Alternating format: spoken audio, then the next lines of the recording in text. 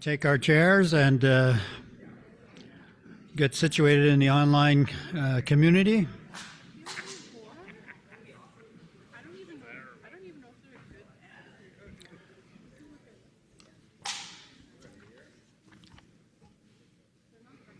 Welcome to the second day of the 22nd Annual General Meeting of the BC Assembly of First Nations. As you will recall, a very productive day yesterday.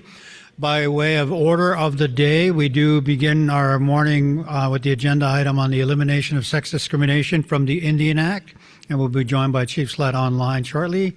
There is a resolution attached. Following that, we will hear from the National Chief.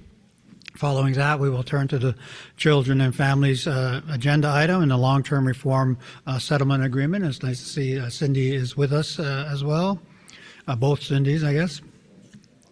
And resolutions attached there, which are mirrored. We will turn to Jordan's principal compensation and then take the lunch. Following that, we do have the presentation of the King Charles III coronation medals. You'll see that we have, I think, 19 on the list, and maybe 15 or so of them will be present during that distribution of the medals and honoring. We'll follow that with the Justice Portfolio presentation and the mirrored resolutions. Reminder that at 10 o'clock this morning, the election for the two-spirited lesbian, gay, transgender, bisexual, or queer, I'm going to mess that up. The two-spirited plus community representative starts at 10 o'clock and then ends at 1 o'clock. And then following that later in the day, we will have that announcement. A reminder again that 12 o'clock today is the late resolutions deadline. Following the election results, we'll turn to a blanketing and honoring for Dr. Robert Joseph.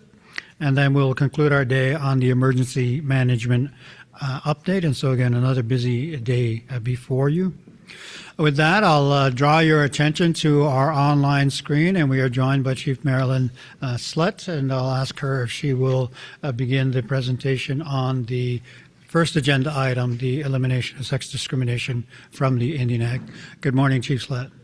Good morning. You are on the big screen here. Great. Can you hear me okay? Excellent. Excellent. Thank you. Can I ask the technical staff to, there we go. Great, thank you.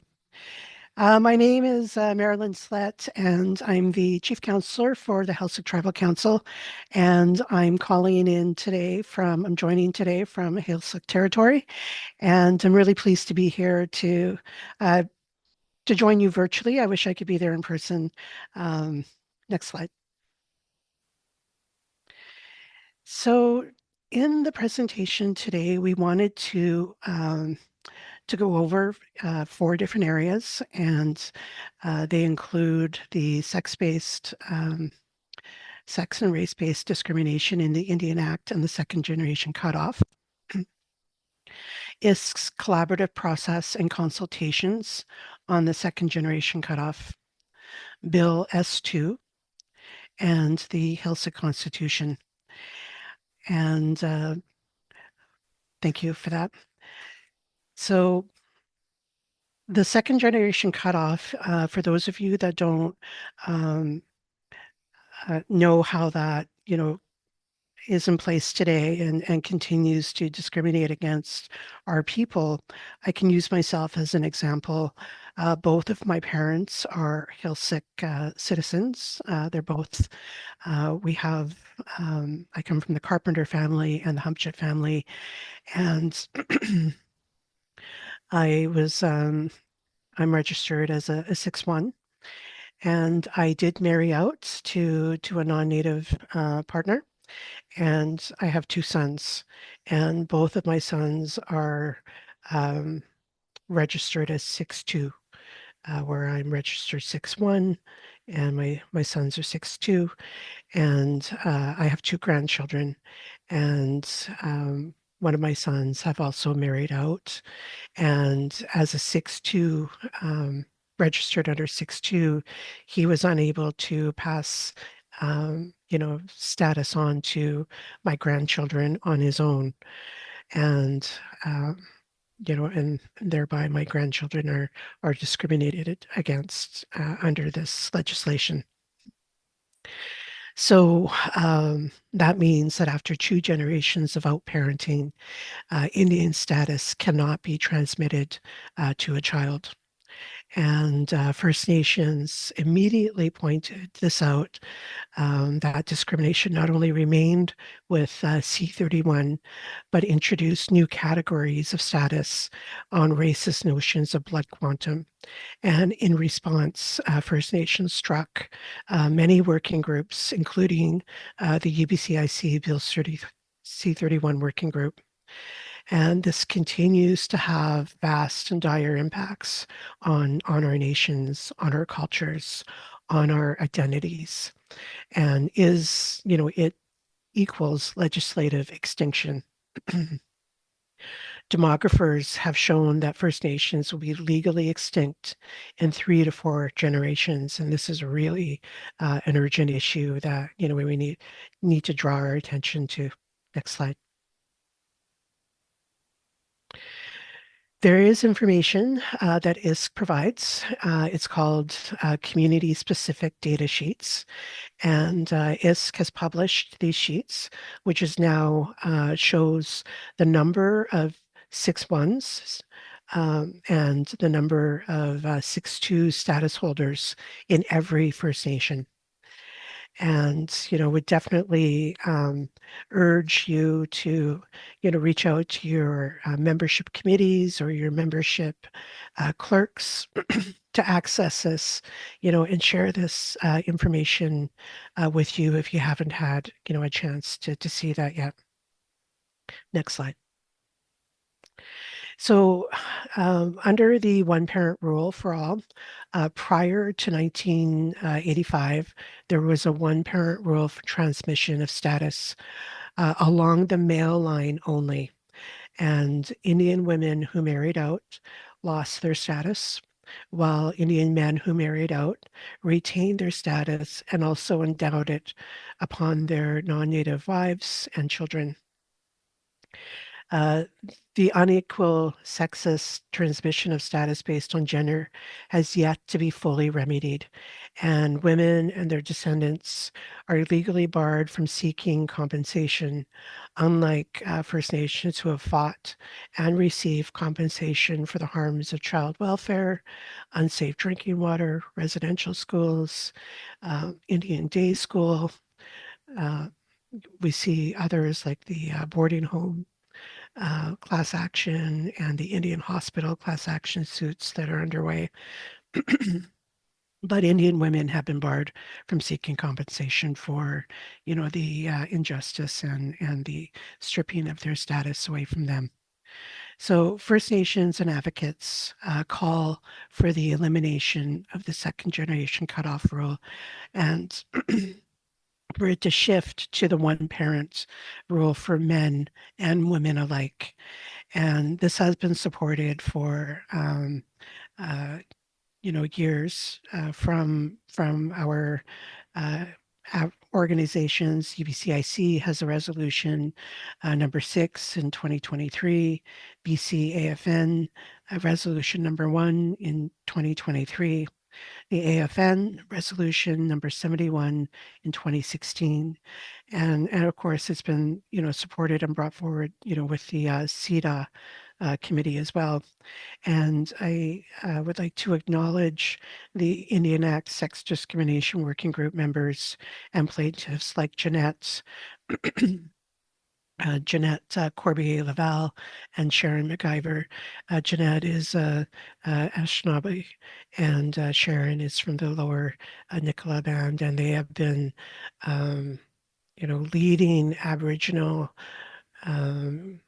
Indian, rights activists and advocates for many years, and have challenged Canada, on sex discrimination. Next slide. So right now there is a ISK consultation process, and ISK's collaborative process is underway to consult First Nations on the second generation cutoff. and voting, Section 10 voting thresholds. The opportunity for First Nations to provide input and solutions to the second generation cutoff is underway. And one of the things that we wanted to really emphasize here today is ISK must consult on how to end discrimination and not whether or not to end discrimination, really making that distinction, in the consultation process. And there is a contact, Alexa Hajar, who is the senior policy analyst and portfolio manager for ISK, and his email address is on the screen right there. And you can direct questions on their consultation process, and really urge you to reach out on this process. Next slide. So Bill S2 is an act to amend the Indian Act, and it is currently with the Senate Standing Committee on Indigenous Issues. And the bill deals with issues of involuntary enfranchisement, reaffiliating women to their natal bands, voluntary removal from the registry, and the removal of outdated offensive language. But this bill does not go far enough. Um, it is yet another form of piecemeal legislation that fails to get to the heart of sex and race-based discrimination. And you can also access information on ISK's website. And I just wanted to acknowledge National Chief for her advocacy. She was one of the panelists and speakers on Bill S2 earlier. It was late September, and just wanted to acknowledge her for her continued advocacy. Next slide. So with those presentations to the Senate, witnesses, including members from the Indian Act Sex Discrimination Working Group, National Chief, and UBC presented to the Senate. And BCAFN will be presenting next week. And, in terms of, my presentation, as a UBCIC executive and also chief counselor for the Heiltsuk Nation, I shared, some of the impacts, that, we see here in the community that we've heard from other nations, around, the second generation cutoff. And I'll be sharing a video at the end of this presentation that further sort of, in a visual way, emphasizes what those impacts are. So witnesses are calling on further amendments to remove sex and race-based discrimination once and for all. This is the fourth time that that there has been changes to the act, and each time they do it, it's very piecemeal and doesn't go far enough, and continues with that discrimination. So we are looking and calling on the elimination of the second generation cutoff and move to a one-parent rule for transmission of status, and also to respect First Nations self-determination over citizenship law. Next slide. This is Save the Date. UBCIC and the BCAFN are co-hosting a webinar on December 12th. It will be a virtual webinar with myself and Harmony Johnson to promote further awareness of these issues and discuss key positions for your consideration during the consultation process with ISK. And all First Nations leadership, community members, and impacted individuals are welcome to attend and also encouraged to attend. And for more information, please keep your eyes open for the Save the Date and see Roselle King about registration. Next slide.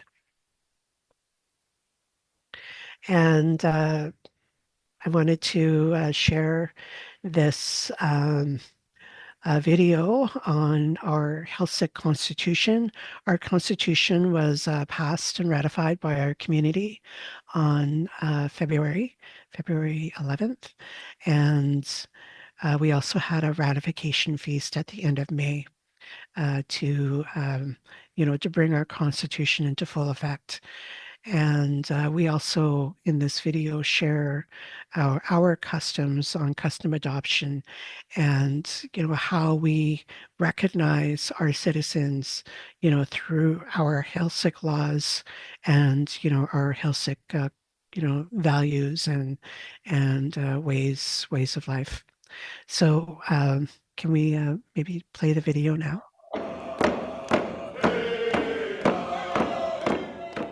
Our Constitution is for our people, by our people. It gives us as Helsinki people the framework for moving forward together for the future that our ancestors dreamed of. I close with the simple yet powerful words of our elders. Be proud of where you come from. Be proud to be Helsinki. Today we stand together. We are Helsinki.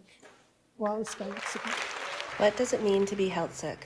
What do Canada's Indian Act policies on Indian status and registration entitlement mean for the Helsinki Nation and others like it?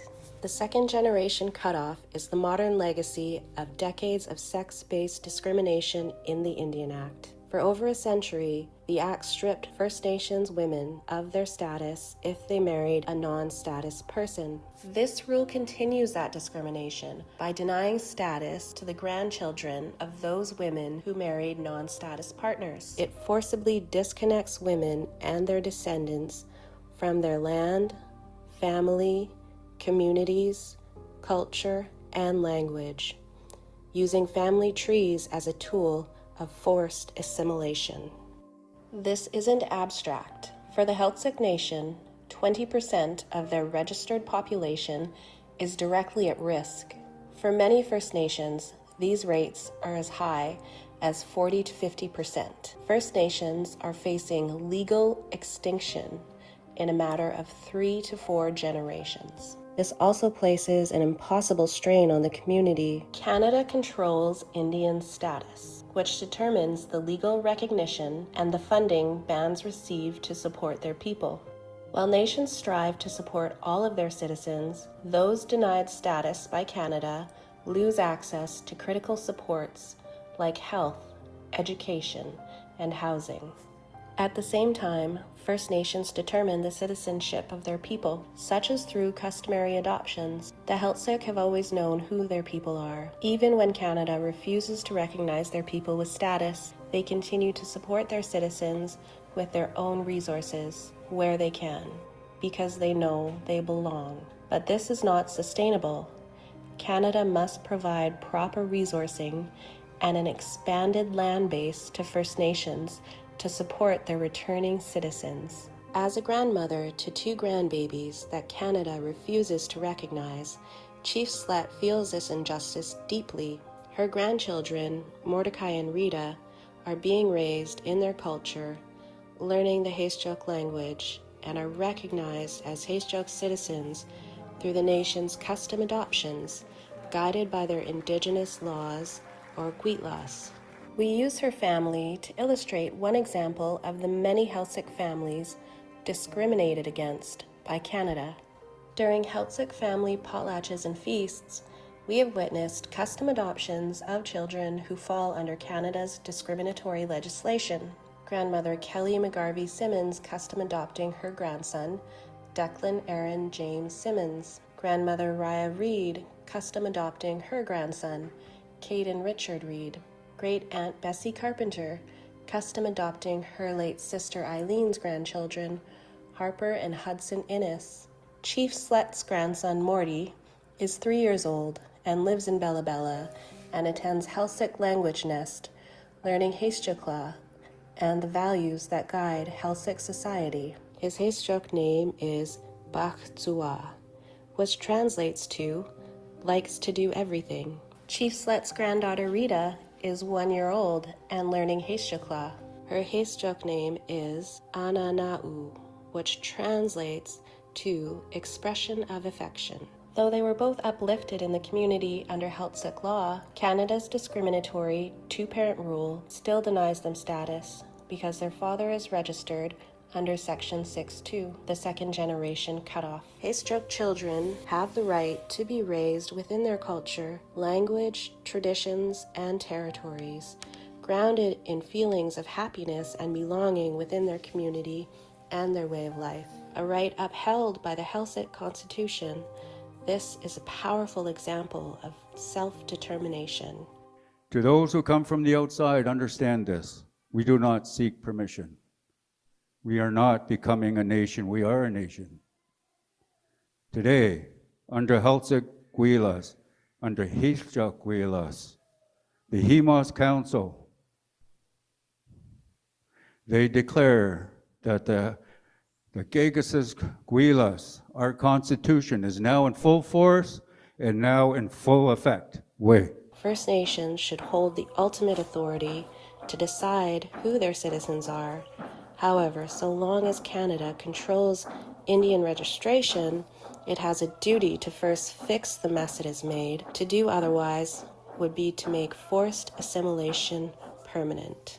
Canada must eliminate all remaining sex and race-based discrimination from the Indian Act and respect First Nations' right to self-determination over citizenship law, and must reverse forced assimilation through registration, reconnection, and reparations once and for all.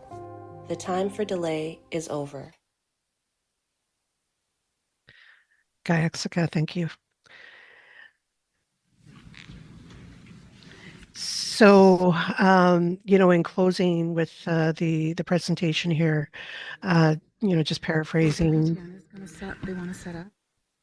Dr. Pam Paltmere, that Canada continues to have this discrimination against our people, and still holds on to this disappearing Indian formula, and that's what it really does equate to.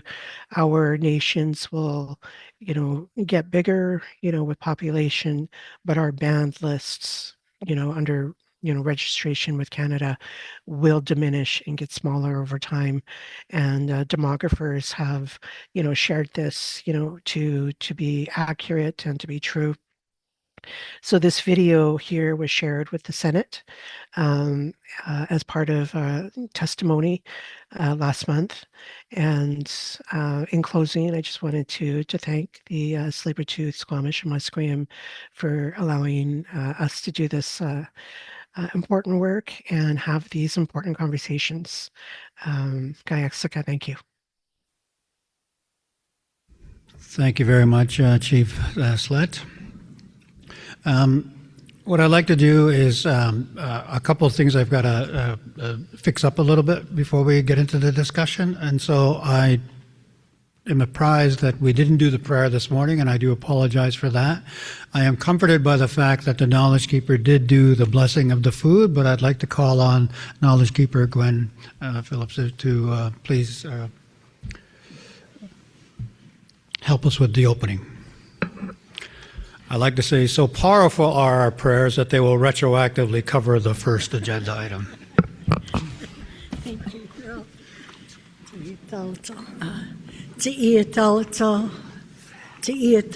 I thank everyone for being here, those in person and online. Chief Slett, it's good to see you and hear your voice.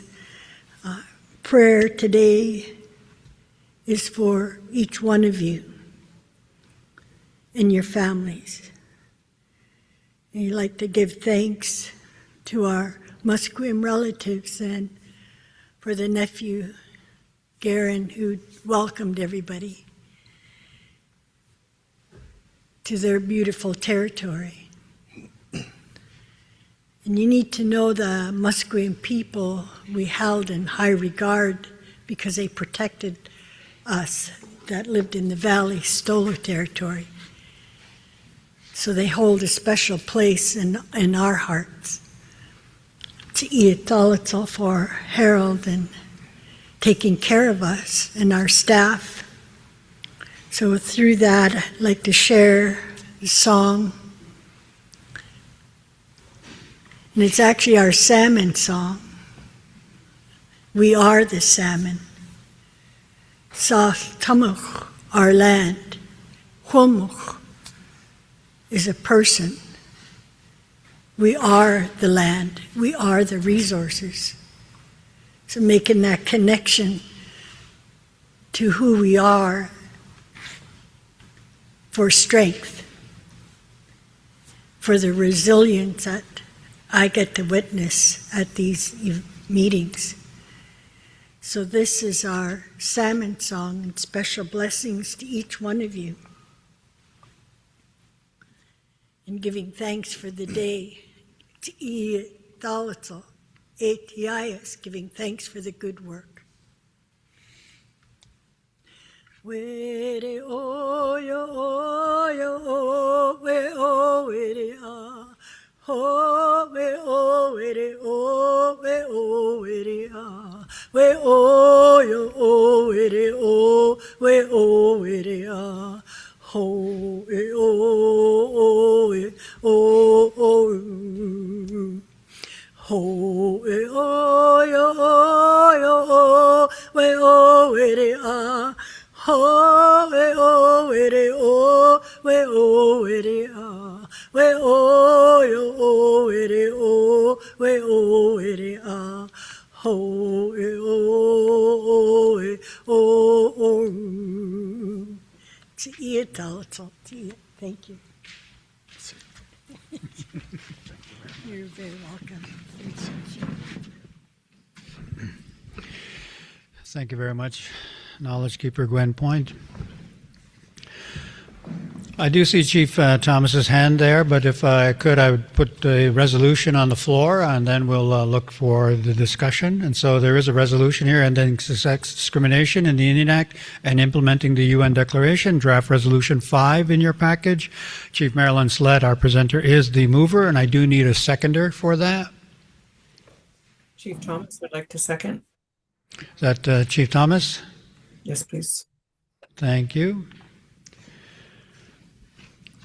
The case is well made in the presentation and the video that despite all efforts and resolutions and amendments and ongoing amendments, that sex discrimination against women in the Indian Act continues, leading to the eventual elimination of Indian eligibility for Indians status.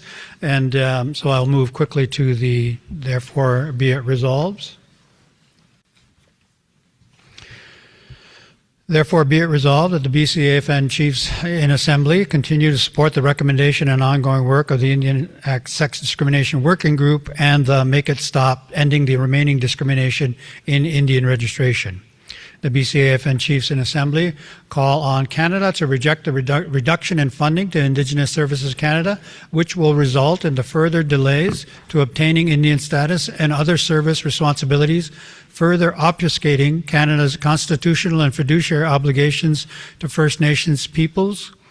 The BCAFN Chiefs in Assembly call on Canada and to end all legislative and sex-based discrimination, reinstate all women and descendants affected by the enfranchisement, remove the no liability clauses in Bill S2 and previous amendments, eliminate 6.2 status and the second generation cutoff, amend the membership provisions of the Indian Act to ensure consistency with Articles 8, 9, 19, 22, 33, 38, 40, and 44 of the UN Declaration, and direct the regional chief to continue this advocacy. And 4, the BCAFN Chiefs in Assembly directs the regional chief to advocate for the end to sex discrimination in the Indian Act, including the end to the 6.2 provisions and the second generation cutoff and removal of the no liability clauses in all previous amendments, so that women and their descendants and bands can receive reparation for the harms they have faced and continue working to achieve full implementation of the UN Declaration and First Nations self-determination. Is there a need for discussion of this resolution? I'd like to make a comment, Mr. Chair. Chief Thomas? Yeah, thank you. I just want to acknowledge Chief Slut for the powerful presentation and your ongoing commitment and advocacy on this issue. As Chief of Lyxon, Thalawitsot, Shanna Thomas, Hereditary Chief of Lyxon, I speak today to affirm our unwavering commitment to First Nations self-determination. As you've mentioned in your presentation, 170 years of colonial legislation, most notably the Indian Act, has imposed discriminatory definitions of Indian status, identity, and belonging. And these laws have fractured our families, erased our women's rights, and undermined our inherent governance systems. And despite incremental reforms, the core issue remains, which is Canada continues to legislate who we are. The second generation cutoff, the legacy of enfranchisement, and the ongoing denial of status are ultimately violations of our human rights for those of us with treaty rights and our laws. We've spoken clearly, as you've identified, Chief, already in the resolutions that have been passed, that we've called for the full repeal of these discriminatory provisions and for their restoration and jurisdiction over citizenship and membership. The UN Declaration affirms that right to determine our own identity free from forced assimilation, and I think that is a key provision that we at Lyxon focus on. And just to note that self-determination is not a privilege. It is our inherent right. And it's time that Canada stop legislating our existence and start supporting our resurgence. We have to move beyond consultation to co-development and beyond recognition to restitution and beyond colonial definitions to our Indigenous law. So I hope the leadership stands together to ensure that every First Nations person, regardless of gender, ancestry, where they live, is recognized and respected and reconnected with community. For us at Lyxon, we're 4 generations displaced from our Indian reserve lands, and we are one of the communities that are anticipated to have a membership reduction by over 50% within the next 2 generations, if not complete and total annihilation. The urgency is real, and our ability to resurrect our laws and our ways is the most imperative thing that we can do to combat this colonial effort to erase us from our lands, our territories, and our nations. Haichka, thank you. Thank you. Is there a need for further discussion of the resolution? Chief Slut, did you wish to address the resolution? Thank you, Chief Shanna, and just, I think that, the urgency is there. The work supports the resolution going forward, and just look to our leadership to support, the resolution, Gayaksika. Thank you. Is there any further discussion of the resolution? Microphone 17. Gail Kessler, Clarko Gail, I Muachet Muchlet First Nation. Thank Musqueam for allowing me to be here, and Elder Dr. Point for the prayer this morning. My name it comes from Nimkish. I have Namgis ties. That's where my name comes from. I just want to talk in support fully of this resolution. My grandmother, Beatrice Jack, went to jail 45 years ago fighting for this exact same thing we're talking about today. When she went to jail in Vancouver here, and she was on the front page of the newspaper getting carted away. She is 60 some odd years old, and there's 4 police officers dragging her to jail. And I can't believe 45 years we're still fighting for the same thing. But I really appreciate Chief Slet's presentation, very powerful and moving. And I just had to share that little bit about my grandmother going to jail, fighting for this exact same thing 45 years ago. Thank you, Mr. Chairman. Klecko, Klecko. Thank you, Chief. Microphone 10. Kisok Wichnam, Nasukan Donald Sam, the Kiskalik First Nation. Acknowledge Dr. Gwendolyn Point for opening us up, and the Musqueam for welcoming us. I support the removal of the 6.2 in the registration. However, I want to raise a concern that it's not going far enough. we have to have our First Nations that are determining our citizenship. We cannot have Indian Affairs determining who's an Indian, who's not. And so the concern, removing the 6-2 generation cutoff, would give that authority to Indian Affairs to register, continue to register individuals without the consent or acknowledgement of or approval of the First Nations. My First Nation, we submitted a membership code over a decade ago, and Indian Affairs denied it. And so they're the ones who are determining our members. And you can't learn how to be an Indian by reading it in a book or by going to another First Nation and learning how to be a Ksmuknik. You have to be in the community. You have to know who your family is. You have to know your history and spend time there. And so I am in support, but I'd ask, I wonder if it's possible to add, to advocate that only First Nations can determine citizenship in the resolution. That would, I think, alleviate one of my concerns. Thank you.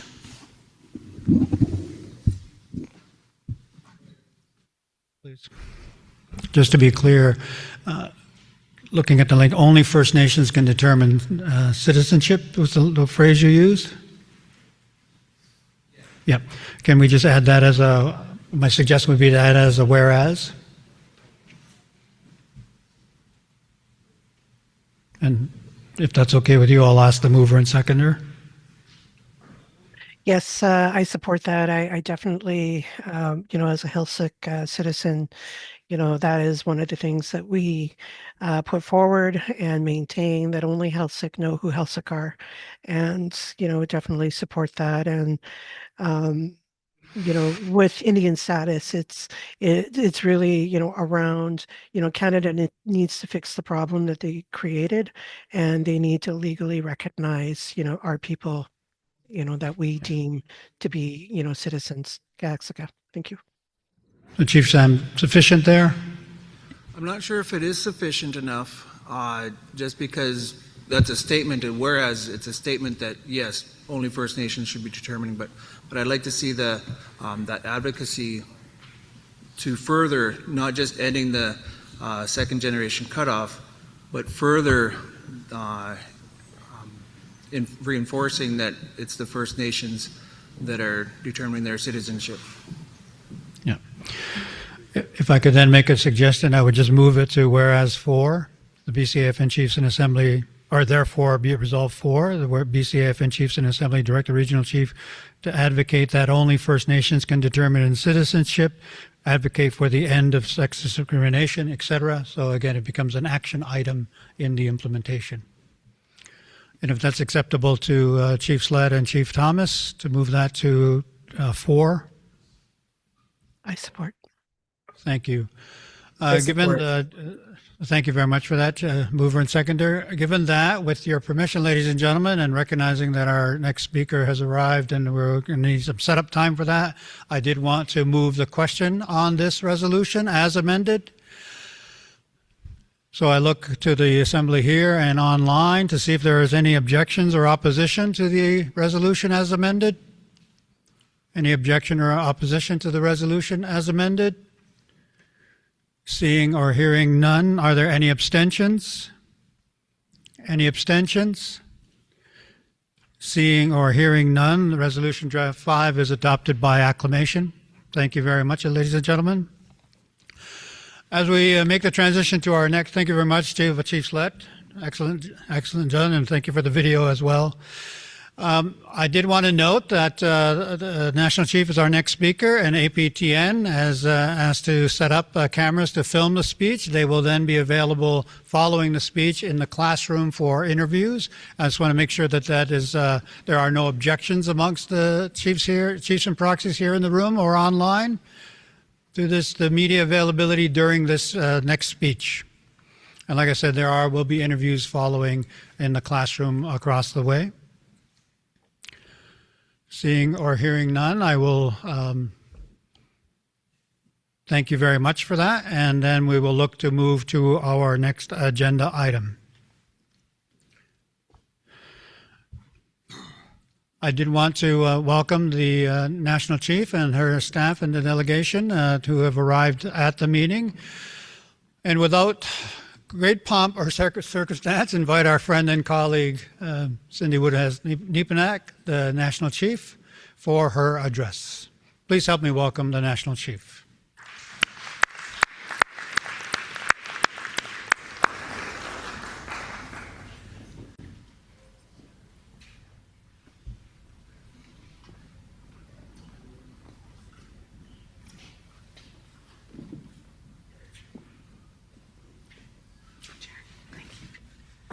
Amin, bonjour. Good morning. Miigwech, thank you so very much for the kind introduction there, Mr. Chair. And to Regional Chief TG, thank you for the kind invitation. And my heart is with you as you had a tough year and the loss of some of your family members. And I was thinking of you last week, and just know that all of us, our hearts are with you. Dr. Gwen Point, thank you so very much for bringing greetings and being here as well. And I look forward to working with you in some very important developments in the months ahead. So to Chiefs, Council, each and every one of you, thank you so very much for welcoming me to this territory, to your territory. And I want to acknowledge and thank the ceremonial items that are in attendance here, the knowledge keepers, and all of you for the opening prayer. I'm honored to be here today to update on some of the work that we're doing at the Assembly of First Nations and some of my activities that I've done in the past little while. Since September's annual General Assembly in Winnipeg on Treaty 1 territory, we have been busy in Parliament on a wide range of issues. We have been encouraging all parliamentary committees on all pieces of legislation to hear from rights holders directly. So we are ready to here to assist you in Ottawa at any time. We've told parliamentarians that no longer are the days cut short of First Nations being left out when they're making big decisions in Parliament, that First Nations need to be at those tables and your voices need to be heard. First Nations need to be heard on those pieces, like no longer can we allow what happened on Bill C-5. First Nations have learned through hard experience that if we don't mobilize to protect our rights, that no one else will be there to help us. From fisheries, the infrastructure gap and border mobility, languages, and citizenship status, Parliament must create space for First Nations to be heard. The Senate on Bill C-2 is one example. This is an amendment to the Indian Act regarding new registration entitlements. While substantive equality came with the Charter, Canada's regressive approach to discrimination has expressed itself in other ways. One is with the status entitlement provisions of the Indian Act. The double mother clause and other forms of discrimination were a rough tool to limit federal budget responsibilities to our First Nations. The 1985 Indian Act amendments removed some gender-based discrimination, but replaced it with another rough tool of discrimination involving blood quantum requirements. As a result, the second-generation cutoff rule is now used to arbitrarily limit entitlement to Indian status. Canada replaced one problem by creating another. We all know that the control of the federal crown is most resistant to give up. It's determining who falls under the colonial label of Indian. But we also know that our people are entitled to belong to our people and to have our entitlements to rights, programs, and services determined according to our laws and policies. The first logical step is to align Indian status with band membership as determined by First Nations. The next step is to move away from dehumanizing categories such as 6.1 and 6.2. It is time for Canada to stop trying to achieve budget savings by systemically denying our people their entitlements and trampling on our right to self-determination. Over the past couple of weeks in Ottawa, we had met with the Prime Minister and opposition leaders about the urgency of getting First Nations clean water legislation back into Parliament. It was a low point watching Parliament kill the Clean Water Bill last fall. We can't let that happen again, and we won't. Water is so important to us, and it's not merely a resource commodity to be traded or consumed. It is a gift from the Creator, flowing through the veins of this land and connecting all living beings. BC Chiefs know this better than anyone else. Water sustains not only our bodies, but our spirits, our traditions, our way of life, and the economy of this country. First Nations are united in the belief that water is a fundamental human right. Speaking at our AFN election forum in April, the Prime Minister promised to introduce a bill similar to the Clean Water Act that died in Parliament last year.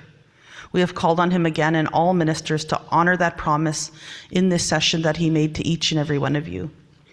In addition to reintroducing the Clean Water Act, we have also been talking to the Prime Minister about the national significance of finally closing Canada's First Nations infrastructure gap. Clean water systems are one element that Clean water systems are one element of that, and dozens of boil water advisories unfortunately still remain in our communities across the country. Investing to close the infrastructure gap also means quality housing, modern schools, high-speed internet access, community health, emergency services, and all-season roads. During the election, the Prime Minister described the opportunity to close the First Nations infrastructure gap as nation building. More recently, he referred to it as a responsibility. The Prime Minister said that the strategic investments required to close the infrastructure gap will offset all of Trump's tariffs. He acknowledged thousands of jobs, hundreds of thousands of jobs that would be created. We echoed these points to the Finance Minister when we talked to him again last week about the federal budget. So I will say a few words about next week's federal budget, which is November the 4th. In August, the Assembly of First Nations presented our pre-budget submission to Canada as a blueprint for prosperity. We updated it to reflect urgent priorities identified at the Annual General Assembly regarding the state of emergency facing First Nations related to the fentanyl, opioid and addiction crisis. This is an issue that hits very close to home for all of us. And we lift each of you up for everything that you are doing to try and keep up with the crisis. It also makes me think of Justice Murray Sinclair, who famously, I remember his famous quote when he said, "Education got us into this mess, and education will get us out." And we think of this statement in the context of the root causes of the state of emergency in our communities. And we think of it in the same context of next week's federal budget, which will be presented on the first anniversary of Senator Sinclair's passing. So we've invited Canada to honor Justice Murray Sinclair, his legacy next week, with a once-in-a-generation investment in First Nations education, training, and languages. Canada's education system was used as a tool to try and erase our cultures, take our language, and break our spirit. Today it must be a tool to empower First Nations youth and uplift our children. Alongside education and in support of First Nations children and families, we are also demanding to Canada that they protect the $47.8 billion we negotiated last year for sustainable long-term reform of this country's racist child welfare system.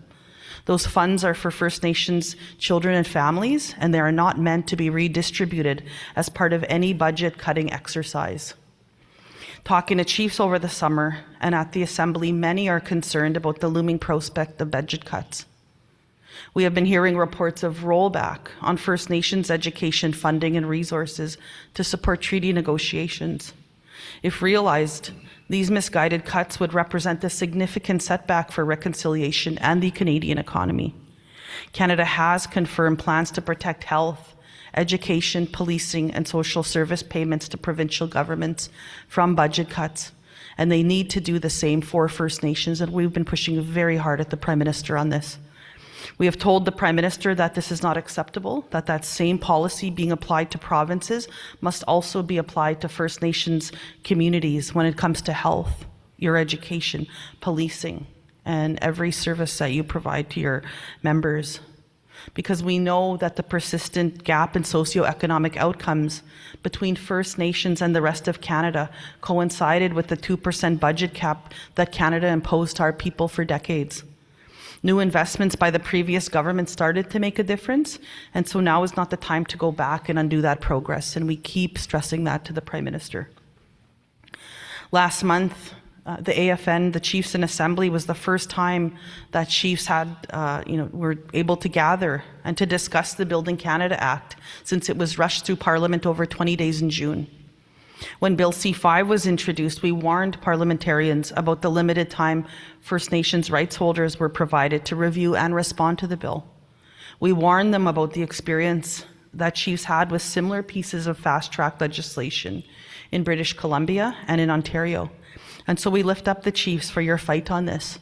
Sadly, Parliament did not listen. Instead, the federal government asked First Nations, asked all Canadians, asked environmentalists to just trust them on Bill C-5. At our September Assembly, Chiefs said not again. It was clear that rights holders have no confidence in the government to honor promises. And Canada can create all the project offices and advisory groups that they want, but Chiefs are united when it comes to the approval of large national infrastructure projects on First Nations land. There is no getting around First Nations rights holders. Until an appropriate process is established and founded in free, prior, and informed consent from First Nations, the Crown's legal obligations will not be met. First Nations must be full and equal partners in all nation-building efforts. But we remain concerned that Canada has failed to act on their commitment to the United Nations Declaration Act in relation to Bill C-5. The truth is that fully implementing the United Nations Declaration will create conditions for the stronger and more diversified economy we are all seeking. So it's disappointing to see the government not following through on their own laws. Today, the AFN will be releasing our progress report on Canada's implementation of the United Nations Declaration Act. The report tracks Canada's progress in implementing its commitments made under the UNDA Act, plan released in June of 2023. Unfortunately, when you look at the report, progress is not the first thing that comes to mind. While there are some examples of progress, accelerated action is clearly needed. So we lift up Chief TG, Regional Chief TG, the BC Chiefs, and the leadership that have helped us complete this report and shine a light on the government's action and inaction. Of the progress report, 9 measurement categories, only 2 show moderate progress, 3 showed some progress, while 4 demonstrated little to no progress. None of the categories have shown substantive progress. This report will be shared with parliamentarians as a reminder of their responsibility to implement the United Nations Declaration and to respect our free, prior, and informed consent.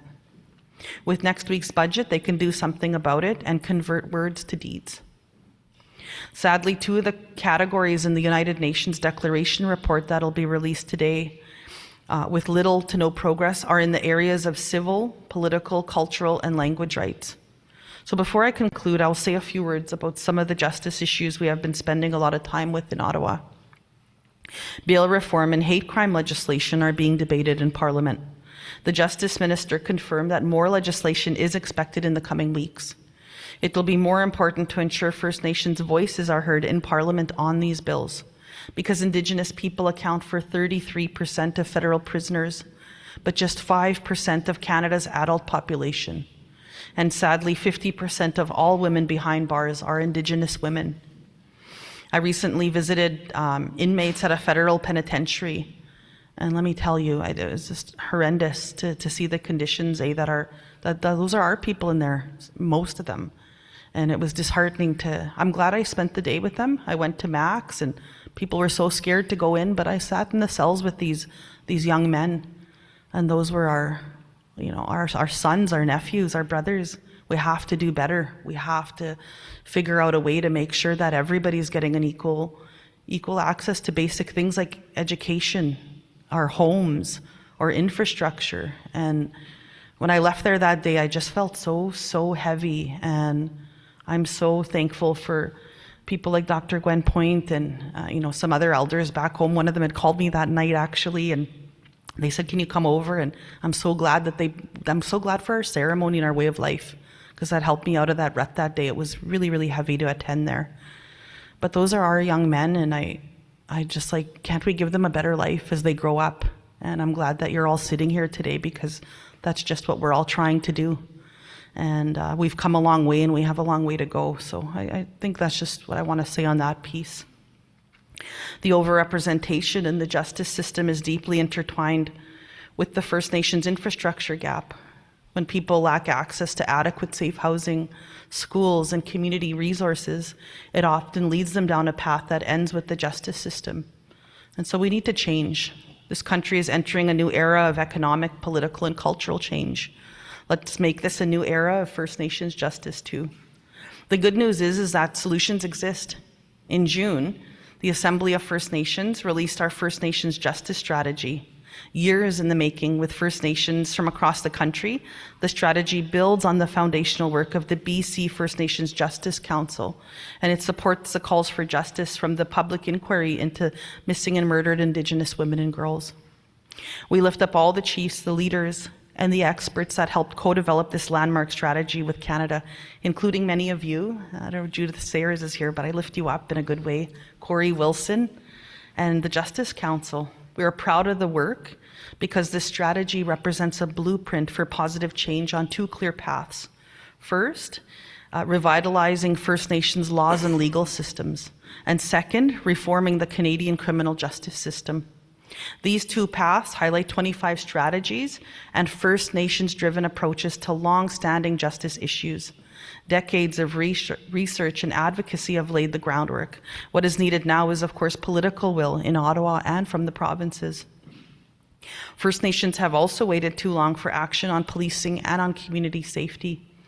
Too often, discriminatory police action leads to serious injuries or death. Over-policing, under-policing on reserve, over-policing off reserve, and over-representation of First Nations people in federal corrections. Effective First Nations policing must be rooted in community values, not colonial models.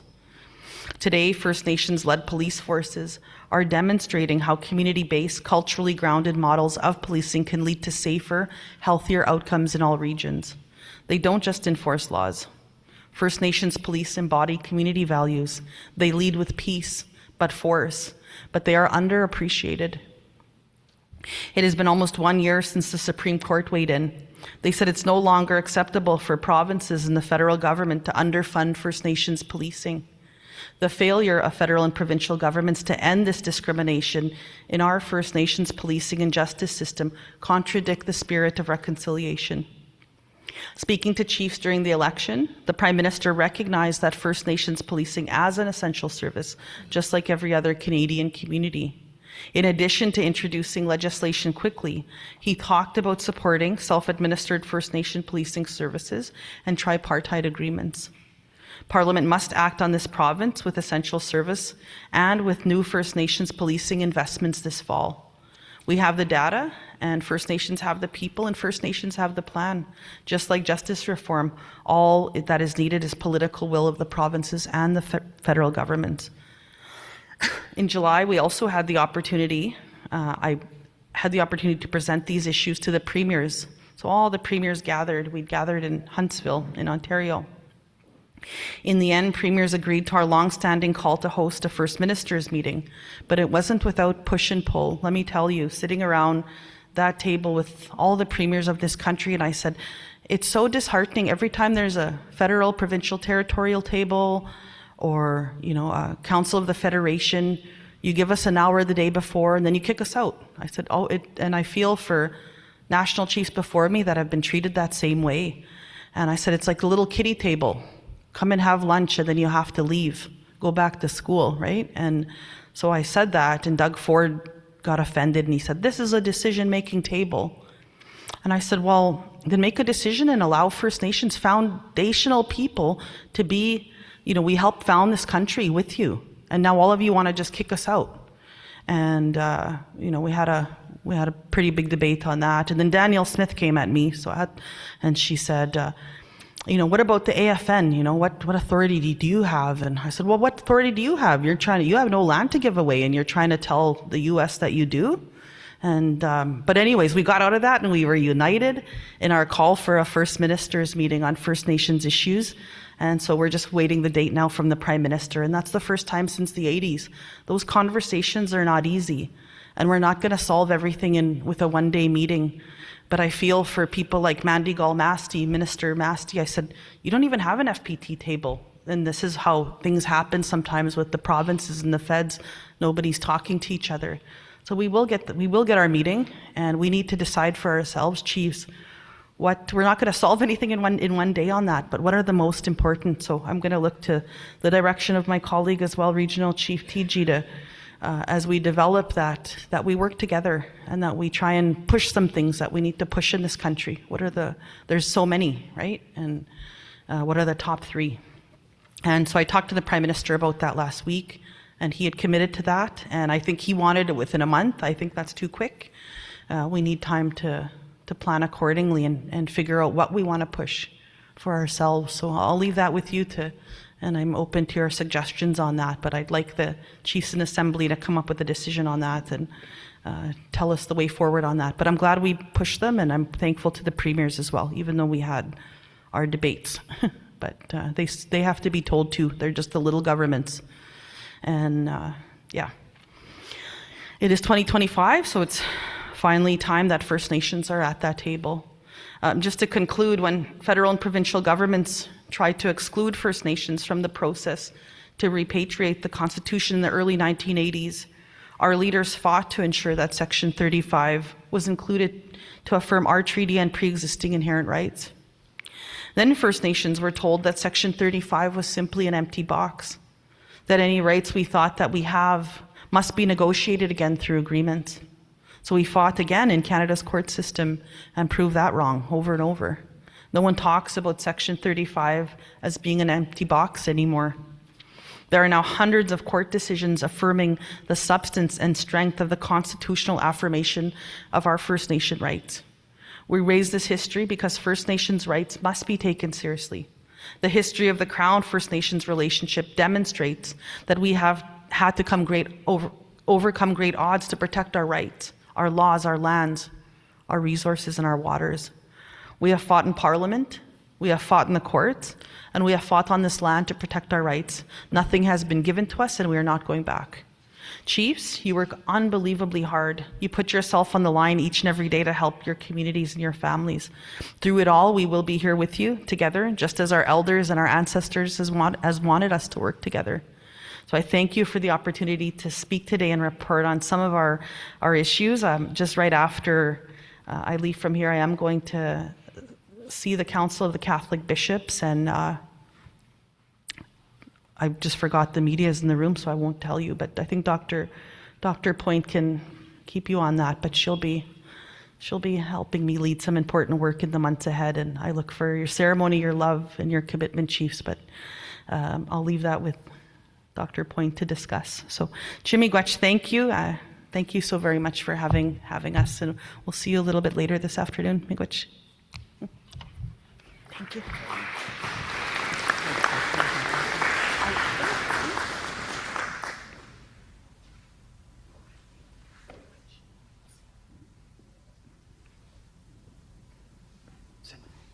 As the National Chief has noted, she will be with us for the morning, and she is participating in the medal ceremony at 1 o'clock, and then so she is available for conversations and questions in that way. With your permission, though, I will move to our next agenda item, which is the Child and Family Services discussion and the long-term reform. We are joined by Chief Helen Henderson, the BC representative on the National Children's Chiefs Commission, Deb Foxcroft, who is the co-chair of the National Children's Chiefs Commission, Mary TG for Our Children Our Way, and of course Cindy Blackstock from the First Nations Caring Society. I'll invite the four of them here to microphones 1 and 2.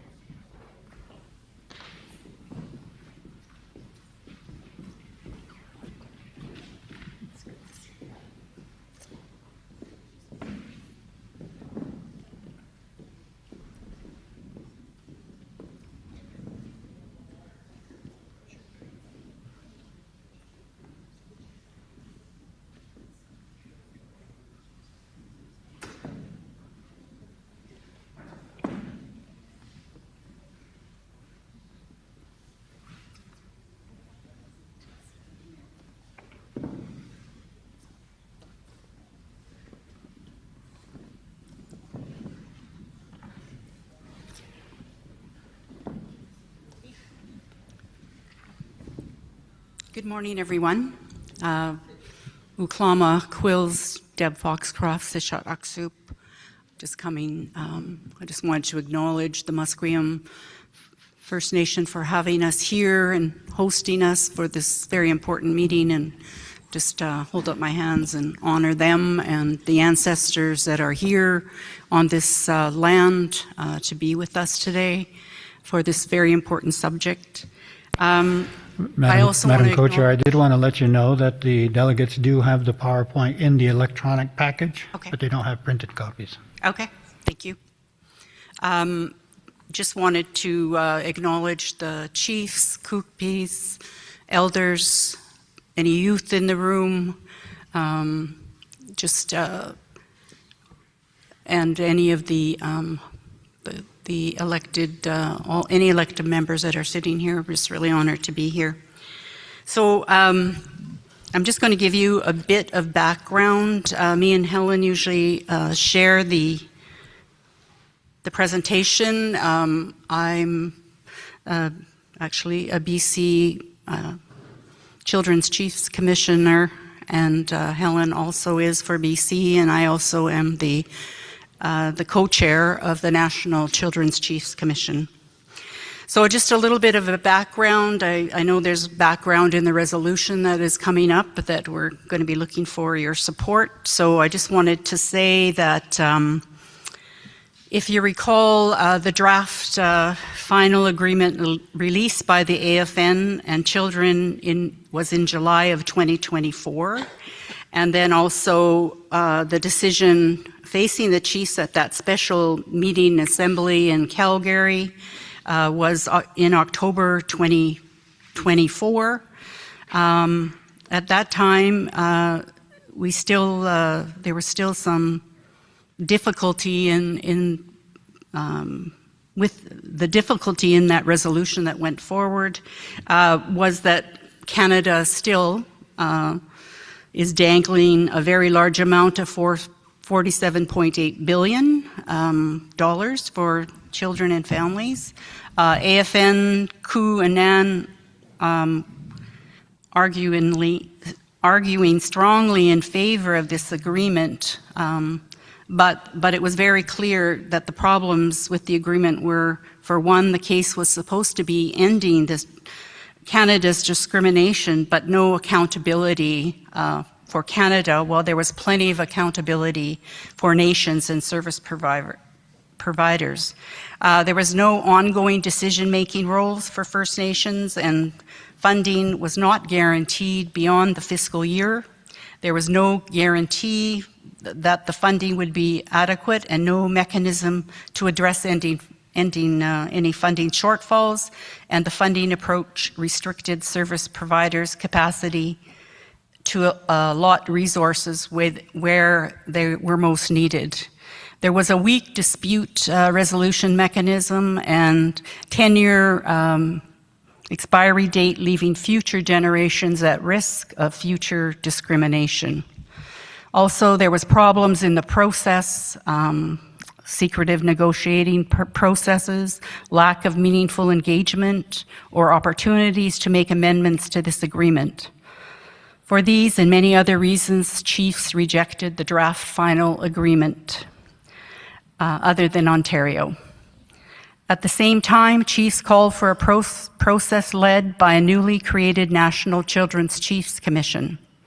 So from on the onset, the Commission has had the mandate to work closely and transparently to take a positive and effective measures to seek out and include the experts of First Nations, Child and Family Services, Elders and Youth, the National Advisory Committee, which was NAC, and the regional experts.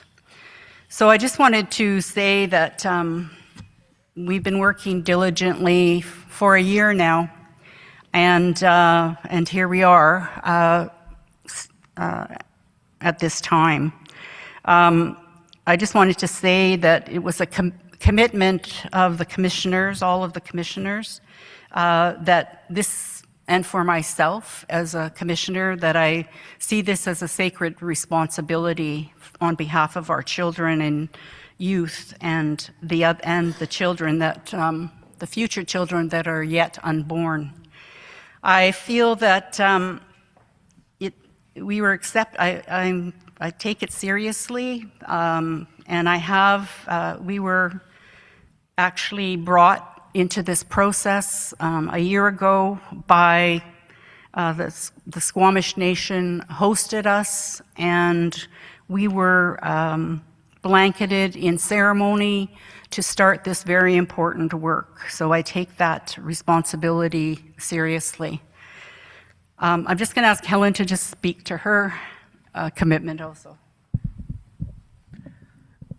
Cookjajam Deb Wait Gukpi Helen Henderson once quest. Hello everyone, my name is Chief Helen Henderson, and I'm happy to be connecting with each and every one of you today. I sit on the National Children's Chiefs Commission, and I came into the picture around January, February as a replacement to Chief Cheryl Casimir. And for my part, I'll be reviewing or updating you on some of the negotiating process in a new agreement. The NCC, the National Children's Chiefs Commission, also described as the NCCC, has a mandate to negotiate a revised agreement on long-term reform of First Nations child and family services. But Canada has been unwilling to negotiate, and I think it's critical and important that you hear, the experience of the NCCC.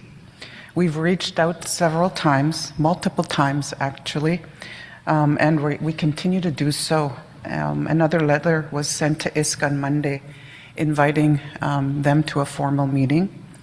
In response, Canada has ignored us, questioned the mandate of the Commission and the validity of the mandate, agreed to meet once with the Commission chair, and 1, deliberately excluded her technical advisors, and 2, used that meeting to argue before the tribunal that the Commission is making unreasonable demands. Canada is using all of their old tricks that we know and have come to know since contact. Filing materials with the tribunal at the last minute, appealing all decisions and waiting until the last possible minute to file those appeals, distorting facts to make it look like the Commission is trying to expand the CHRT case beyond the scope of the original complaint. Nonetheless, the Commission is proceeding systematically with our work. The 2025 CHRT 80 is a very positive ruling from the tribunal released on August 20th, and Dr. Cindy will provide more detail on this.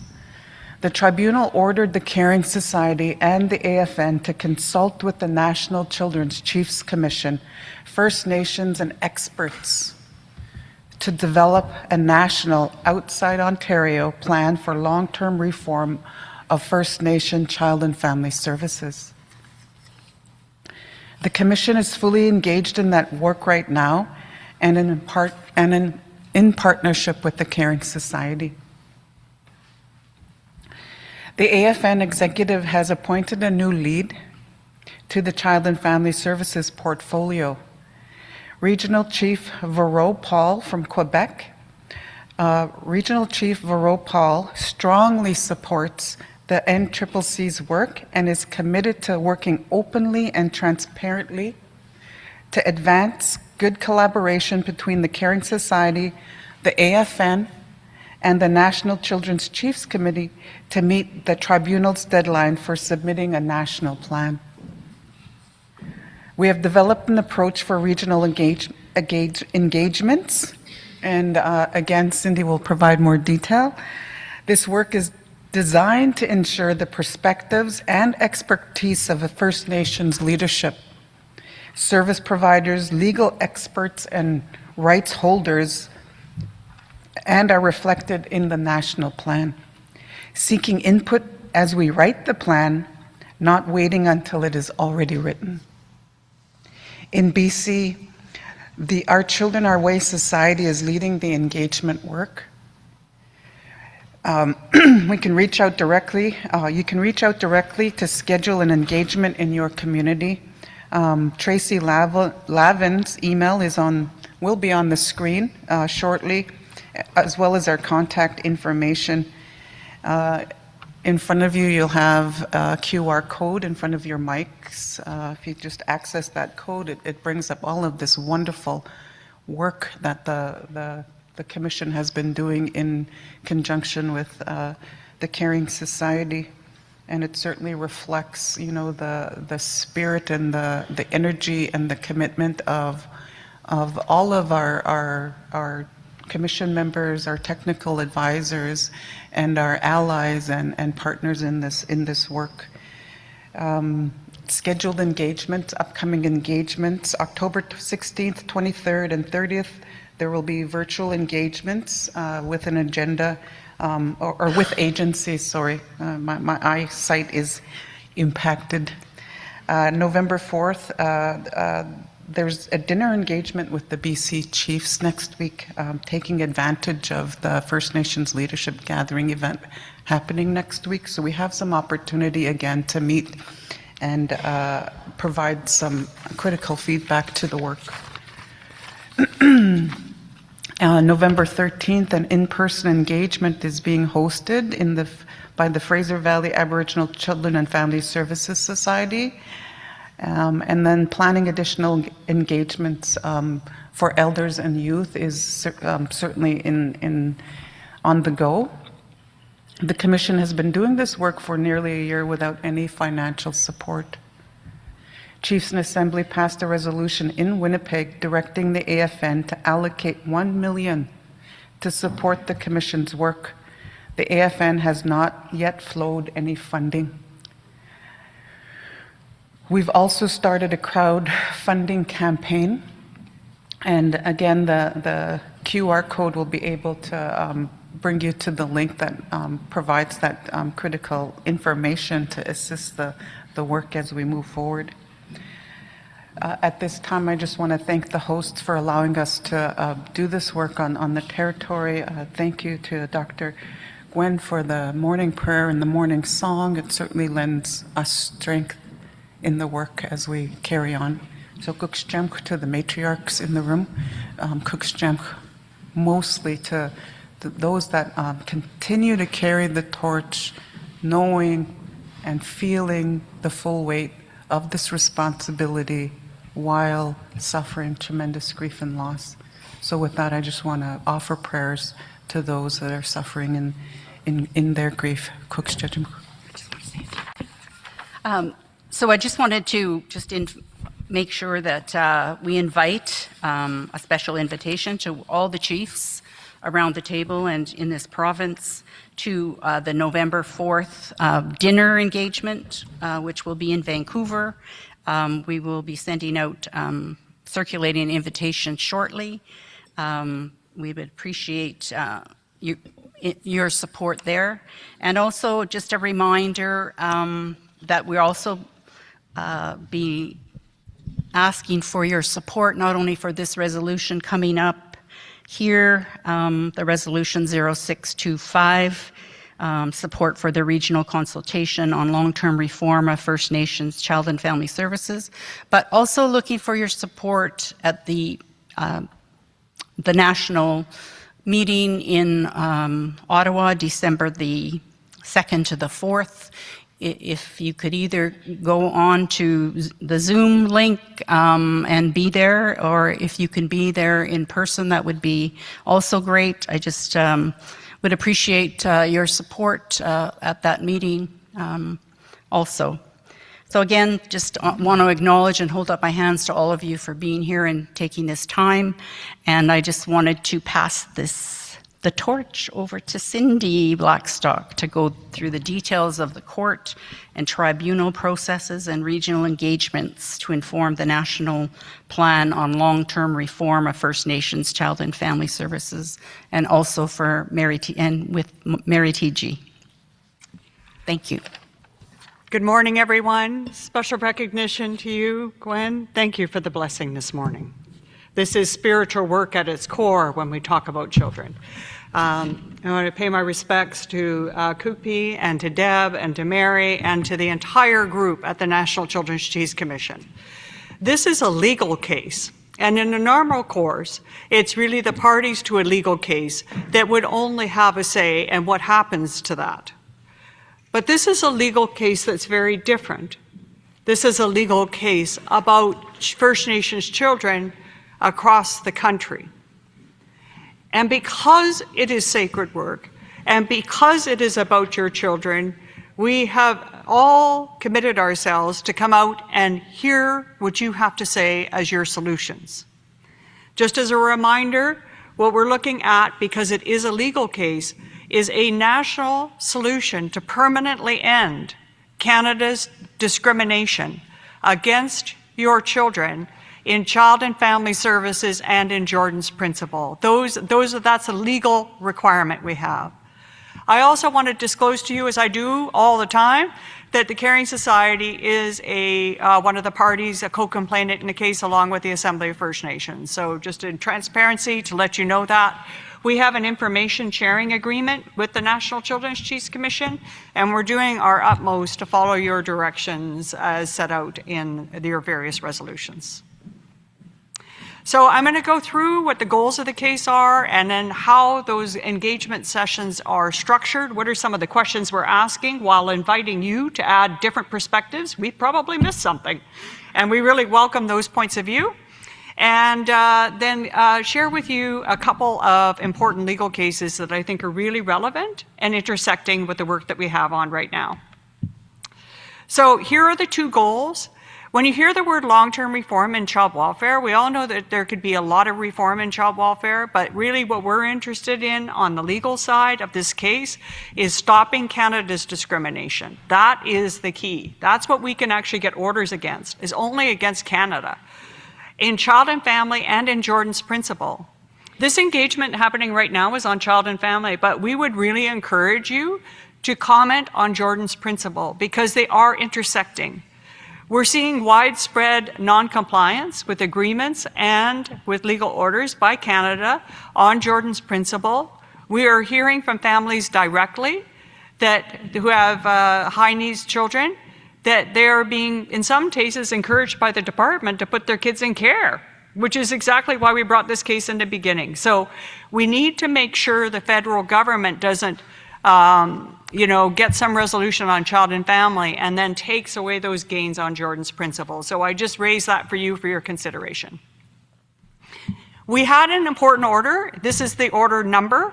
Everything that we have is available on that QR code, so you don't have to go looking for it. If you have any difficulty getting a hold of the source materials, don't hesitate to reach out to myself or Tracy Lavin, and we'll do our best to dig it out and make sure it's available to you. This order is a recital of the tribunal's previous decisions. It's a very helpful recital because it says what the minimum standards need to be to stop Canada's discrimination and prevent it from happening again from the tribunal's perspective. It also did something very important. As many of you know, there's the Ontario Final Settlement Agreement proceeding, and Canada wrote to the tribunal in March and said they wanted to use that agreement to inform what everybody else was doing. Well, the tribunal says in this order, no, Canada, those two things have to be separate. But there's a caveat there. Canada has appealed this decision. So it is putting that question back in play. So here are some of the minimum standards for you to be aware of. Of course, we got to come with evidence, not just back of the napkin kind of policies, and that's often done by the federal government. We need to make sure that we protect multiple generations of children. And this is something that chiefs have said across the country, no matter where they are, is like the future generations. And that's really what this case is about. It wasn't about stopping it for 3 years, 5 years, or so on. We have to build in protections for the long run for our kids. The Canadian Human Rights Tribunal orders are the floor. And the tribunal says, like, we don't want anyone kind of doing a technical reading of all these things. We want you to really respect the spirit of the order. And so we've seen so often where Canada tries to undermine the spirit of various legal orders by doing that technical reading. The tribunal says it's not interested in that. It needs to respect UNDRIP and the Convention on the Rights of the Child, and the tribunal is very much aware of the different variations in nations and in regions, and wants to see there be accommodations for those differences in any plan that would go before it. The tribunal has ordered the Caring Society, as Kupi and Deb have outlined, to produce a plan with remedies, how to end Canada's discrimination by December 20th. We know in case conferences before the tribunal that Canada will deliver a separate plan. We know of no consultation happening by the Government of Canada on its plan. So it's very important that we do this consultation, engagement work and deliver our plan on December 20th, so the tribunal sees what the First Nations informed option is, and then sees Canada's option, and from there they're going to make a decision about what happens from there. So Canada's, as I said, judicially reviewed this decision, and if you read the motion for judicial review, I actually can't figure out even what they're challenging. I mean, what parts do they not want to do? Are they trying to push back on not discriminating against our kids in the multiple generations? Are they pushing back on the idea that you should come out and talk to leadership and experts? Are they pushing back on the idea that they shouldn't use the Ontario Agreement for everybody else across the country? We're not sure. But this is a case management in the federal court right now. So the parameters of the engagement are, this is a legal case, so it has to be framed around what the tribunal can order for Canada's discrimination. I've already mentioned the Jordan's Principles stuff, and we should hit those minimum standards as we're going about doing this work. And here are the engagement themes. Now, I should say these come from, actually now it's 28 years of work on child and family services, various reports, discussions with leadership, resolutions, and they were developed in collaboration with the experts at the National Children's Chiefs Commission. So what they are broad themes, and underneath them are different questions. Some are probably, in our view, more in the wheelhouse of leadership, others maybe more in the wheelhouse of experts. We've tried to indicate what those are from our view, but of course, we don't want to dictate to you. If you want to answer whatever question, that's great. And the other thing that we have there is a name that theme, because we want to walk into this space with humility, knowing that we probably missed something, or that there's better ideas out there. So don't feel like you can just name one theme. If there are other themes that we've missed, bring those up. What we have for tools is there's an engagement guide for all this. It's in French and it's in English, because I want to make sure all First Nations, regardless of what language they were colonized in, can participate in this. It's available in multiple formats, especially for nations who have got limited connectivity. You can do it online, but if you don't, you can print off a form. What we're hoping to do is that all of these will be complete by November 15th, and we can begin the national roll-up. There's videos, we have information sheets, the commissioners are available as they are here, and then the Caring Society staff as well. So there's lots of folks out there to help. If you're looking at the document and you think, well, not sure what this means, don't hesitate to reach out. I just want to give you an example, and I have permission from the Chiefs of New Brunswick to share this with you. I was actually at their engagement last week, and the way they structured it is they had their experts actually fill out most of the form. Then they brought leadership in, and they had a discussion with leadership and refined it. And then what they did is they set up a tribunal panel, a mock tribunal panel, to challenge and ask whether or not it falls within the tribunal's jurisdiction. And that was really a very helpful model, So if, they're willing to share this if it's helpful to anybody else. And then, of course, whatever they produce will be finalized. Here are the time frames. So this engagement is underway. It started on October 1st. It needs to be complete by November 14th. And then we're going to roll up all this great wisdom and feedback and hopefully be able to report back to the chiefs at the AFN Assembly. We don't have a time on the agenda yet, but if that doesn't happen, we'll make some other alternative arrangements to make sure we do that work. And then actually get it into legal language and file the plan on the 20th. So that is the ambitious agenda that we're working towards. So if you want to organize an engagement session, Kukbi, Deb, and Mary have already got us some ideas on that, so I'm not going to go into that into some detail. That's how you get a hold of the National Children's Chiefs Commission, and you got these handy dandy QR codes sitting right there. I'm just going to take 2 quick minutes to highlight 2 legal cases that I want to make sure you're aware of. One is actually on First Nations education. There is a case by the Mississaugas of Credit First Nation in Ontario before the Canadian Human Rights Tribunal. It's being heard right now. And it's alleging that Canada's provision of unequal education funding is racially discriminatory against kids and discriminatory against children with disabilities. That case, you can watch it online or have your experts watch it online by contacting the Canadian Human Rights Tribunal. This, I think, is a very important case. We have heard that Canada may be using Jordan's principle to try and say, well, you got Jordan's principle, so you don't need education funding, which of course is not true, especially given all the cuts. So I just want to alert you to that. Number 2, there is a case before the Federal Court of Appeal on Jordan's principle called the Paulus case. In that case, there is an elder caring for 2 grandchildren. The 2 grandchildren have severe asthma. The pediatrician has said, giving these girls medication will help, but you got to get rid of that black mold. It's a serious, serious health risk. So a request went into Jordan's principle for a variety of reasons. IST denied it, and it went to the federal court. The federal court agreed with the elder and said that these mold remediation should be funded. And then Canada took that up on appeal to the Federal Court of Appeal.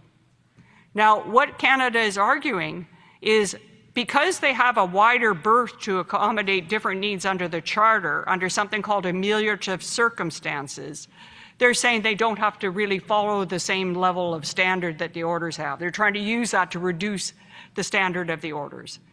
That decision, that has been heard, and we are awaiting that decision. When it comes out, we will do our best to keep you informed. Many nations across this country will probably want to intervene should it be granted leave to appeal at the Supreme Court. We already know that Ms. Paulus has instructed her lawyer to take that leave should the case go against her and her family. Hopefully that's not going to be necessary.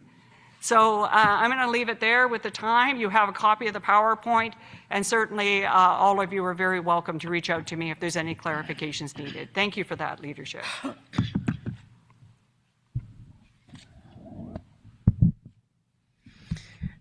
Good morning, everyone. I'm so honored to be here with you. My name is Mary T.G. Gray. My hereditary chief's name is Gunswant, or Mausham Gabu. I just wanted, before I even start, I just would really like to thank all of you, all the chiefs in BC, all of your wonderful members for providing us with so much support and love, and the outpouring of love and support that you provided to myself and to my brother and to my family, the recent loss of my sister and my mother. Your kindness will forever be imprinted on our hearts, so thank you. There's a lot of things going on right now, and I do represent you as the National Advisory Committee representative for BC, and I've held that post since 2017. And I just wanted to, first of all, thank all the chiefs and the leadership that really supported the work that we had to do in October, the very intense work to reject $47.8 not reject the money, but actually to say that the draft final settlement agreement was not good enough for our children. And it took courage for many of you to say, okay, that didn't meet our standard. Because we definitely know we'd never heard $47.8 billion in our history, but the work that was done by everybody here to ensure that we had justice for our children, I just really would like to commend you and thank you for that. It was a historic time and a historic agreement, but we know that we can do better with your guidance and with your support. I would just first of all like to thank, of course, Dr. Cindy Blackstock for being her phenomenal self and always being the champion for children, not only in BC or Canada, but in the world, having won that esteemed award a couple of years ago. I would also like to thank Deb Foxcroft and Helen Henderson for really stepping up to the plate to become children's commissioners. This historic National Children's Chiefs Commission came out from ensuring that the chiefs had a voice. The draft final settlement agreement didn't allow for that chief's voice to really be heard. In fact, you hadn't even seen that agreement.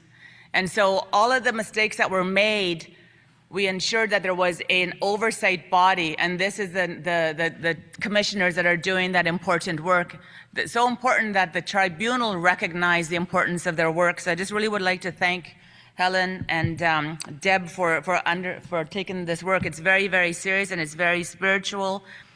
I would also really need to acknowledge that Our Children Our Way, and I'm the chair of the Our Children Our Way Secretariat, for doing the work for the NCC. And I know that all the lawyers and all the technicians, you have to understand that they've been working at least, meeting at least once a week since the commission was established about a year ago. And that work is not funded by Canada. So I just really would like to acknowledge all the lawyers and all the technicians that have been doing this work without any funding. And they do it because they believe in the work, and they do it because we truly believe that we can get a better decision. One of the things that I know in BC, coming to report to you for all these years since I became part of the National Advisory Committee representing BC, is that BC chiefs, hereditary chiefs, we take our responsibility to represent our members very seriously. And in fact, governance is so important to us. And so when we looked at the draft final settlement agreement, that didn't allow for BC chiefs to actually have a say in many of these decisions.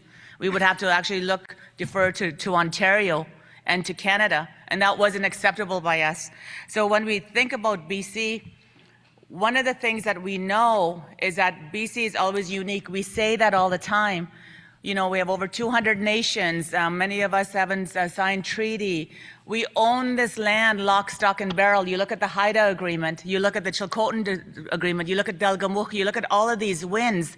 We take our governance seriously. And so we have to ensure that any agreement is reflective of the uniqueness and beauty of BC.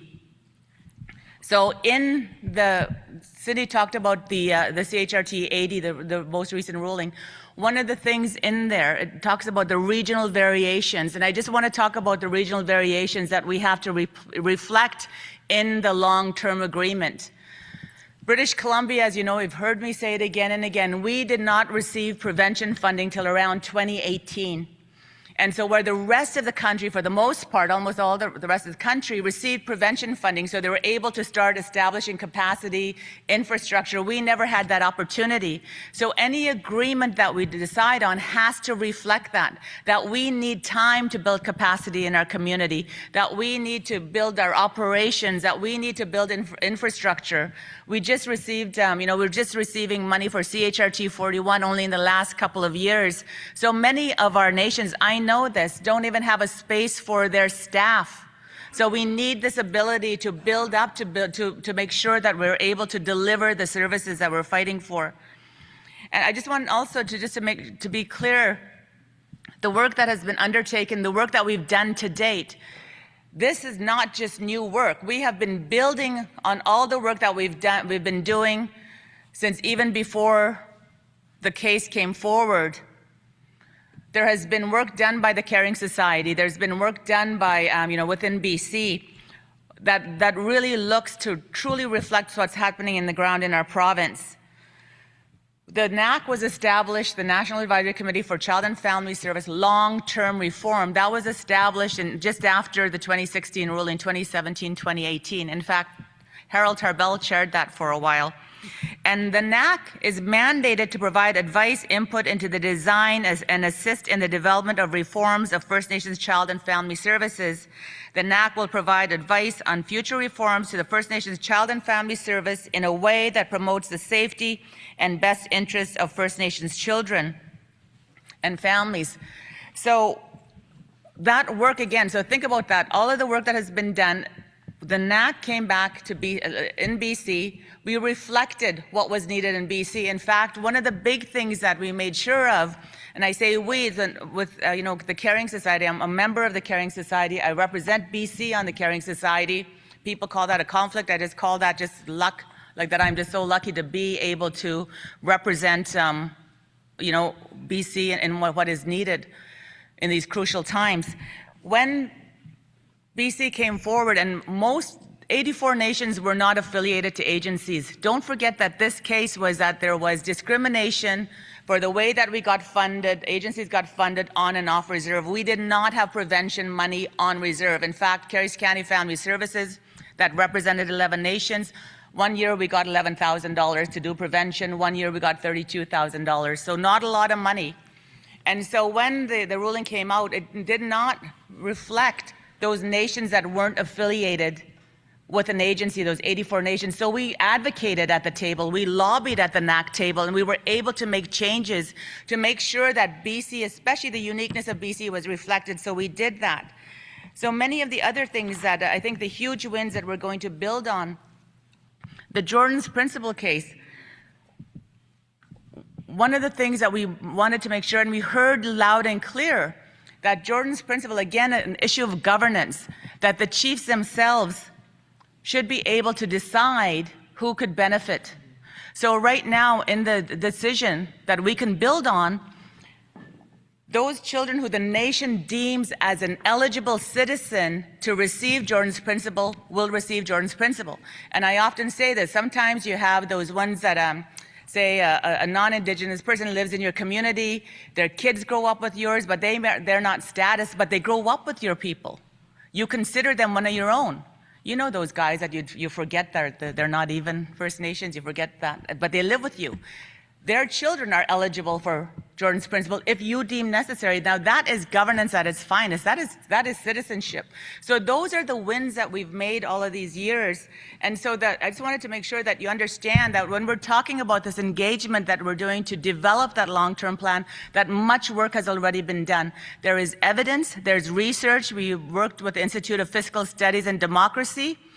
The Caring Society took up a research study around small nations, small agencies to ensure that whatever is in the long-term reform is really reflective of those small nations and those small agencies. So we build on the work that we have already completed.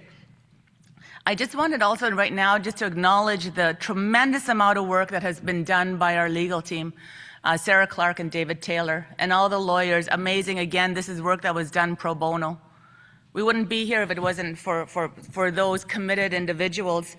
And so I think we have a committed leadership here. We have committed, knowledgeable chiefs together. So when we're moving forward with a long-term plan and we come to you with a resolution, it's because we know together, hearing from you, hearing from your frontline workers, hearing from your nation members, that we are putting what we know as evidence-based, the best path forward. And that is what that's the trust that you've given to us. I just wanted to say that also the consultation and engagement is really important. So take the time to do that. Talk to your workers and community. Look at those survey questions, because what we fought for, again, what the draft long-term agreement did not meet was I don't think, met the criteria for free, prior, and informed consent. So this is the consultation engagement process that Cindy's talking about.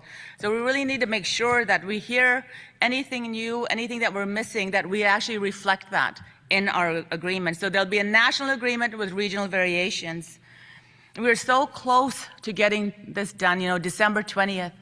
It's been a long battle. It's been, 20 years, over 20 years, this battle. And I know I'm tired. I'm definitely, I know Cindy's tired. But so we're close here. And so I think we really have to say, okay, right now at this pivotal time in history, that you will be making history, that this agreement that we're going to come up with will truly reflect what is the best interest for our First Nations children here in BC. But not only today, but in the future for those not yet born. We always say that in BC. So this agreement is going to stand the test of time. And that's what we've been fighting for. As your NAC representative, I will make myself available, as well as the commissioners, if you have any questions or if you're going to have any engagement sessions, as much as we can, because this work is so important. I just think about one of our youth that talked about what he dreamed about, and I think I should end with that, when he says, there will come a day when our children will only have to read about the impacts of residential school, not have to live it. And it's incumbent on all of us to make that day a reality. And I know with your support, with your guidance, and with the love that you have for children, we will make that day a reality. Masai.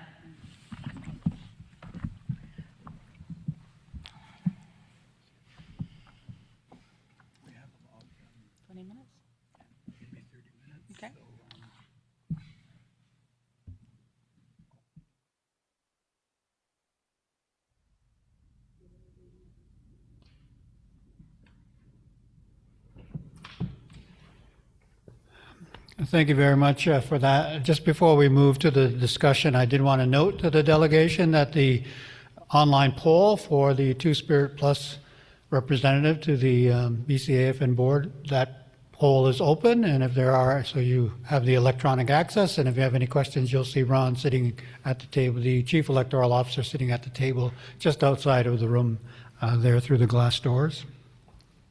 We do have two resolutions on this agenda, but we'll take a few questions before I table the first one. They both are mirrored resolutions. Microphone 21. Thank you, Mr. Chair. Just a couple of comments. I really appreciate the work that you guys are doing. I can't imagine how much time you have left at the end of the day. But my question is more about the system that's happening right now. Cindy, you talked about JP. We have some low-income families. We have handicapped parents that can't afford to bring their kids to recreational activities. And Jordan's principal has been denying a lot of their applications, even though they were approved the years before, like 3-4 years in advance. However, what I'm finding is, from the reports that I'm getting from our membership, is they're being denied access to Jordan's Principal dollars for supporting children that are in care, living with a grandparent that is handicapped. And it's concerning for me because I'm having to go through our community, and our council are supporting these through different means, through own source revenue. However, I'm wondering how come Jordan's Principal isn't stepping up and covering those costs. I know we're in the midst of negotiations, but they shouldn't be holding our children hostage as they negotiate. Thank you, Mr. Chair. Microphone 2. Yes, thank you, Chief. And I couldn't agree with you more. And I really worry that's a general tactic on behalf of the Government of Canada. What we have done is we partner families up as much as we can with pro bono legal counsel. Again, David Taylor, who represents us on the legal case, is also representing Joanne Powless in court. We're finding that the courts are finding Canada's behavior to be entirely unreasonable and not focused on the actual needs of children and families.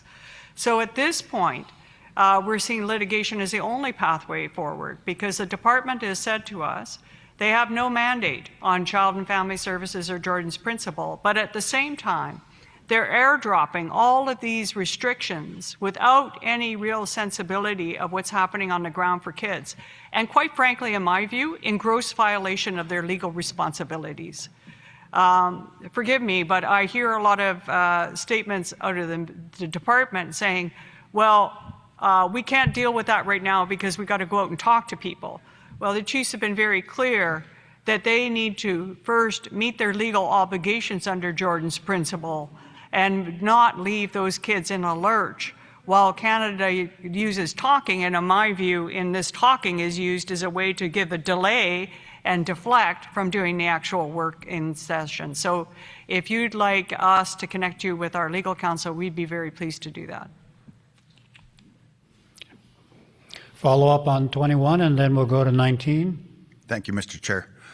Yes, please do. My second, well, it's just a bit of a follow-up, is around the Jordan's principle and the settlement payments that they're providing. They put so much red tape in the way that a lot of our young adults and assisted group survivors are really getting frustrated with the whole process and just throwing their arms up and backing away. So I'm kind of curious as to how we can streamline that process, if any. Thank you. Yeah, thank you for your question, Chief. And since the Canadian Human Rights Tribunal compensation orders were done and that class action came in on top of that and included those people, that's now being done by the class action. The folks that supervise that are Stuart Watke, who used to be with AFN Legal Counsel, Duke Peltier, and Chief Derek Nepanak out of Manitoba. They're on what they call the Settlement Implementation Committee. So I would really recommend you reach out to them and express those concerns. And because we've seen this before, well, even in my own family with like the day schools and stuff like that, where it becomes so frustrating, the process itself becomes traumatizing. Okay. 19. Hello. Okay. Sorry, first time here. Amahihlu se Simgiet Sedamanak. Thank you for the panel members and your presentation this morning. My name is Ambrose Williams, Chief Proxy for Giwangak of Wilps Gugsan within the Gitsan Nation. I wanted to offer words of support for Resolution 6, but I wanted to share a few reflections that speak to its intent. For us in Gitsan Ayuk, our law teaches that relationship and responsibility move with the person. When our people leave home to study, work, or raise families, they do not leave their nation behind. Their rights, their title, and their obligations travel with them, and that applies to the Crown also. Yet the systems we work within do not recognize that. Federal and provincial frameworks and many delegated agencies still define representation through on-reserve boundaries. Meanwhile, the off-reserve population is growing exponentially with every generation. In many territories, most of our youth now grow up in cities or away from their home communities, far, far away from representation that sit around this table here today. They carry their nation's names, laws, and responsibilities, but they're often unseen in policy design and decision-making. Article 18 of the UN Declaration on Rights of Indigenous People affirms that Indigenous people have the right to participate in decision-making in matters that affect their rights through representatives chosen by themselves. That principle must guide this reform. When we speak of nation-to-nation relationship, that relationship must also include the voices not sitting at this table, the students, the families, and workers living off reserve who continue to represent their nations wherever they go. And we must be clear, we're not citizens. We are citizens, not clients. Our people are rights holders and members of sovereign nations, not recipients of services. Yet service providers, even those with Indigenous mandates, often then end up reinforcing the same client-based relationship model that has kept people subjugated under the Crown. They advocate for more services, not for more self-determination. That distinction matters deeply. The ongoing overrepresentation of our children in care is not the failure of our families, it is the failure of structures that continue to exclude Indigenous governance and decision-making authorities. If these consultations are To lead to meaningful reform, they must engage off-reserve members, urban Indigenous organizations, and youth representatives as full participants. Representation is not a funding formula, it is a reflection of belonging and law. Thank you. Thank you very much. The chair recognizes the regional chief, and then following that, we'll put the resolution on the table. Thank you to the panel. Just in perspective of BCAFN and perhaps the FNLC, in terms of long-term reform, I think what you need to know, chiefs, is that in the negotiations as a result of the court case, which involved the AFN, Child Caring Society, it also involved the Chiefs of Ontario and NAN, Anishinaabe Aski Nation out of Ontario. So what they created out of this was an agreement, as you all know, in January. That's specific to a 1967 agreement. And it doesn't cover off everything for child caring in Ontario. So what we've been really pushing on the Prime Minister was to get back to the national table, to get back to a national negotiation table on long-term reform. We heard that as a commitment in his platform before he got elected. So we're really pushing on that. The NCC, as I appointed Deb Foxcroft and Cookby Henderson on behalf of BC, there's representation pretty much from every region except Ontario. We really encourage Ontario to have a rep at the NCCC so we can get this negotiations up and going. We will continue, and not only in our discussions later on with Minister Gulmasti to fund the NCCC so we can get in terms of negotiations. In terms of Jordan's principle, as you heard, Chief, and others I heard from other chiefs, other places, BC has the worst approval rate for Jordan's principle. We have other areas like Manitoba, Ontario, they've approved into the billions, 1.5 up to 2 billion. And here in British Columbia, I believe we're literally in the hundreds of millions, and yet, we're the second highest number of Jordan's principal claimants. Our population is the second highest in this country. That's really an issue nationally, and also with this province of British Columbia. So I do have a rep there at this national table, and that's Warner Adam, and he's been letting me know about all of these issues of what is going on.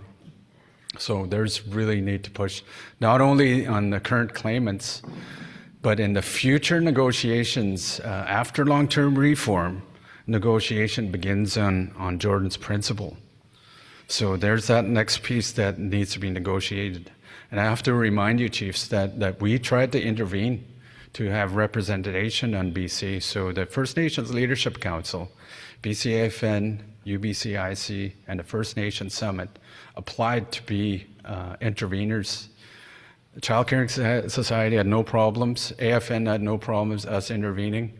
But COO, NAN, and the Government of Canada rejected us.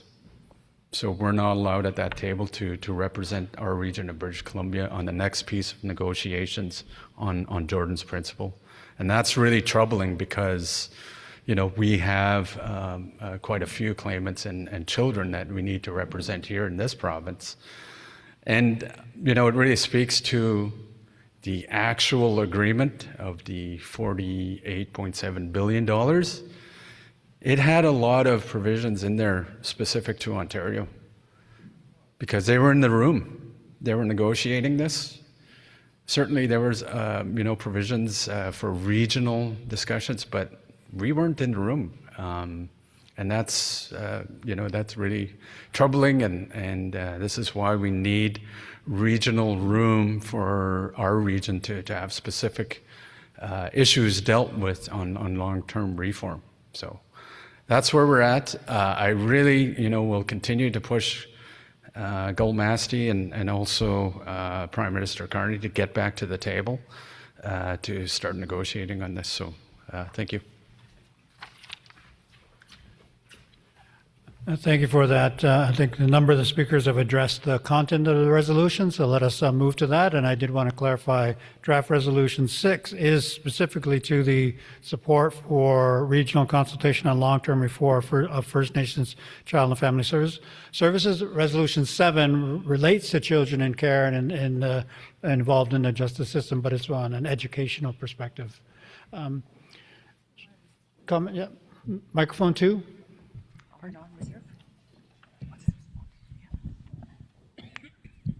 I just wanted to make sure that, Chief Williams, that we responded to your comments around the off and on reserve. Again, the original case was on reserve, lack of prevention funding. And at that time, and I use this as the easiest example to show that discrimination. We had social workers without any prevention funding, but there was money for children to go into care. That's what we got funded for. As you're all aware. And so at the time, I would pay my social workers up to $6 less per hour, because that's all I could afford. So when we won in 2016, we were able to finally get our social workers up to the same level, and then we fought again, and it was prevention at actual cost, so we were able to expand. Having said that, we also have Jordan's principle, which is on and off reserve, but the difficulty that we're having, and this is not just us in BC, but across the board, is the off reserve. And so the ministry, MCFD, now they're the ones that are discriminating. So while on reserve, we're able to, to start building capacity, have the staffing, do all this stuff. The limit that we have are those children that were removed off reserve are considered provincial funding. And that's the difference. And I know oftentimes I've had to clarify this. So if you're a child and you're removed on reserve, you get federal funding. And this is where the discrimination case. But if you were removed off reserve, you get provincial funding. You're provincially eligible, and that's where the disparity is. And it's very, very disheartening for all of us. But I just wanted to assure you that is an issue that we are dealing with. We do have full support from the First Nations Leadership Council for us to go forward, with a court case if need be around discrimination. And so that is something that we are going to be doing because we have to. We're all frustrated. I'm frustrated as that gross negligence of the province, but it's not just in BC. So there is a class action suit here in British Columbia, class action. But what we're looking at, this is a human rights issue. I absolutely agree with you that regardless of where I am, I'm always going to be TACLA. No matter where I go in the world, I'm always TACLA. So we need to make sure that that's reflected. The other thing too that we have to be concerned about is when you're, jurisdiction under C-92, we have to make sure that we have there in the laws, many of our laws are in the province of BC, but across Canada, that they will say, okay, regardless of residency, we're going to be extending all our services to our members. But oftentimes within the agreements, it doesn't reflect off-reserve members. So we have to make sure, again, when we're looking at long-term reform, as much as we can within the scope of the CHRT, that we absolutely are considering that. But for BC, we are looking at launching a provincial human rights case. Okay. You want to say anything? Yeah, just 2 quick points. We have Jordan's Principle, which is a legal requirement that Canada considers First Nations kids recognized by their nation as eligible for health, social, and educational supports. That's one of those definitions we need to build on for child and family services as well. And to your point about the inclusion of young people, we're actually doing an engagement specifically with young people, and that is through the Assembly of 7 Generations, not the AFN. It's a different group. It's an Indigenous youth group. So they'll be doing an engagement and also setting forward some of the further ways that young people should be involved in the implementation of any order, governance, that kind of stuff. So thank you for your contributions. Great. All right, let's move to the resolution. Draft Resolution 6, support for regional consultation on long-term reform of First Nations Child and Family Services, moved by Cookby Rhonda Phillips, who is here online, and seconded by proxy Mary Teege for Takla First Nation. I think they've laid out the case for the whereases of this, basically in terms of the pivotal CHRT decision in 2016, the July to October 2024 review and rejection of the draft final settlement agreement, and then efforts since January 2025 for the NCCC to get Canada back to the table and secure negotiation resources, and then the ongoing work of the NCCC to engage with you, which they have described well. Therefore, be it resolved that the BCAFN Chiefs in Assembly support the National Children's Chiefs Commission, NCCC, development of a national plan for the long-term reform of First Nations Child and Family Services Program and Jordan's Principle, informed by meaningful consultation with First Nations in BC. The BCAFN Chiefs in Assembly invite the NCCC representatives to provide regular updates and to seek the support of the BCAFN Chiefs in Assembly prior to any substantive changes in their approach to long-term reform. 3, the BCAFN Chiefs in Assembly call on Canada to establish a BC-specific table to inform and support negotiation on long-term reform and address the unique needs and realities of First Nations in BC. And 4, the BCAFN Chiefs in Assembly direct the Regional Chief, working with the First Nations Summit and the Union of BC Indian Chiefs as the First Nations Leadership Council, to support the NCCC in consulting with BC First Nations on the development of a national plan. I look to the mover and seconder to see if there's a need for discussion on this resolution. No need for discussion from, this is good. Guthrie Run Phillips from Hudson's First Nation. Let's raise my hands up to the team. Okay. Thank you, Cookby. Mary, any comment on the resolution? Okay. Chief Thomas, online. Yeah, thank you. I just want to reiterate, as I have other times that this resolution has come forward, just to note that for and we believe that the jurisdiction rests with the nations, and that I know one of the arguments that was being made to vote against the $46 billion settlement was that the funding was not going to delegated agencies. And just to note that for and we support any funding going directly to our communities, and for that to be worked out amongst the communities and their delegated agencies. Thank you. Thank you. Any further discussion? If you need to. Number 2. Thank you for that comment. One of the things that we keep saying again and again, and I think Cindy Blackstock has said it again and again, what we're saying is that there shouldn't be if the nation or the agency, have to remember that the ones that are servicing the agencies back in 2006 is when we took this case to court, and was to show the discrimination, because that's how we could show it, was how the agencies were funded as opposed to not receiving any prevention money as opposed to the provinces.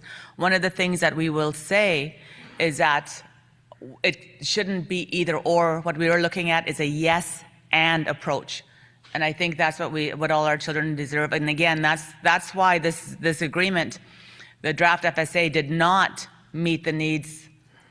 So we have some, I know some of our colleagues in Ontario that they're providing the really specialized service, and they're getting drastic cuts, in the millions, where they're not going to be able to cover those the cost for their social workers to do the prevention work that they were already doing. So again, it's a yes and approach that we're looking at.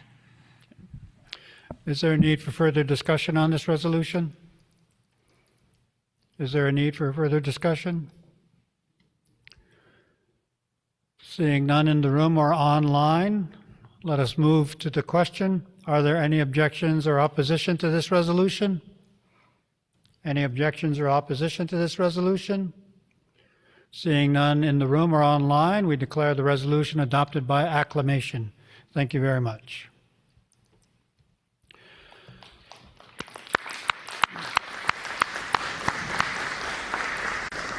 I note that Cindy is, in her many meetings, had to make her departure, but I'll excuse the panel. Thank you very much. Really appreciate it. Good to see you all again. We will move to draft resolution 7 before we then move to the presentation on the existing Jordan Principal and Child and Family Services settlement agreement, the individual settlement. And Regional Chief has some gifts for you. In Cindy's absence, I will take it to her. You can trust me on that.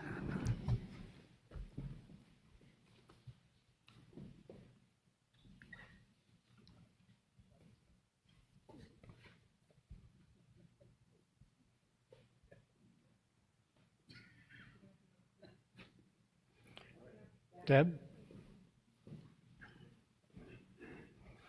We'll get a proper picture as opposed to the huddle.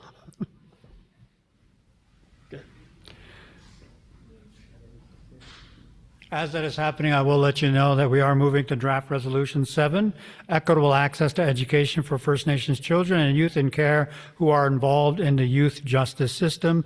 The mover is Chief Helen Henderson. I do need a seconder for this mirrored resolution.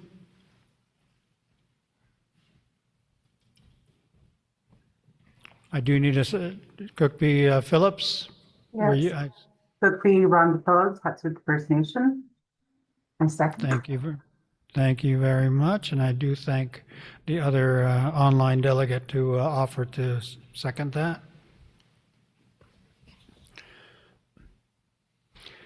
This resolution outlines the challenges and poor outcomes for Indigenous children in care and involved with the justice system. It notes that FNESC has been mandated in a BCAFN resolution to really look at the educational issues for First Nations children here in the province.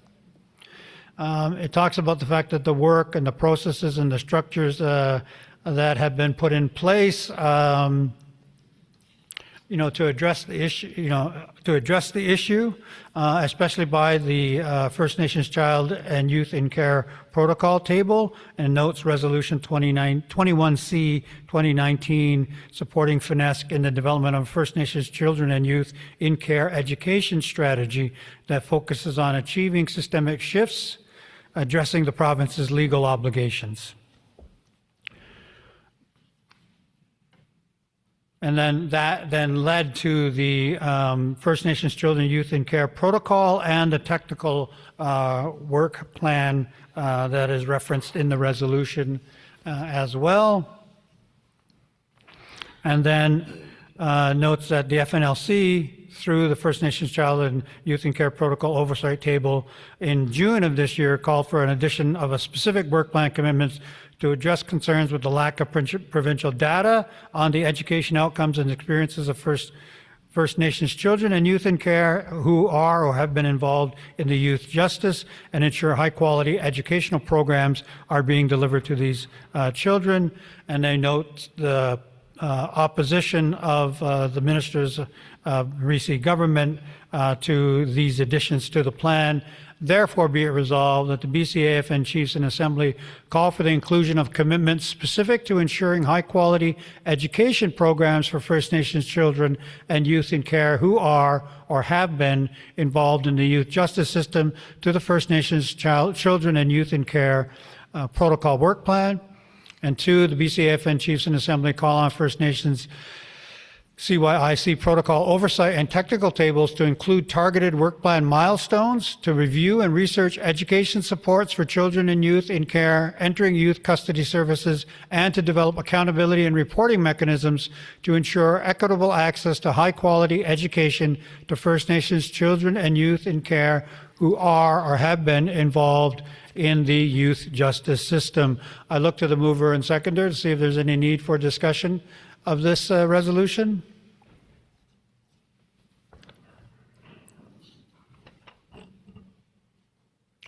Chief Phillips? No discussion. Okay. Microphone 24. Hello. Cooks Judgem, Chair, thank you so much. Some comments for sure in support of the resolution. My apologies, I was just presenting and I had to scramble to get my notes in order. Wait, Helen Henderson, Wensquest. Hello, everyone. My name is Chief Helen Henderson from Chukeskin First Nation, and I'm happy to be connecting with all of you today. I am an advocate, a fierce advocate for all consultant, children, youth, and families. And I'm happy to be moving this today. It's a mirrored resolution passed by both the UBCIC and the First Nations Summit. First Nations children and youth are vastly overrepresented in the BC child welfare system, and we all know this to be true. Our children and youth in the care of the province experience significantly poorer educational outcomes than their non-Indigenous counterparts, and we see this time and again across Turtle Island in all our siloed jurisdictional areas, including education. The province is failing to live up to their responsibility to these students who face multiple barriers to achieving their educational goals. We're also struggling to access and develop information and data on the education outcomes of First Nations children, youth, and care who are involved in the youth justice system.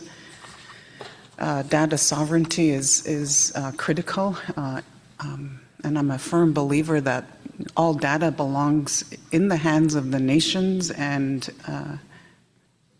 much harm comes to our children in how they're described in data sets across the board. That's my 2 bits on data.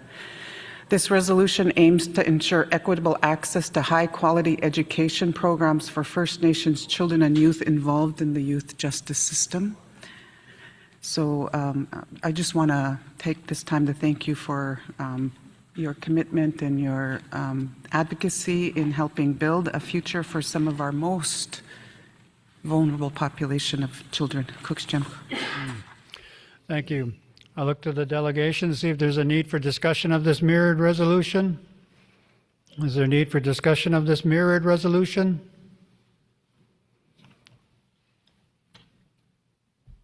Seeing none, is there any objections or opposition to this resolution? Any objections or opposition? Seeing none, any abstentions? Any abstentions? Seeing none, draft resolution 7 is adopted by acclamation. Thank you very much.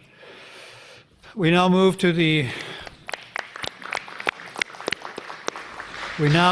agenda item on Jordan's principal compensation, which addresses, I believe, the other settlement agreement, the relating to children and family, First Nations Child and Family Services and Jordan's principal claims settlement itself. We're joined by 2 representatives working on that in BC. Jeannie Parnell will be available on Zoom, and Alkina Alec is just coming forward to join us here. Alkina, you're welcome to speak at microphones 1 or 2 or here at the podium.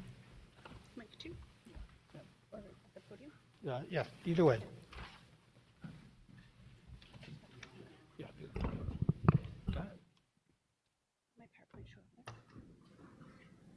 Alkinalakan Squachicha Hakmuktan Staliamuktan. I am the BC South Liaison for the First Nations Child and Family Services and Jordan's Principal Claims Settlement.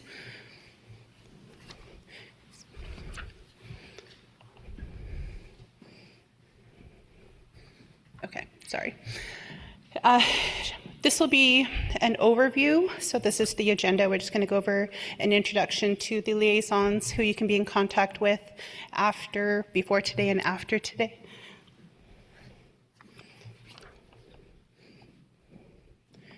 So in BC, given how many nations there are in BC, I have my coworker Jeannie Parnell. She is the Northern Liaison. She is Stilatin Deka Nation, and her region is the Cariboo, the Nechako, the North Coast, the Northeast, and my regions are Vancouver Island and Coast, Thompson, Okanagan, Kootenay, Lower Mainland, South and East, So in BC, it would be from Bella Bella to Williams Lake to Invermere South would be me, and everywhere else north would be my coworker, Jeannie. I know that you guys just kind of went through a big presentation about that included some dynamics of this. But we're going to go over what is the settlement. The First Nations Child and Family Services and Jordan's Principle Settlement Agreement was created to compensate First Nations children and families who were harmed by years of discriminatory underfunding by the Government of Canada. The agreement addresses the unequal treatment experienced under the First Nations Child and Family Services Program and the federal government's narrow interpretation of Jordan's Principle, which limited access to essential health and social services for First Nations children. For decades, Canada failed to provide inequitable funding for services to First Nations children living on and off reserve and in the Yukon. This lack of support resulted in more children being removed from their families and communities, and in many cases, children being denied or delayed access to care and assistance they needed. These actions were found to violate the Canadian Charter of Rights and Freedoms and the principles of fairness and equality. The settlement agreement unites the Assembly of First Nations, the motion plaintiffs, and the Trout class action in the joint effort to hold the federal government accountable.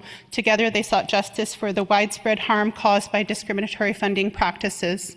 As a result of this settlement, a total of $23.34 billion has been allocated for compensation to eligible class members, including affected children, their families. Importantly, none of these funds will be used for the administration of the agreement, as those costs are covered separate by the government. The role of the administrator, Deloitte LLP has been appointed the administrator of the settlement. So the administrator manages the claims process, ensuring claims forms are complete, determine eligibility, and pay compensation. They provide supports to claimants during their claims journey. They report to the Settlement Implementation Committee on progress and any issues. They share communications about the settlement with potential claimants. They ensure First Nations points of view, expertise, and cultural knowledge are a part of the claims administration process, and they build a claims process that is cost-effective, user-friendly, culturally sensitive, and trauma-informed to class members. So, the class's overview.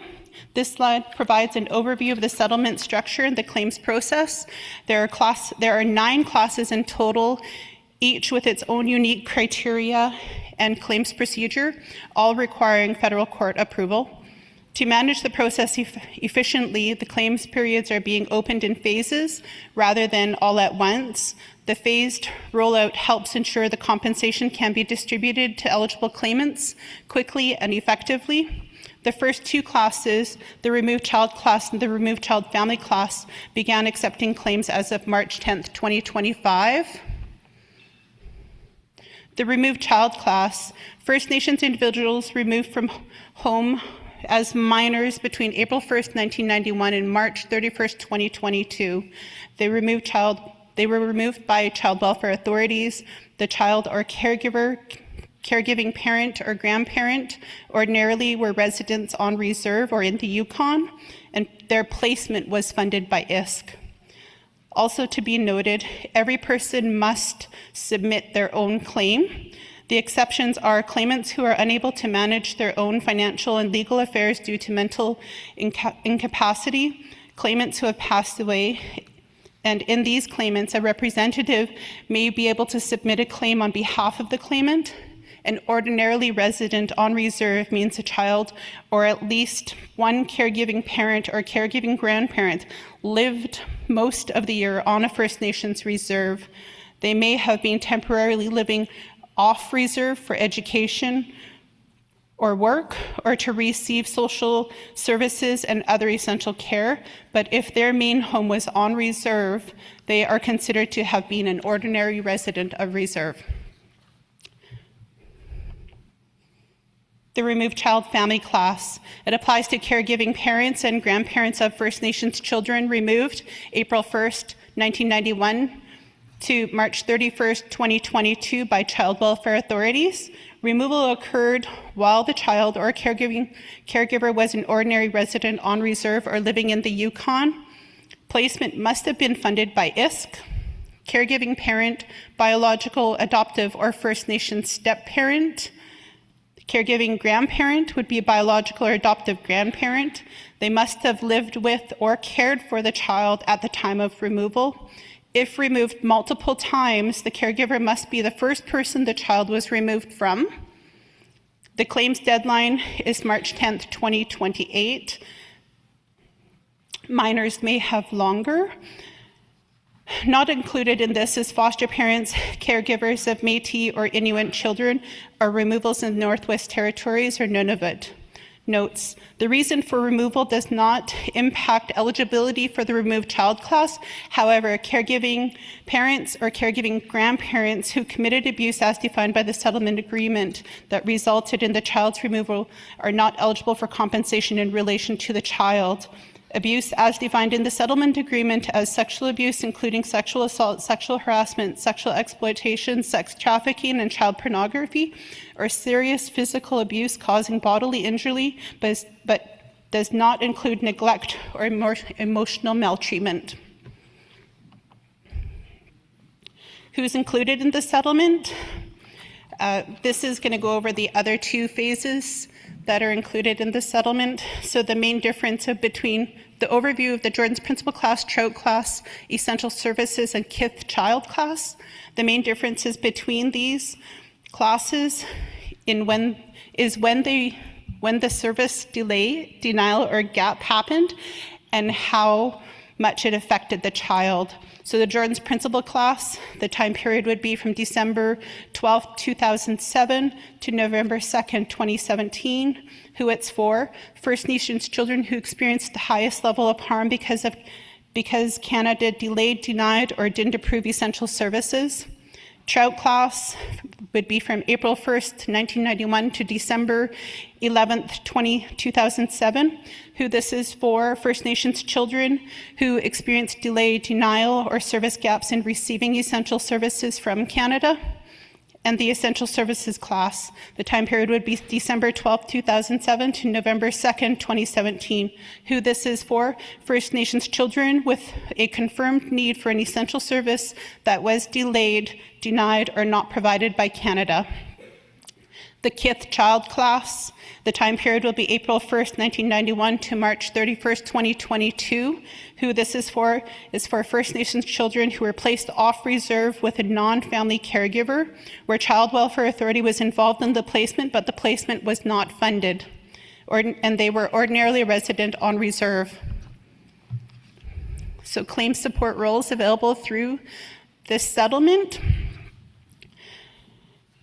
The claim supports help claimants fill out claim forms, find supporting documents, understand payment choices, and appeal decisions. Functions in ways that are culturally sensitive and trauma-informed, and provides claimant-centered help and service coordination for extra support when needed. The administrator team. Also to be noted again that all costs associated with implementing the settlement team, including legal fees and supports for class members, are in addition to the $23.34 billion settlement amount and will be covered by Canada. All of the $23.34 billion is going to the claimants. All of their costs to implementing the settlement are funded by Canada. The Administrator's Contact Centre can answer any questions about the settlement, the claims process, and the claims form. The Administrator Contact Centre can answer any questions. By calling the Contact Centre, you can directly access claims helpers and be referred to service coordinators who can help them access additional supports. Class members can call the Contact Centre at 1-833-852-0755, 8 a.m. to 8 p.m. Eastern Standard Time. Regional liaisons, such as myself and Jeannie, there are 14 of us across the nation. Given our experience and knowledge of the region and its communities, regional liaisons work directly with First Nations leadership and First Nations organizations. They act as a point of contact for First Nations and First Nations organizations to make sure that they are informed about the settlement and claims process, stay up to date on the settlement agreement and administration, attend regional meetings, and provide briefings on settlements, share updates on progress, and answer any questions from First Nations leaders in the region, and work with claims helpers and service coordinators to provide coordinated services in community. Claims helpers. Claims helpers are designated to help all claimants who need additional support with their claims, including those facing accessibility barriers such as living with a disability or experiencing incarceration, housing insecurity, or other unique challenges. Claims helpers can be accessed directly via the contact center, and claims helpers can refer claimants to service coordinators for additional support.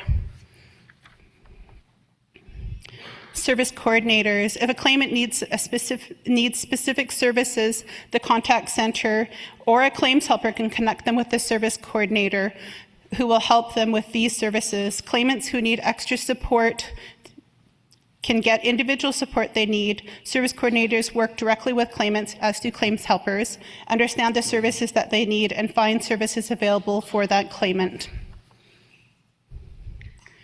Claims process and expected timelines. The claims process, the claimant submits relevant claim form, administrator reviews the claim form for completion, administrator determines eligibility, the claimant receives a decision letter, and compensation if available. Complete claim forms from removed child class will be processed within 6 to 12 months of being received, depending on specific circumstances of each claim.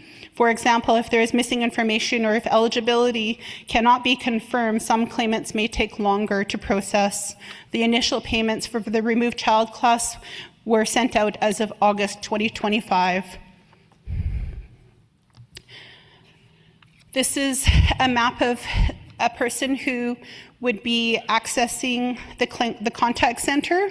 If they required supports, they would call the contact center, and that contact center would put them forward to a claims helper. The claims helper could potentially put them forward to a service coordinator, and if needed, that service coordinator would be able to refer them to cultural support workers, mental health clinicians, addiction support, health workers, social workers, youth peer supports, or financial education. Otherwise, if a claimant just went to the website, downloaded the form, and submitted the form, that would be the other option. For the way in which it rolls out in community, I go in, I provide information, I provided the PowerPoint. Claims helpers are willing to come to community, and we just plan out a day where I provide information, they set appointments, and they would help your community members apply. And then service coordinators would be there to help with just provide trauma-informed support if somebody needed a moment to brush off or whatever that looks like for themselves. Claims process notes. Complete claims form from removed child class members will be processed within 6 to 12 months. Claims from removed child class members will be reviewed after their ultimate claims deadline, which is March 10th, 2029, which is 3 years plus a year if eligible from when the claims period opened. If the class member was a minor on March 10th, 2025, the ultimate claims deadline is 4 years from when they reached the age of majority in the province that they lived. This timeline is required to ensure that any competing claims in the same associated removed child can be addressed after all potential caregiver parents or caregiving parents have had a chance to submit their claim. Compensation, base compensation for removed child class may be up to $40,000. Base compensation for removed child family class varies. If eligible, In multiple classes, claimants may receive the higher single amount in which they qualify, and compensation amounts will not be stacked across classes. As of September 30th, 2025, the removed child class has received 42,036 applications, and the removed child family class has received 19,767 applications, totaling 61,803 applications. Our teams have a lot of work ahead of us, as this is approximately 1/5 of the applications that we anticipate receiving. We are working hard to get out into community to get more information out there, and especially for the removed child class, as up to two individuals are considered for the caregiving parents or caregiving grandparents that may be eligible to receive individual-based compensation for every removed child. Things that you'll need in your claim. For the most part, I just like to show that child welfare records are not required in any of these claims. Everybody does require BCID and an address, and only when you received your eligibility letter will we be looking for a bank account or some sort of way to send a payment to a claimant. Communicating and engagement efforts. So far, especially pre-launch and continue, Deloitte has put out direct notices. On the website, there is now an eligibility assessment tool that was put up within the month. There's direct digital content, emails, SM texts, and call drops. There's a claimant hotline, search engine optimization, community toolkits that have been sent out to all communities, text and voice calls, news releases, media outreach, in-community advertising, social media, paid and organic, paid traditional TV broadcasting, radio and print, paid digital, Google search and Meta, digital display, webinars, with the last webinar being held last Wednesday, community outreach, educational videos, presentations and meetings, fairs, exhibits, and support to claims helpers. Examples of our media. And does anybody have any questions? No, she doesn't.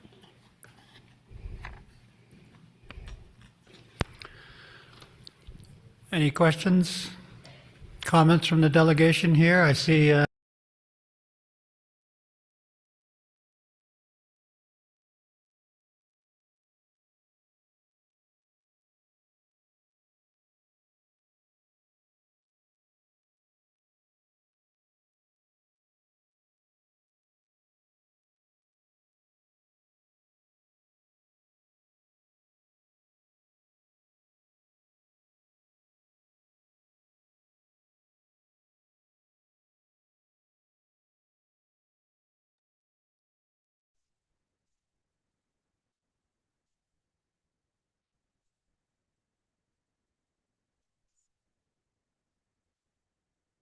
Are we ready for me to ask a question?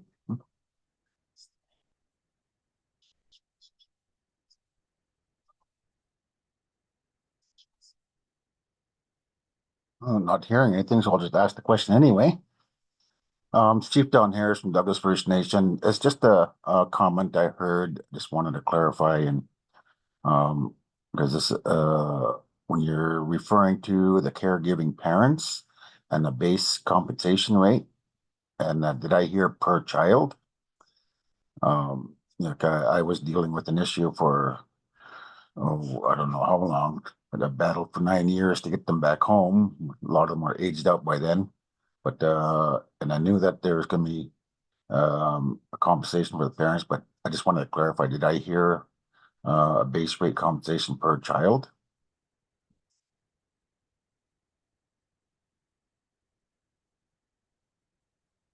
BCAFN is muted.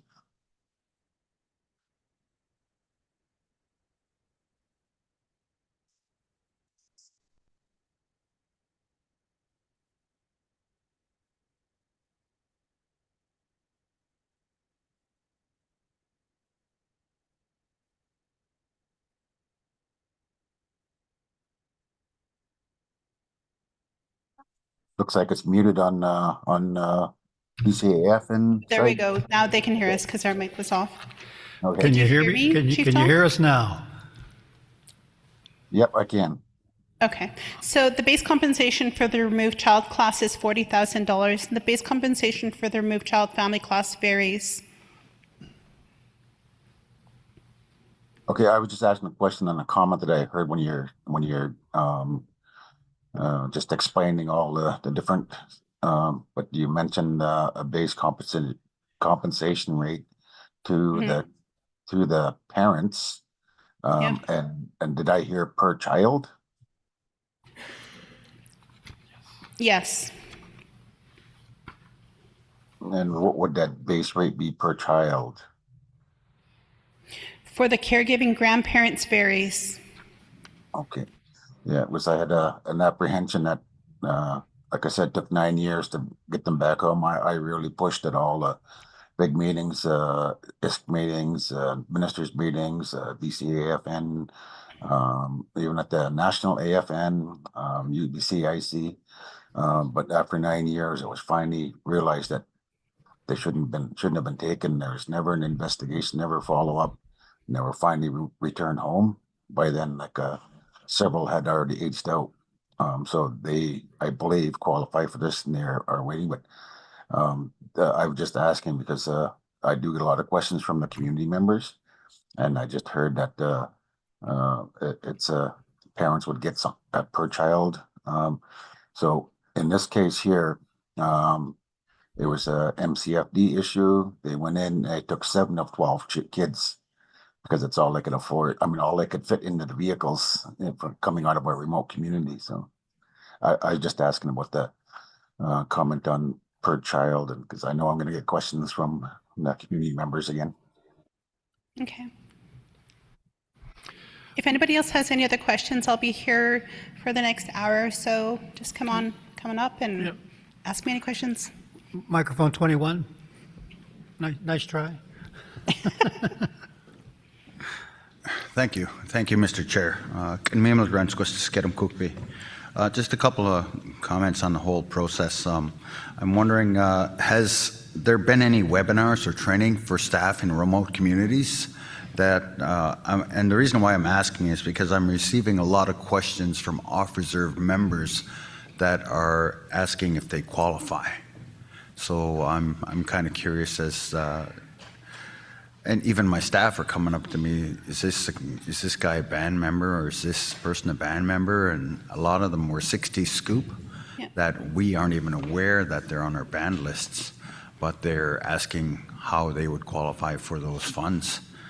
So I'm hoping that you can see if you can make some arrangements to set up a webinar so that you can train some of the remote community staff that are having to deal with this, because they're dealing with it off the side of their desk. It isn't part of the core funding that we receive. Thank you. So we are really fortunate. The claims helpers, there's 160 claims helpers across Canada. And so they have a different target for each kind of role. There's urban, there's rural, there's specific to regions. So Jeannie would be your liaison. And I believe one of our claims helpers is actually one of your members. So it might be good to plan an in-community session and then maybe offer that online to your members, which we've previously done. So I'll get Jeannie to be in contact with you. Okay. Any further questions here in the room or online? Microphone 16. Hello, Justin Kane, Chief in Squilo.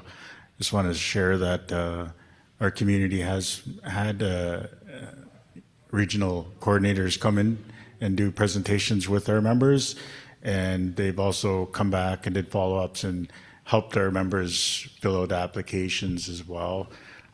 Sometimes there's not clarity on if they're eligible or not, but I think the part about applying is the part that was helpful and getting that information out. So I hope the communities do reach out to the regional coordinators to come in and help facilitate with your memberships. Cookstrom. Thank you.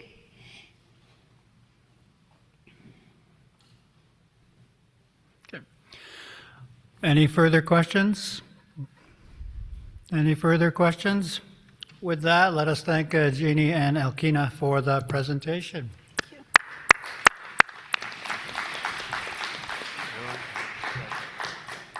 got some more?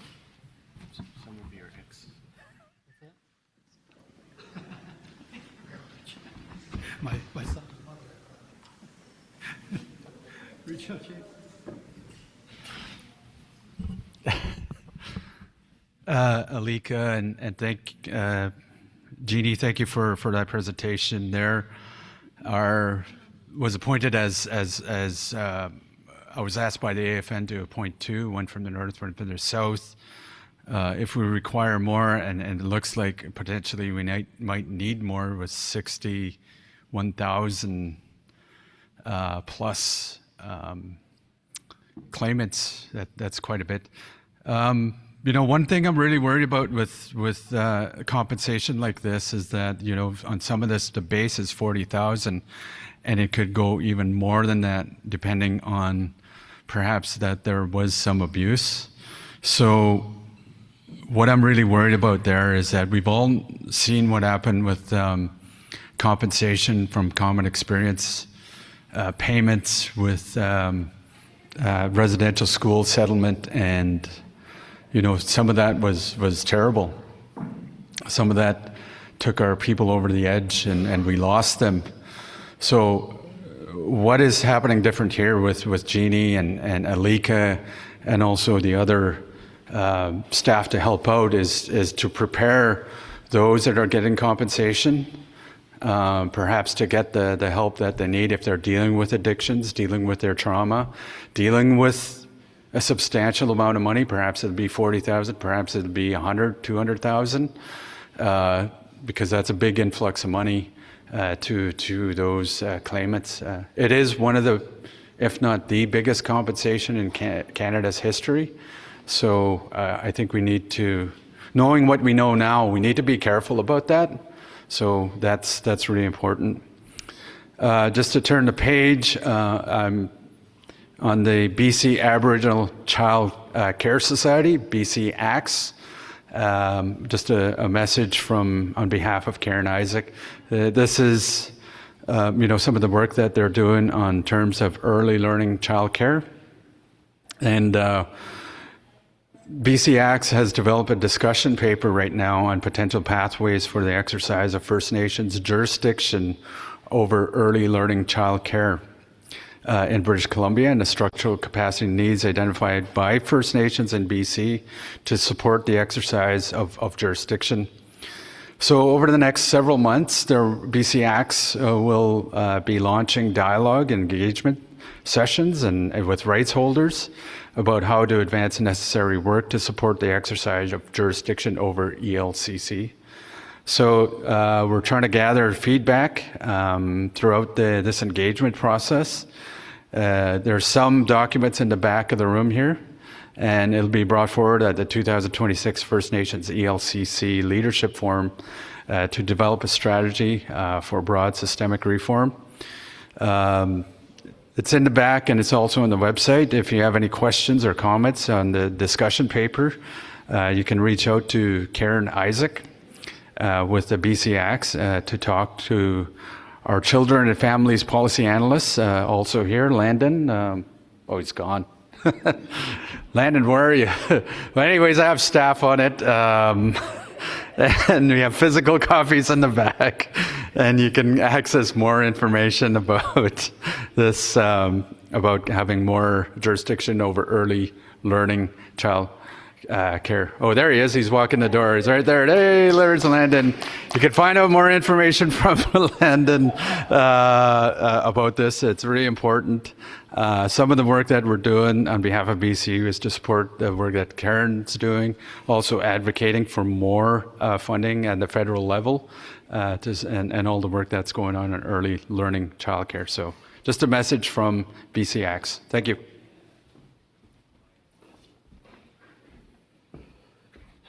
Thank you very much for that. So we're just coming up on the lunch hour. Just a couple of pieces of information. The late resolutions deadline is in 9 minutes. Voting is open. The online voting is open. The Chief Electoral Officer indicates that turnout has been below expectations at this point, so he really wants to encourage you to get your votes in for the two Spirit Plus representatives to the board. And he is available there at the table outside the room if you have any questions, or there is the email link to him in the email that provided your PIN to you. And if necessary, I will have him come up during our lunch break to provide a final reminder. We are aware that the camera is a bit off during this assembly and having difficulty reading the presentations online, so we will ask the staff to send out another email with the link directly to the presentations on the website, just so you'll have those available either on your laptop or on your phone.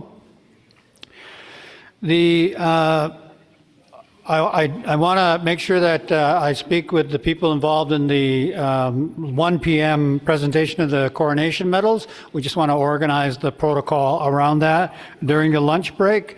And I just want to be double careful to make sure that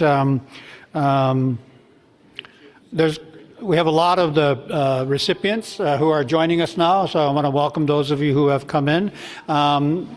For those of you who wish, we will provide some time during that session for you to make remarks. We'll try to keep those to 2.5 to 3 minutes in that period, so we'll have a little timer for you. There could be anywhere from 15 to 19 people speaking, so it could, we want to be conscientious of our time on that.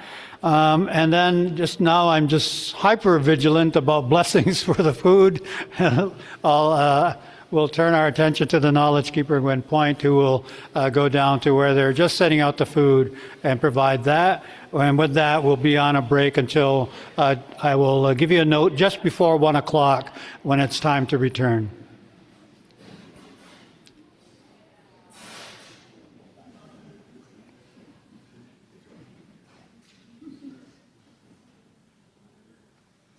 Well, thank you, Harold. Regional Chief, and to everyone here and online.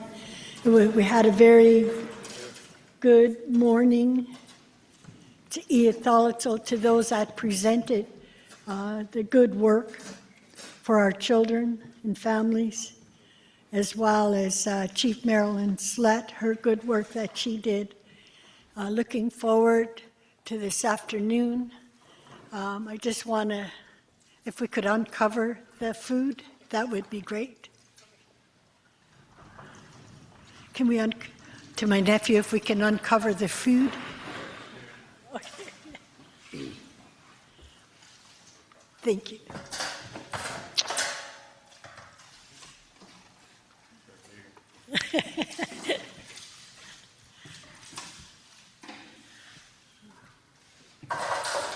As words are food for your mind, and the food here is for your body. Prayer is food for your spirit. Just to the nephew here who has been looking after us with his crew. Pray in my language. I ask you to pray in your language or in your way. Sasmal Chachithama Kolam Kumakwatas Kumuksta and O Seethkri. Please to Asa to Lamachakut, to Lee Talawa, Kuset Me Kwalach Ekustas, and God bless the cooks. Thank you.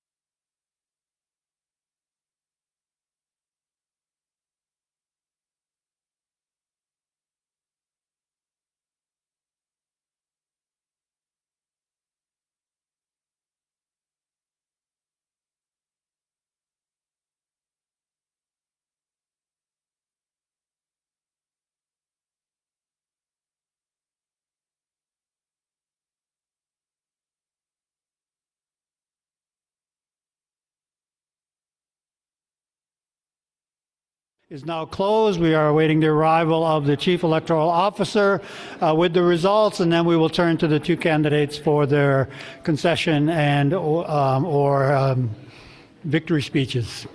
And then following that, pending the arrival of the National Chief, we will turn to the coronation medals. And by the way, all of the 19 medals here are organized here on the table, which makes a great picture. It's the only time they're going to look like that, because in a moment we're going to start moving them around.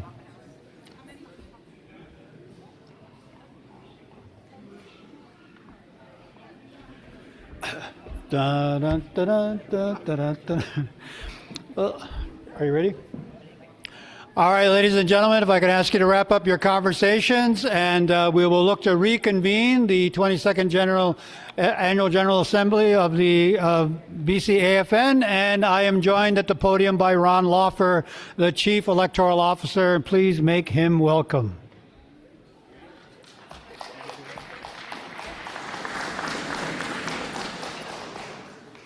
Thank you very much, Harold. Good afternoon. So I had the pleasure of serving as electoral officer again for the BCAFN. As you know, we had the election today that ran from 10 a.m. until 1 p.m. for the position of 2S LGBTQIA+ representative. For those of you that were here yesterday, we had the candidate forum with the two candidates, Oreen Askew and Wilf J. Plasway. Clearly both very capable potential representatives. The results are now in from the election, and we had a total of 52 voters. I will share the screen with you now. One moment.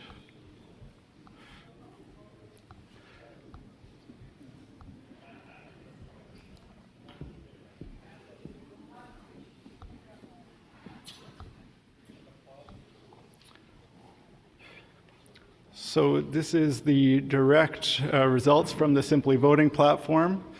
And we had Oreen Askew with 32 votes and Wilf J. Plasway with 20 votes. So your incoming or your re-elected BCAFN 2S LGBTQIA+ representative is Oreen Askew.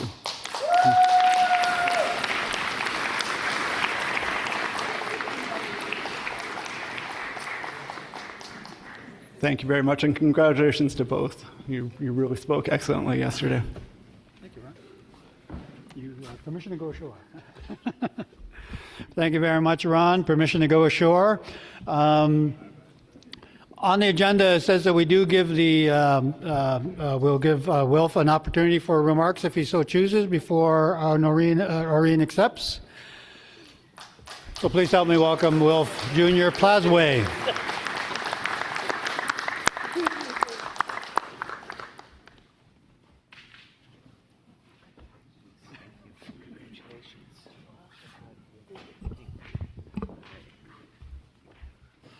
Denise, skies at you. At this time, I'd like to thank each and every one of you for giving me this opportunity to come up here and to be a candidate for the 2S LGBTQ representative. It's truly an honor to be in front of all of you as chiefs. It's mind-blowing for me to be here in front of all of you. That was one of my dream goals, was to become a chief one day and to be here to represent my nation. But now I have decided to go on to a different turn of, unfortunately that hasn't been accepted, but now I decided to become a social media influencer now. But I'm just so happy, and I would like to congratulate Oreen Askew for being re-elected in as the 2S LGBTQIA+ representative. I know she is fit for the job, and I'm just really proud of her. I became friends with Oreen online, and she was just such an amazing person. I really admire her, and with all the hard work she has done, especially with the flag. I really love the flag so much, and I just want to thank you so much, Oreen, and especially with the creator of the flag. Thank you so much. It's really, truly an honor for me to be here. I'd like to thank my nominees for choosing me to do this. And I wanted to be the voice for also for the northern of BC, but I know that Aureen will do such an amazing job.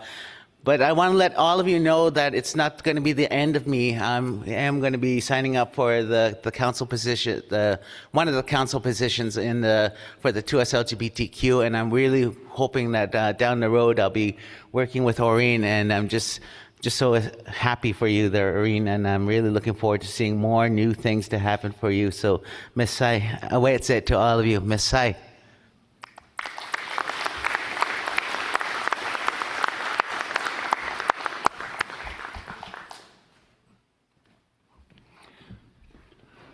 Please welcome the successful candidate.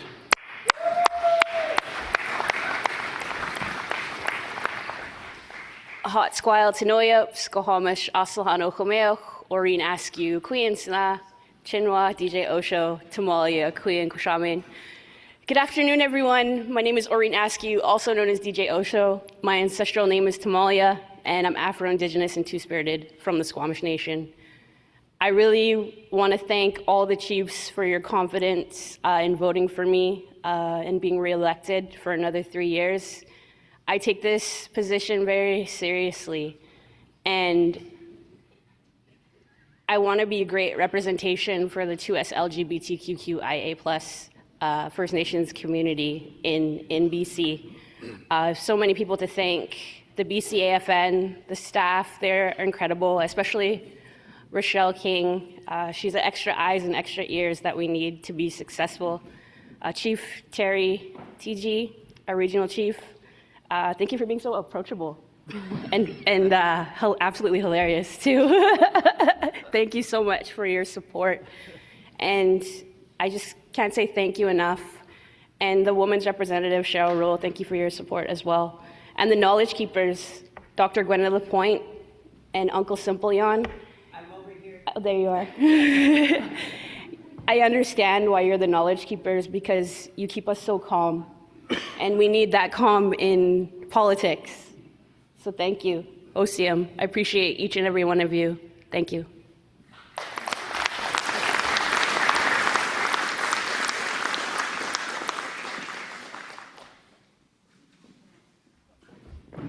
Aureen, I know you're going to do some photos, but I do want to impose on you to, we have many guests with us today who are being honored, and I'd like you to speak about the flag as well. Okay. So just give it a second here for the...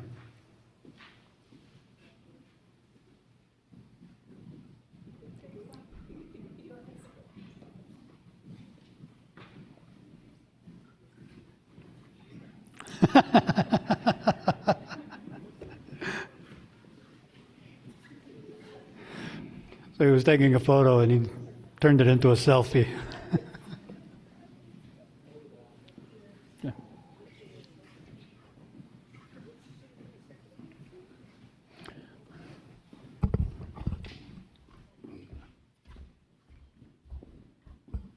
Thank you, Harold. As you can see, Uncle Simpleon is holding out the flag of the new BCAFN 2S LGBTQIA+ flag that we announced yesterday and revealed it. And this is the work that I started in my first term 3 years ago. And I really want to thank the artist, Carolyn Victor. And I don't know if anyone agrees with me, but it's beautiful. And yeah.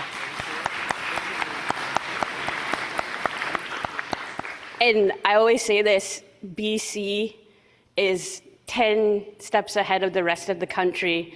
Like, this is going to be a blueprint. I know there's going to be, the other provinces are going to try to do something similar, but I think the BCAFN is the blueprint for the rest of the country in being progressive, inclusive, and very supportive.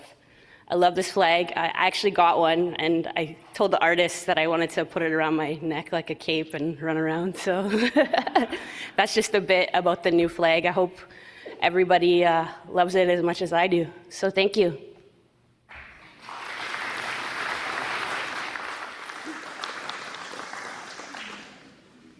Question, Aureen, where's mine?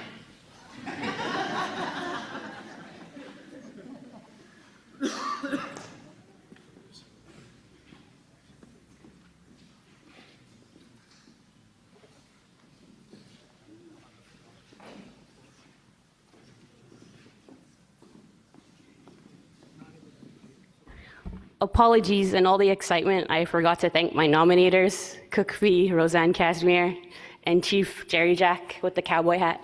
He really likes the Calgary Flames. That's his hockey team. He's proud of it too, so bug him about that. Thank you.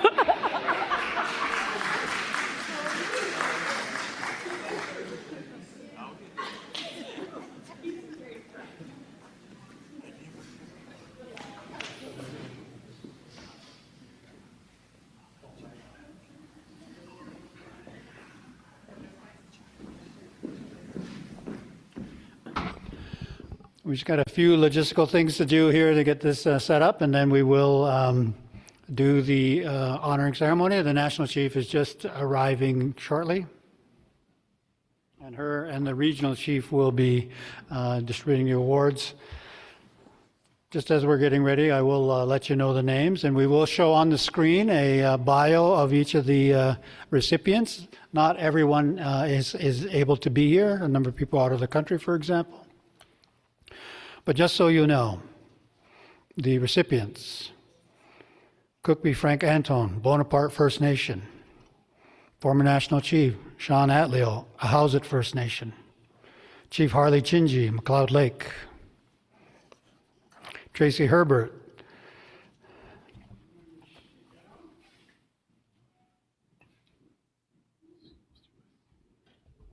with the First Peoples Cultural Group, Bonaparte Band;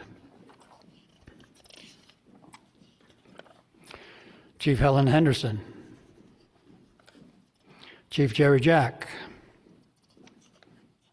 Chief Edward John Slatson; Dr. Chief Robert Joseph;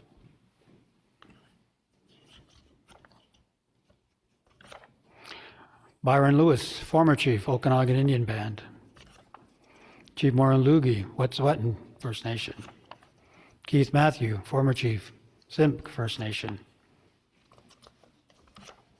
Elaine Moore, Chief Counselor, Gitwansuk; Chief Simugit Bekskap, Jacob Nice, 96 years old; Dr. Gwendolyn Point; Chief Fred Robbins, Askedum; Regional Chief Terry Teegee. In memoriam, Bill Wilson, Quagio First Nation; Jody Wilson-Raybould, Wewikai First Nation. Many of these you'll see them here in the room, and as I said, we will begin the ceremony shortly. So please take advantage of some coffee. There's still some snacks there, and give us just a moment. It seems inappropriate at this moment to enter a resolution.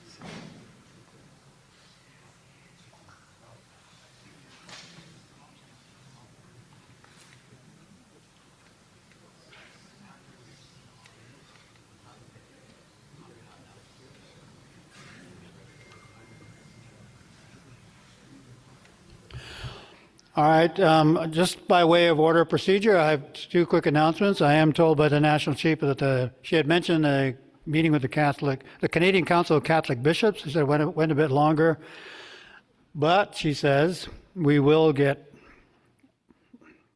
our artifacts back.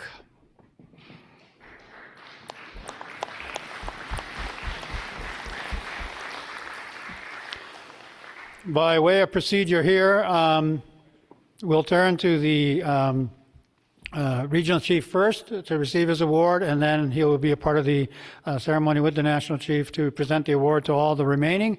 As you come up and make your way forward, we will have I believe we'll have the photographer here to take a picture as you receive the coronation medal. Following that, we will ask all of the recipients to please make their way into the outside of the building, into the sunlight, for a group photo. And so I had mentioned earlier we thought we might open up the mic at that point, but just given the delays and the time pressures and what I'm told is a number of hard stops around the room, we're going to, as much as I would love to give everybody a voice at that point, we're going to have to dispense with that part of the program. But do know that, of course, you all are warmly recognized in our hearts and acknowledged for the achievements you've done and the contributions you've made to our people, to our rights recognition, and to our quality of life. So I'm just waiting for a note for arrival time for the national chief, and I've asked her to come straight to the podium when she arrives.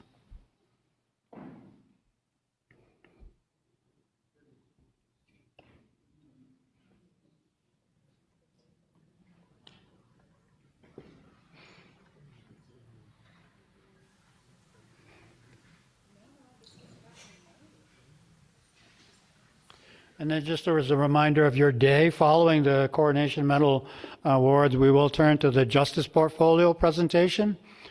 Corey Wilson, Clifford White, Regional Chief TG. We do have two mirrored resolutions attached to that. Following that, we will turn to the additional honoring ceremony for Chief Dr. Robert Joseph. And I understand that Alex Guerin will serve as the lead and Larissa Grant will serve as the floor manager when we arrive at that time. And then we will wrap up our day with the emergency management update. Judy Wilson, the BCAFN rep to the tribal, to the multilateral table, Vic Upshaw, Jeff Eustache, Chad Thomas, and we do have a couple of resolutions, mirrored resolutions attached to that. And that will wrap up our day. And so we should all get back to our places just in time for the start of what will hopefully be a 9-inning game. With that, I want to welcome the National Chief, and we did that, right? We did that. Yeah, we'll see. And National Chief, I did take the liberty of reading your text about your result with the Canadian Council. I do not believe any media is here, although we're getting our artifacts back. I mentioned that earlier already. I don't know if that's under a press embargo, so I do apologize for that. If that was, we did live stream it as well. So, Cookby Rhonda, I see you have your hand up, but we are ready to begin the ceremony. I just want to double check with you. I apologize, I accidentally put it up. Thank you. Okay, thank you. Over to you. And National Chief, if we could do the Regional Chief coronation medals first, and perhaps read the plaque. Yeah. Well, thank you and good afternoon. Regional Chief TG, I just want to confer this medal upon you, and by the command of the King, the coronation medal is hereby conferred upon you in commemoration of His Majesty coronation as King of Canada, in recognition of your valuable contribution to this country. So thank you so very much. Congratulations.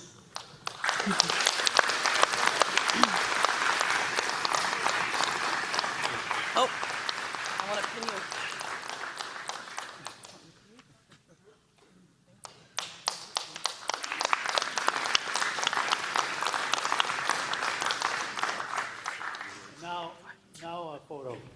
you have. I'll just say a few words and allow others recipients. It's kind of an ironic award that, you know, the colonizer, the imperialist, that's our job here, to advocate to undo the mess that is imposed upon us.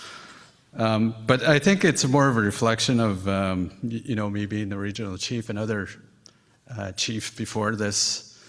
You know, my wife is here and my kids, the sacrifice that they made to allow me to do this job.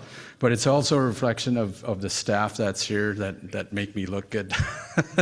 So, National Chief, thank you for this. And but I think I suppose it's a reflection of the fight isn't over yet. So thank you all. Thanks. Merci.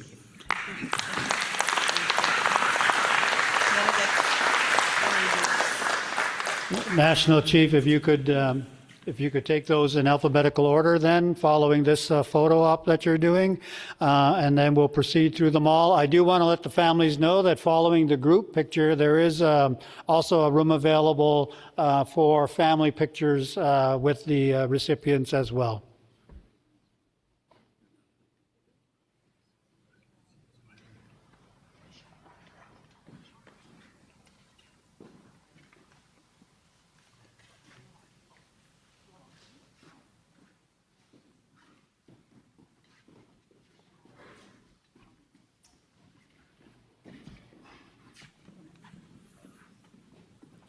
Sean Atleo.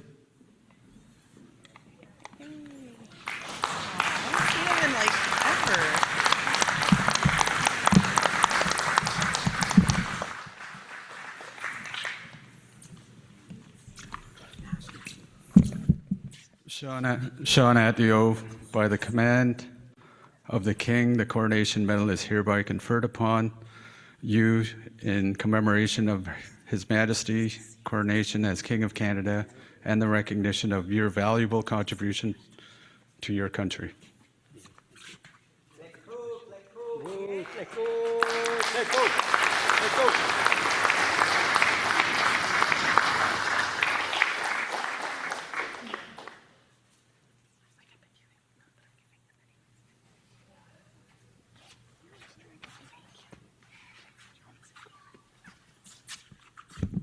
True Hotware, Yakisu, Ach Erbit, chiefs, those of you who are elders, those of you who are chief elders. Sit Yaksa Abweek, Nu Chanatlat Lakish Beatma Asa Hoset, O Hooks, Yak Chamataksa, Klutzma. Here with Heather Marie, I'm very grateful to, as the regional chief said, to receive something that reflects where we've come from. And I heard a story from a chief here about a moment that others who've stepped into roles like the regional chief or the national chief, or for those of you who are chiefs and counselors, know what that's like. When somebody encouraged you and supported you, and we all felt that. I want to thank you, chiefs, for your service. Thank you, national chief and regional chief. Thank you to the former regional chief and attorney general of Canada.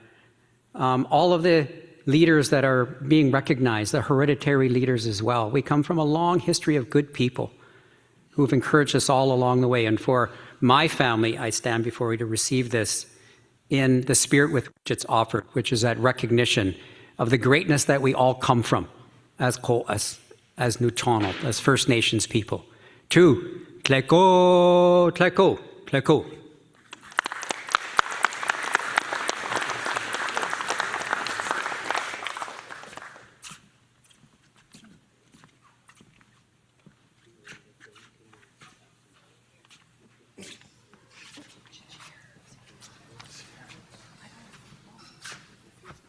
Harley Chinji. I saw him here.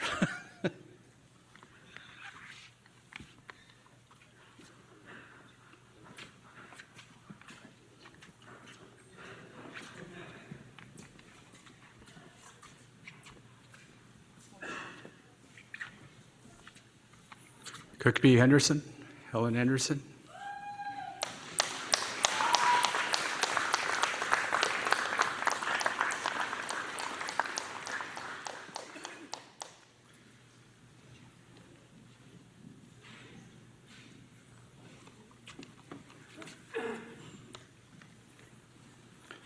Helen Henderson, by command of the King, the Coronation Medal is hereby conferred upon you in commemoration of His Majesty's coronation as King of Canada and in recognition of your valuable contribution to your country.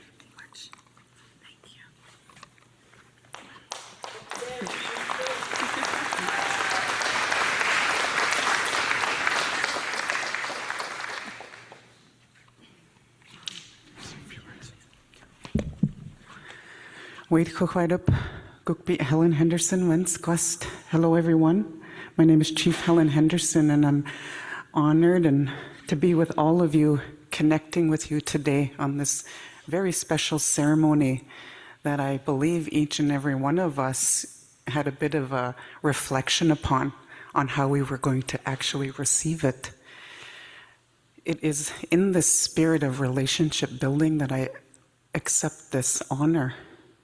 And it's in those relationships that we're able to empower and bring forth our members using their own voices. And it's their strength that we carry to have those difficult conversations with the colonizers, for lack of a better term. And I just want to thank all of you, all the leaders, all of the matriarchs, all of our members across Turtle Island for continuing to advocate for all Jmemot Tutwit Elkwaseltant. We are all fierce advocates of our children, youth, and families, and I'm so, so proud of each and every one of us as we step into these critical roles. And I want to thank my family and my council for making the trip to support me today. I'm very proud of where Chikeskan First Nation has come from, and I'm proud of the path that we're on with all of you. Kuksjam. Thank you so much. Photo?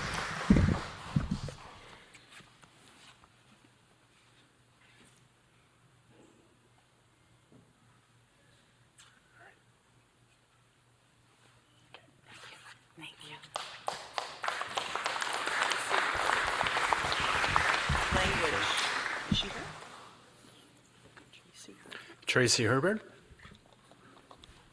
Yep, she's here.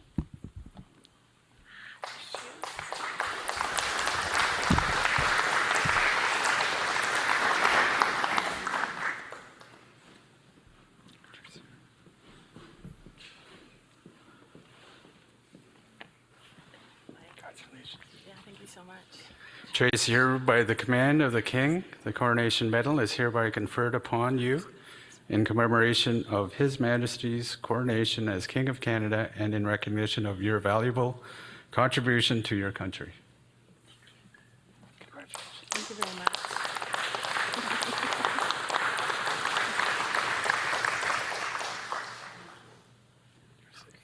Yeah, never mind. Why, everyone. I'm Tracy Herbert. I'm from Sluktaus, Bonaparte Band in the Shuapmukh territory. I just want to acknowledge my great-grandfather, Johnny Piero. I thought a lot about this award and what he would think of it, and I think he would be very happy and proud of the fact that a cookpea from another country is acknowledging all the hard work of myself, but also First Peoples Cultural Council, which has really impacted our communities in terms of supporting all of those beautiful language revitalization artists as well, and people working in cultural heritage. And so I share this with my family and also all of our language, arts, and culture champions. Kuksjem. Thank you.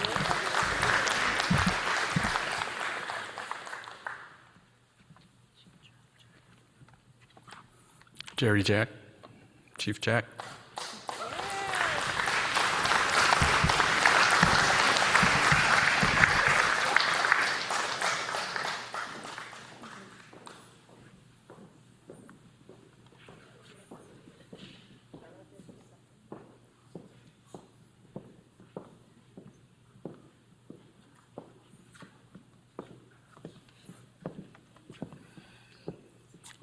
Jerome Jack, by command of the King, the Coronation Medal is hereby conferred upon you in commemoration of His Majesty's coronation as King of Canada and in recognition of your valuable contribution to your country. Congratulations.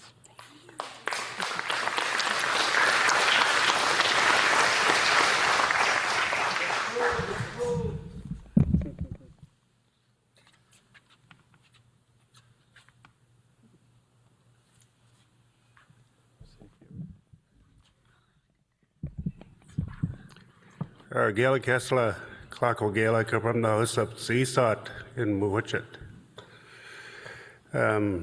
Thank you for everybody for coming here and taking time out of your day to be with us. And this was totally unexpected. I only found out a week ago. Thank you, National Chief. Thank you, Regional Chief, for having faith in me in being on your board. You know, I work hard, passionate about what I do.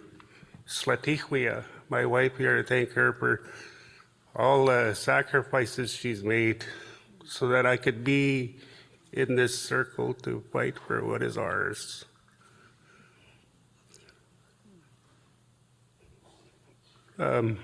Clicko, thank you.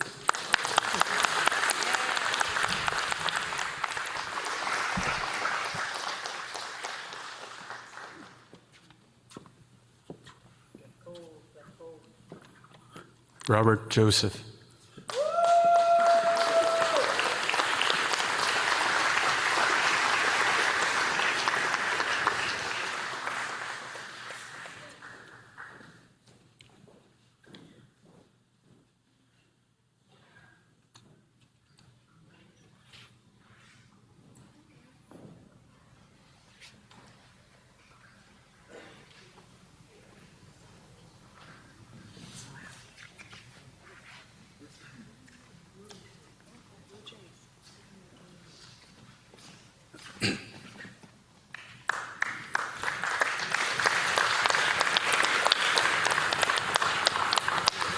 Robert Joseph, by command of the King, the Coronation Medal is hereby conferred upon you in commemoration of His Majesty's coronation as King of Canada and in recognition of your valuable contribution to your country.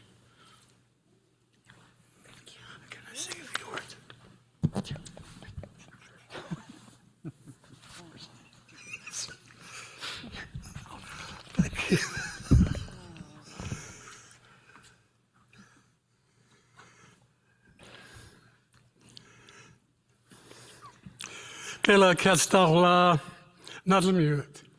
Greetings, all my relatives.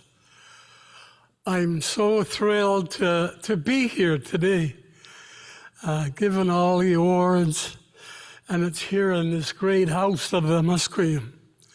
There have been many times I've been here before, of course, and today I'm a guest looking back, and I see the wake, all the strength and the power and the vision and the commitment to moving our agenda forward for our children. I've never quite understood where all of you get your strength, your spirit, and your willingness to do whatever it takes to advance the cause of our young people, especially our children. I just want to say one last thing before, well, I should thank everybody for this honor. I treasure it, actually. It's important to me personally. When you get as old as I am and you're like, I didn't retire, I got retired, you have these momentums to remind you of all the places you've been, all the places you've met, but more than that, dreaming all the dreams with all of you and others. And there's some in this room who have done so much work, and I'm so grateful for that. And so I just want to say this to all of us. A long time ago when I was young, I just came out of a school called St. Michael's. And I stumbled out of there, really. And it was pretty bleak and hopeless. But eventually, I got elected to council at home. I fished and logged for 4 years. and then got elected to council, and I applied for a job. And thank God I applied for that job, because it opened up all of the treasured moments I've had working alongside or supporting all of you. And I went to this one meeting, my first meeting in this beautiful community that I was assigned to. And I was thinking, what am I doing here? What is my purpose? I didn't know anything. I wasn't trained. You don't get taught anything in those places that I'm talking about. And I went home that night and I thought about what I was doing, and I recalled what the chief had said in that meeting. He had just been thinking about and telling council what has happened to us, and it happened to every community. What has happened to us? One time we were self-sufficient, we worked, we logged, we fished, we hunted, and we didn't need anybody. Now we can barely get by. So I thought about that as I was laying in my bed that night, and I got it. I finally found a reason to be where I was. I knew what my purpose was. And it was this in one word. And I've heard it today. I forget the young lady who said it. My job forever was simply to empower people where I could, so that you could do for yourself what you need to do for yourself. And I think it's probably the philosophy of these two great leaders beside me, that they want to empower all of us wherever we come from. So I really am grateful to be here. Thank all of you for listening and being part of this beautiful ceremony. And I know I said I wasn't going to talk long, so thank you so much.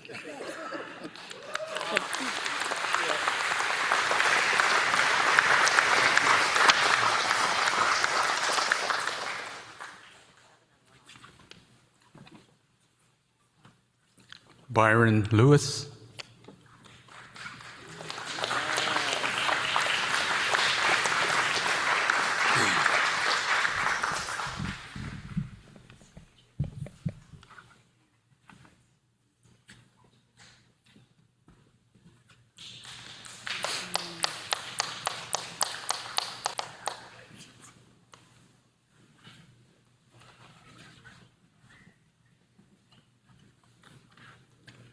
Byron Lewis.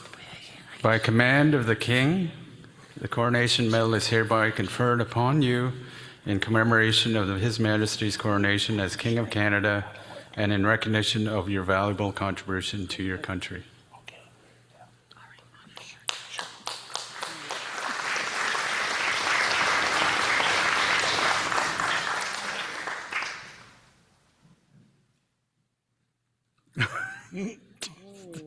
Tough fight. As long as it works. There you go. There, thank you. Congratulations.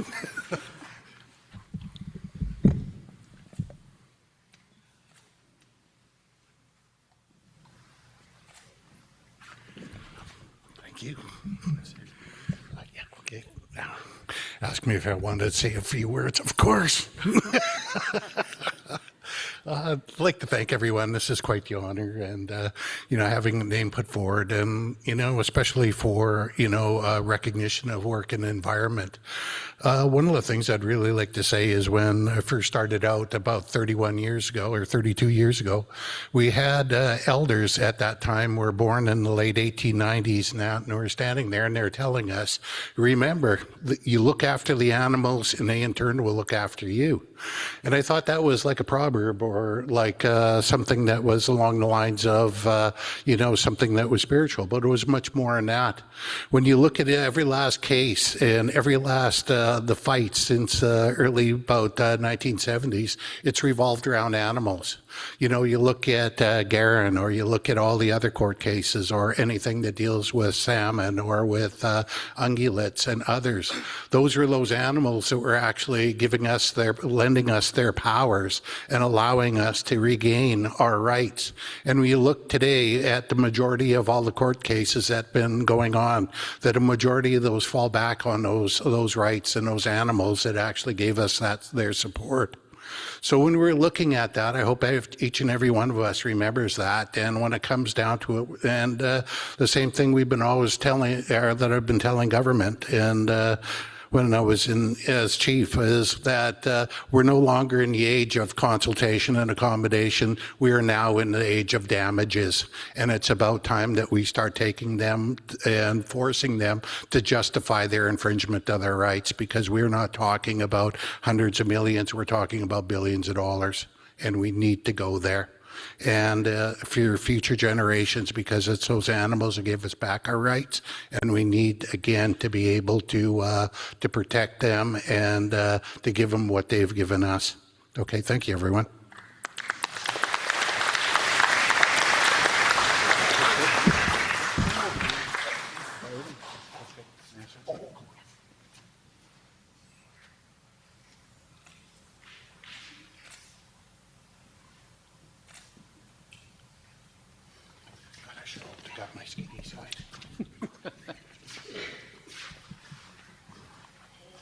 Frederick Robbins.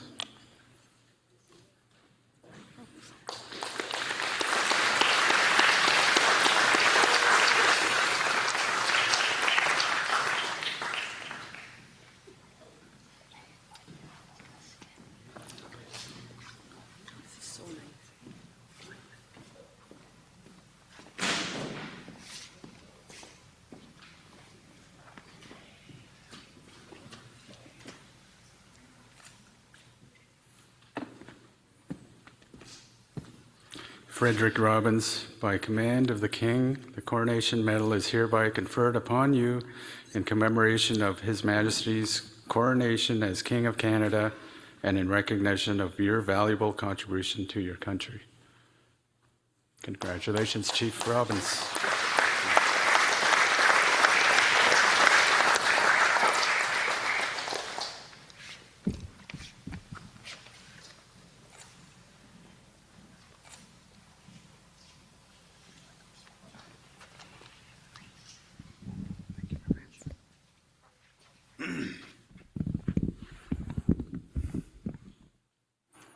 Don't know where to begin. This table has changed over the years. I was once a young chief that sat around this table and spoke on behalf of our elders, and then spoke on behalf of our children. The work over the past 25 years has not been easy, but the support of my wife, my children, my council, my staff has made it just a little bit lighter. Over the decades of being chief, some of the work that I've done with Murray Sinclair, Sean Atleo, and other leaders out there, you know who you are. You know my heart is about the people, and the work that we do is for the future. You know, I was really glad I wasn't coming up after Jody there, because I would have been, I'm like, okay, this is a tough act to follow. So thank you for doing this. But I just want to, again, acknowledge our national chief. Thank you for this honor. Regional chief, thank you for having the trust in me to do some of the work. Thank you very much. And to my family and my friends, the work is finally being recognized. Kuksham.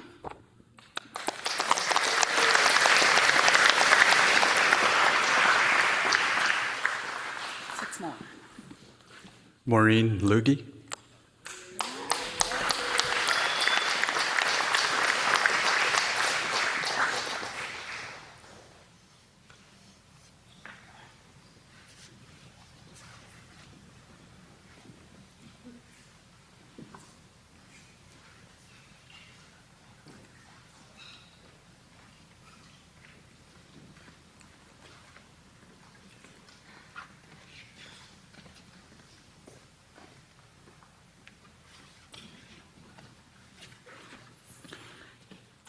Maureen Lugie, by command of the King, the Coronation Medal is hereby conferred upon you in commemoration of His Majesty's coronation as King of Canada and in recognition of your valuable contribution to your country. Congratulations.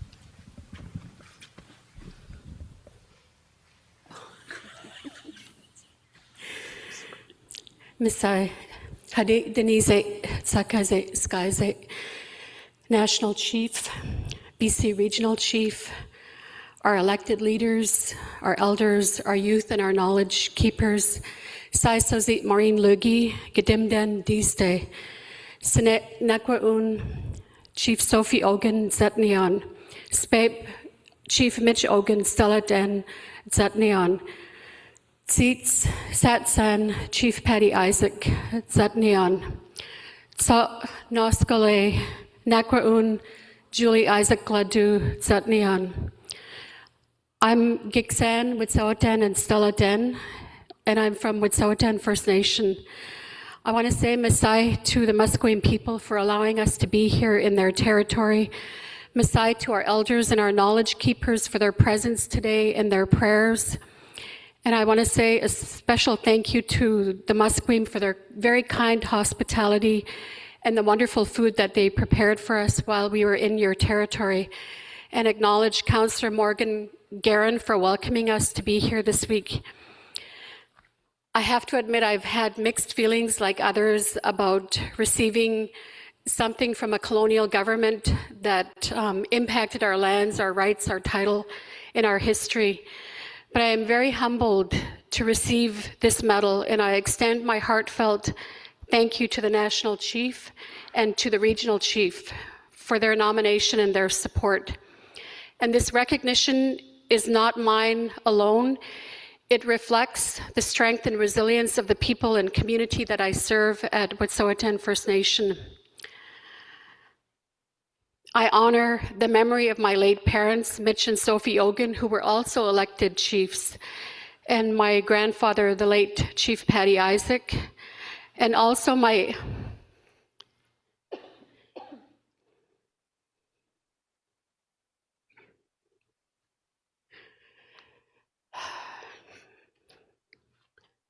thank you, my late husband, Robert Lugie Jr.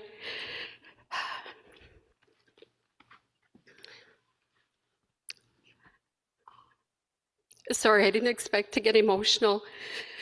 He stood beside me in the early days of my journey, and the love and guidance of my loved ones who have passed on continue to inspire me. To my children, Danielle, Robert, and Kyle, and my youngest son, Kyle, is with me, and my grandchildren, Keelan and Samaya, I thank them for their unwavering support and for grounding me and giving me purpose in my life. I thank my community for their trust in my leadership, and I acknowledge my family, my sisters, my nieces that are here with me, and my son. Your presence means everything to me, and I think the greatest honor for me is to be chosen by fellow Indigenous leaders for this honor.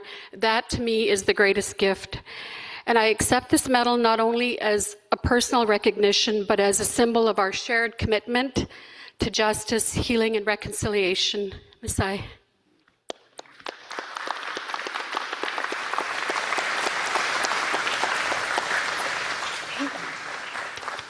Hoping not to cry.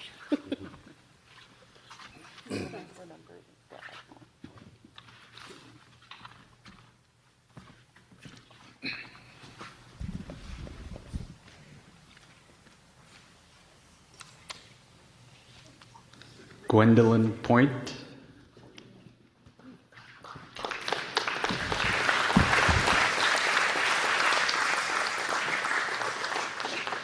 By command of the King, the Coronation Medal is hereby conferred upon you in commemoration of His Majesty's coronation as King of Canada and in recognition of your valuable contribution to your country. Congratulations, Dr. Point.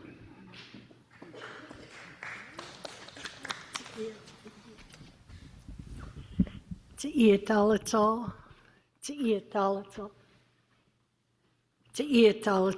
National Chief and Regional Chief, and to all our leadership in the room and to my family online. It really is an honor to stand here before you. It's been my privilege to witness the work firsthand being done by our leaders here in British Columbia on a provincial scale and on a national scale. And you know, when one of our people fall down in the streets of Vancouver, we all fall. In the same breath, this is, to me, standing up one of us. They're standing up all of us. And I give thanks for that. I give thanks. And it is humbling to be stood up in front of people like this. And it's a reflection, as others have said, of our families, of our nations, and the good work that's being done.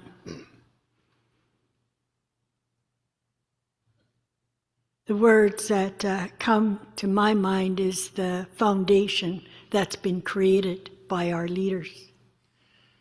Foundation that's been created by our dear elders. And I know it's my grandmother. One of the reasons why I'm standing here is because of my grandmother, who raised me with our traditions and stories.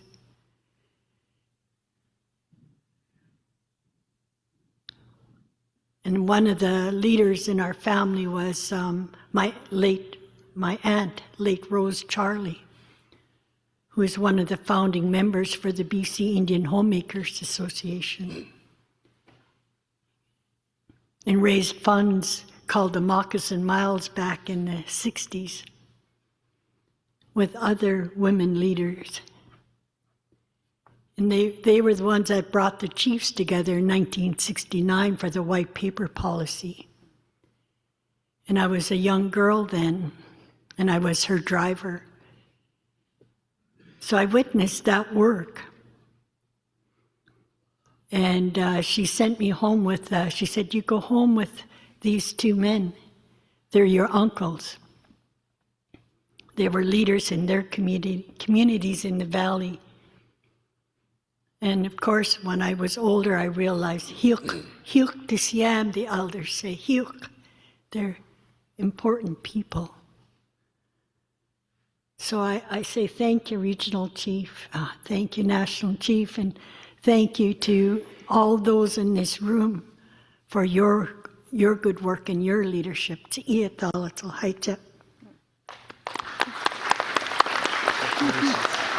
thank you, thank you, thank you.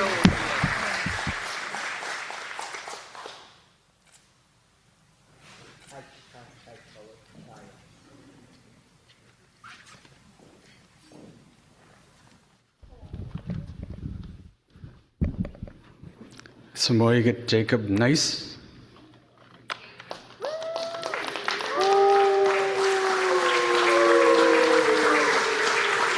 Our oldest recipient. –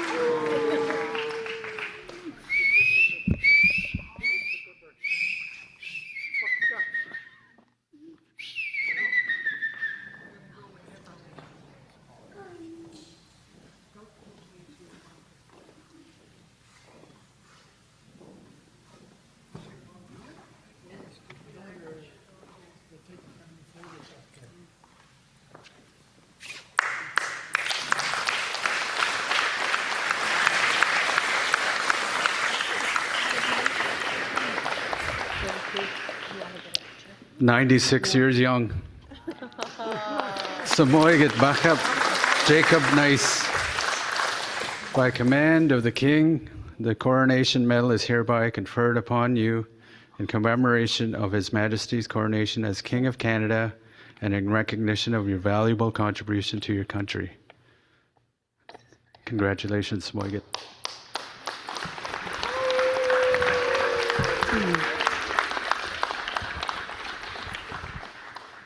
Thank you very much. during my young lifetime.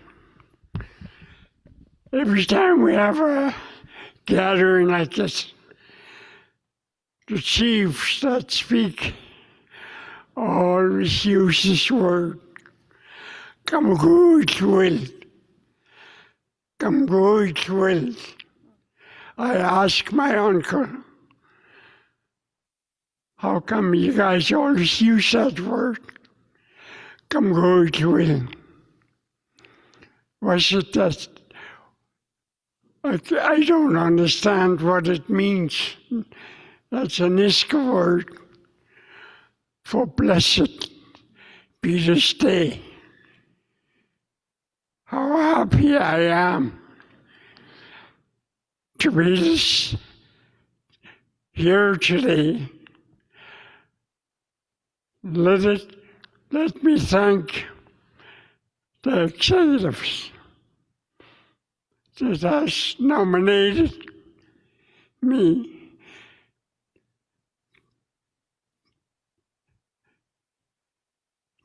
It's a great honor on my part to come here and receive the recognition that I've done during my young life up to today. Been asked how old I am. Well, I'm only 96. And one of my granddaughters, they call me his grandfather in our language. Says, make sure you come home with a beautiful lady. He says, you've been single for too long. So I told my son, look for a great jacket for her, I'm going to give it. He said, because I never came home with a beautiful wife to be. Life is beautiful if you look after yourself. I always remember my past mother. If you're going to do something, don't just talk about it. That's what I have done all my life. Starting in residential school.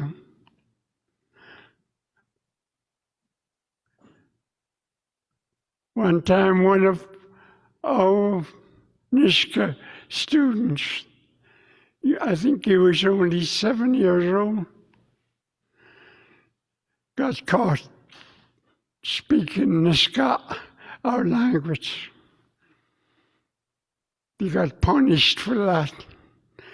They gave him a toothbrush. They had to wash the steps right from the top of that school building to the bottom. I asked that man, how come you guys are punishing them? He told me that we spoke our language.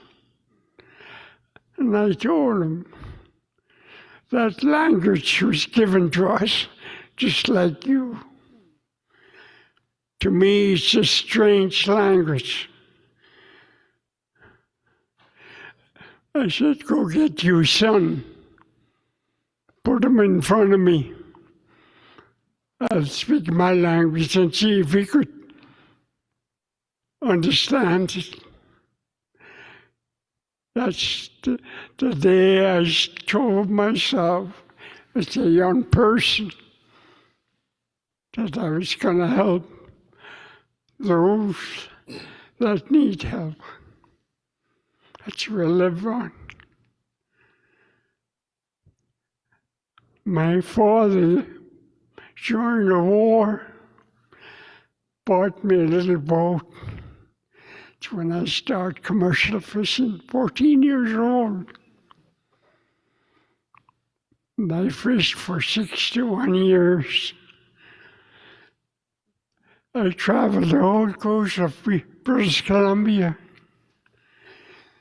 It's a wonderful life to live if you believe that you could succeed in what you want to be. I'm glad I succeeded. I got elected First Nation Professional Fishermen's Organization, the Native Brotherhood of British Columbia. That is a big challenge. That is a big challenge because one of the things that I always concern about, so much salmon, the Alaska Fish and Wildlife fishermen take that belong to us. Glenn Clark, the past premier, called me and asked me if I wanted to challenge the Alaska Fish and Wildlife with all the salmon that they take that belong to BC. I gladly took that challenge. One of the things the lawyers advised me after I told them our culture and our law, like myself, after my past brother passed away, I took that name back up. The lawyer told me,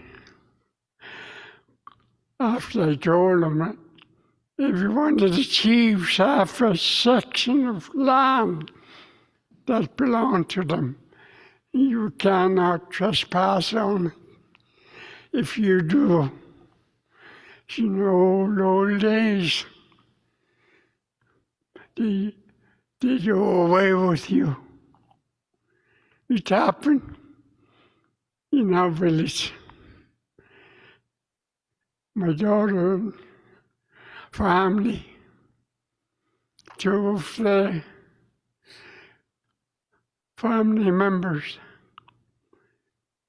got it, was done away with it because they did not ask for permission to go through that land. That's how strong they were. The lawyer told me, when you got your name, that land that your past brother held now belongs to you. Inherent right, they told me, because it's a human right that you have after you receive your name. You have to look after that land that your four uncles looked after. It becomes your human right to protect that land. Oh, I felt good about that. I felt good about it because every one of us, First Nation chiefs across Canada,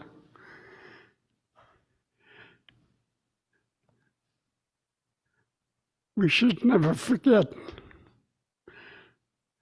Your inherent right becomes human right to protect that land.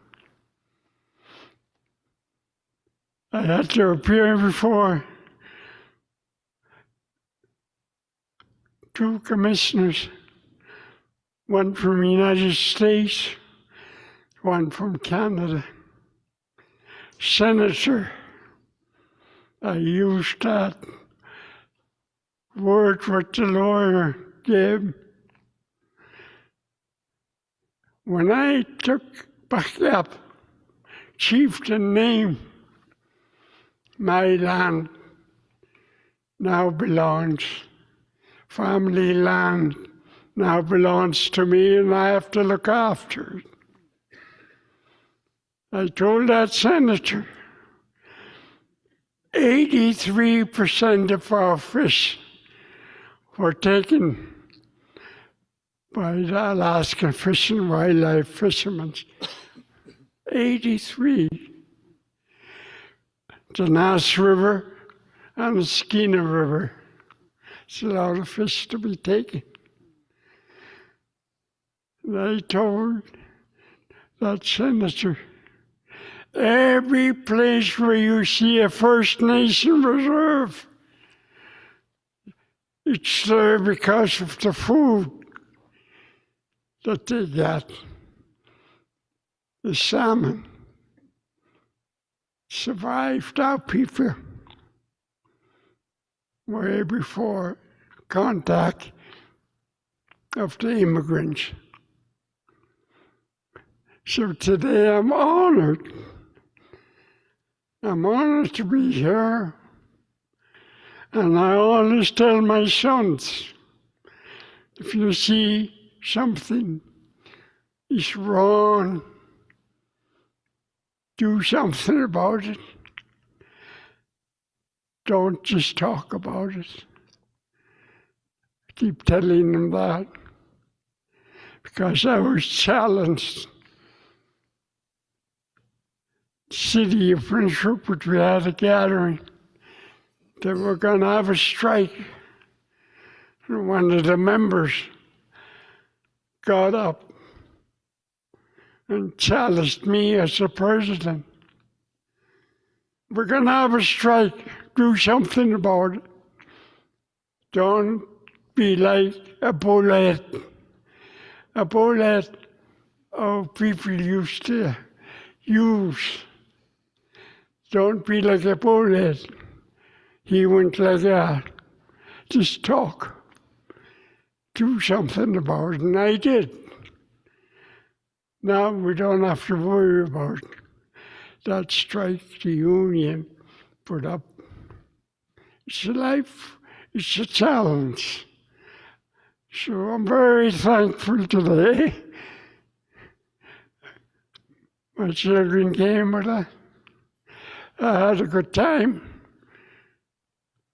Except that I took my brand new suit in the hotel and I didn't tell them. I put it in the closet and we left it there. So yesterday I went shopping.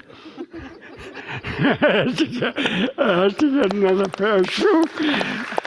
But let me thank you. Check it out.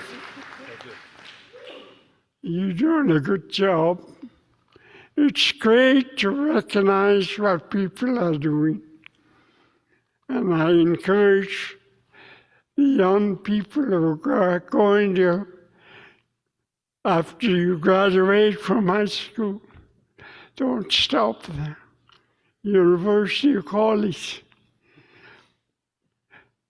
Because it's you young people that's going to have the strength. And that strength is going to come from the federal and commercial government's building. Thank you. And may God bless each and every one of you. Thank you.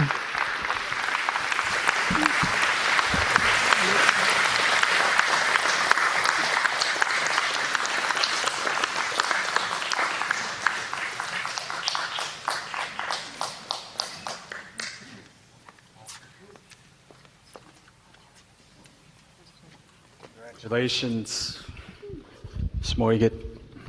Niska, proud of you. Lakshjibu, proud of you.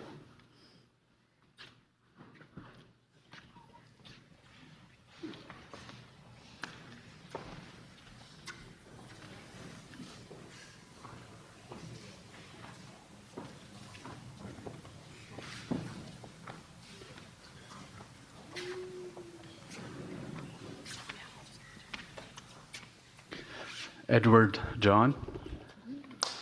On behalf of Edward John, Ed is in China right now. Larissa Grant will accept.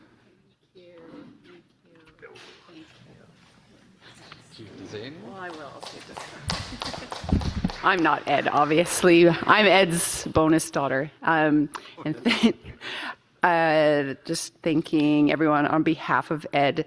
And I just want to really thank Jacob because I was brought to tears and I want to go to your house and spend time with you, Jacob, and give you all of the awards that this world has because you are absolutely amazing. Thank you.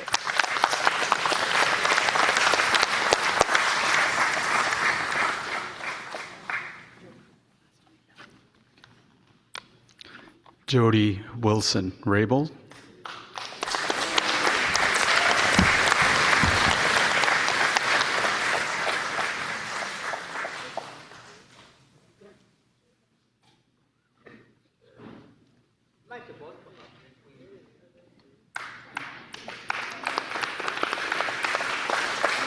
Jody Wilson Rabel, by command of the King, the Coronation Medal is hereby conferred upon you in commemoration of His Majesty's coronation as King of Canada and in recognition of your valuable contribution to your country.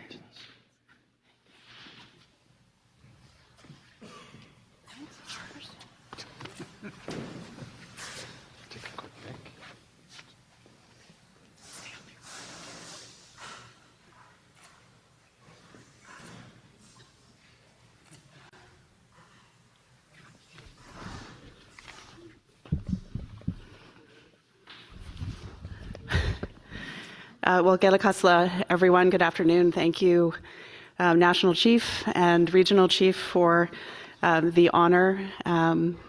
It's good to come after Smallgit Nice because there's nothing more to say. I honor him and I honor all of the other recipients of this award. As the King said, for your contributions to Canada, but I don't believe we need a king to convey honors on all of us for the incredible work that each and every one of you do in your communities every day. Thank you for the work that you do. Kela Kasla.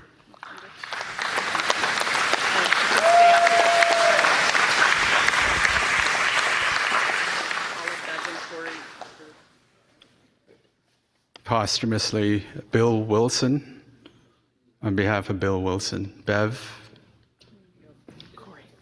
and Corey, to accept this medal.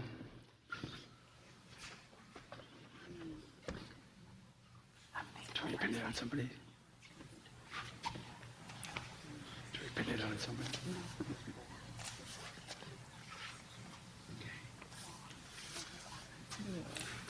Oh. You did come.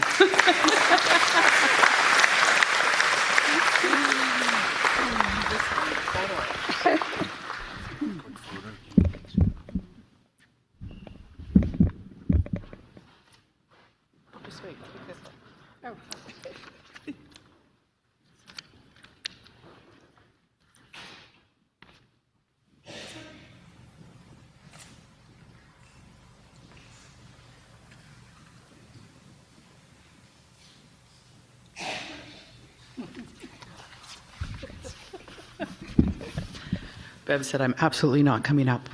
I would just like to say on behalf of my sister and on behalf of Bev that we're really grateful to be here. I myself received a medal a while ago, and I remember when I received the letter informing me of that, I asked my dad, what should I do? Should I go and accept it? And he said, you need to go and accept it. You need to go and accept that colonizer's medal because they need to know that we're still here. And this, I think, is really important. As you know, he was quite the force. He was always very adamant, very knew exactly where he stood and what he stood for. In Smolgit Nis, Gila Kasla. You know, my dad had tremendous respect for all of you Nishkas and all that you have done. And part of that I know comes from the similarities and beliefs. And I know you're Ayuk, and Ayuk is one common bowl, and that we're all in this together. And I know my dad would say that to everybody as well today, that we're all in this together. We're all here because our ancestors fought very hard to ensure that we are still here. And we owe it to them to work together. We are stronger together. We owe it to them to remember who we are as Indigenous people, as our own nations, with our own languages and our own culture. But we are the same people. We all want our children to succeed. We all want our nations to succeed. And I think we need to, and we know BC rocks, as Grand Chief Stuart Phillip was famous to say, and Dan Manuel's there as well, who often would say that too. We need to continue to stick together. There's a lot that can divide us, but there's more that unites us. So I know my sister and I and Bev will continue doing the work that we've done, and of course Regional Chief and National Chief, ensuring that Indigenous people take their rightful place in this country, and we are the ones that are leading. And Jody said something too about the service to country. Well, we gave them the land, so now it's time for us to be fully included in the development and the actions that occur on this land. But thank you on behalf of my family. Really grateful. Gila Kasla.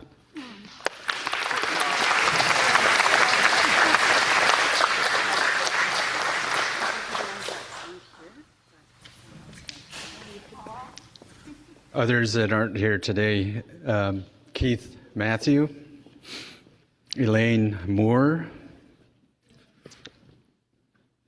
Harley Chingy, he hasn't come back yet, and Frank Antoine. Congratulations to those that were all recipients.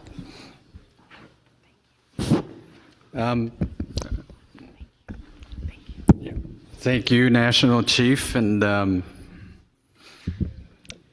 I just had one more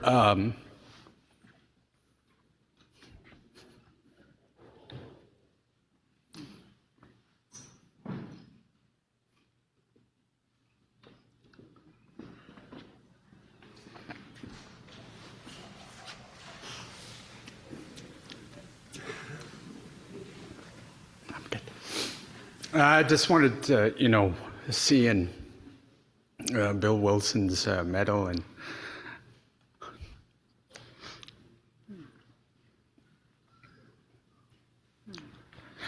when I got word that I was going to get this medal, I wanted to do it in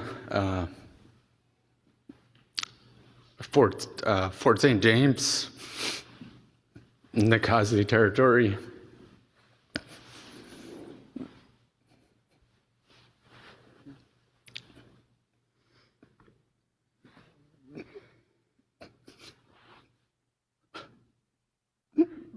Sorry.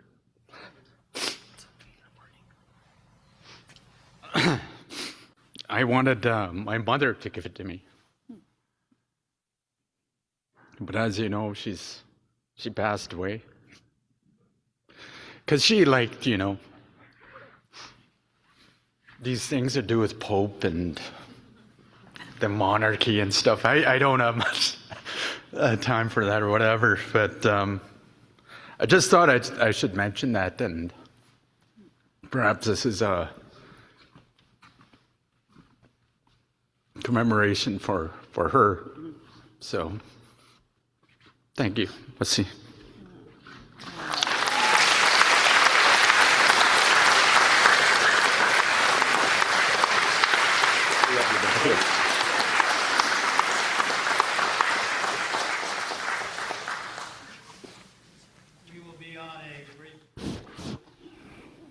Test.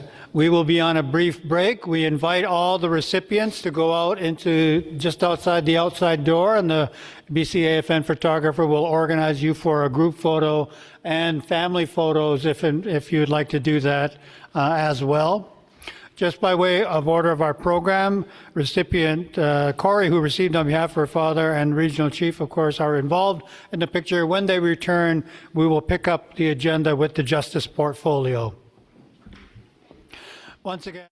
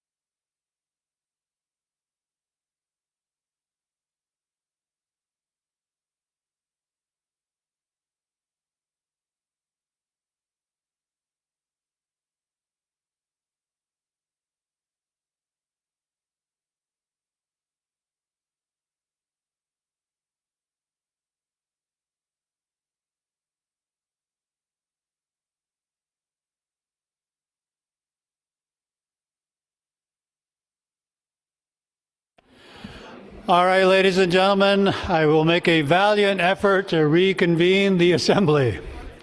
I know a number of folks are still outside, and there are a series of meetings going on in the staff room and in classroom B, and so we do need to pick up. I'll invite Clifford White, Corey Wilson, and the regional chief to please make their way back to the head table, and we will look to pick up. Just as a reminder, we do have 3 pieces of business left for today: the justice portfolio presentation, the honoring ceremony for Dr. Chief Robert Joseph, and then the emergency management update, and 4 resolutions included with that. But we are at 2:40, and so I anticipate we will finish very close to the 4 o'clock adjournment time that we had talked about. So we just give people a few more minutes to gather, and then we will pick up with the work. Yeah. James, who has the slides? Oh.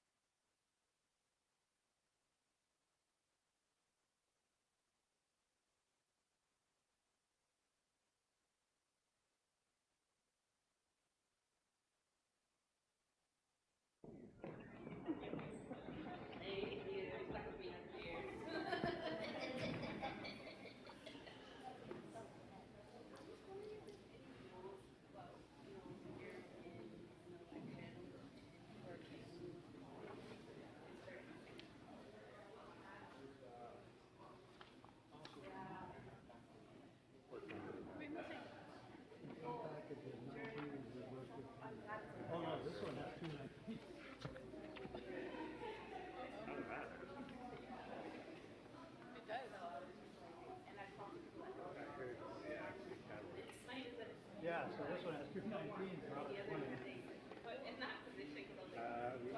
Oh, in fact, they're both numbered 19, that's why. They're different? Yeah. Are they different for sure? 19 is...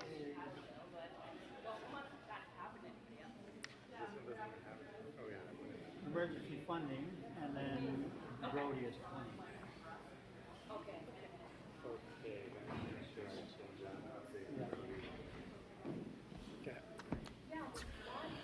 We'll just give it just a couple more minutes. I did want to let the delegation know that in terms of your resolutions package, little bit of a snafu around resolutions 19 and 20.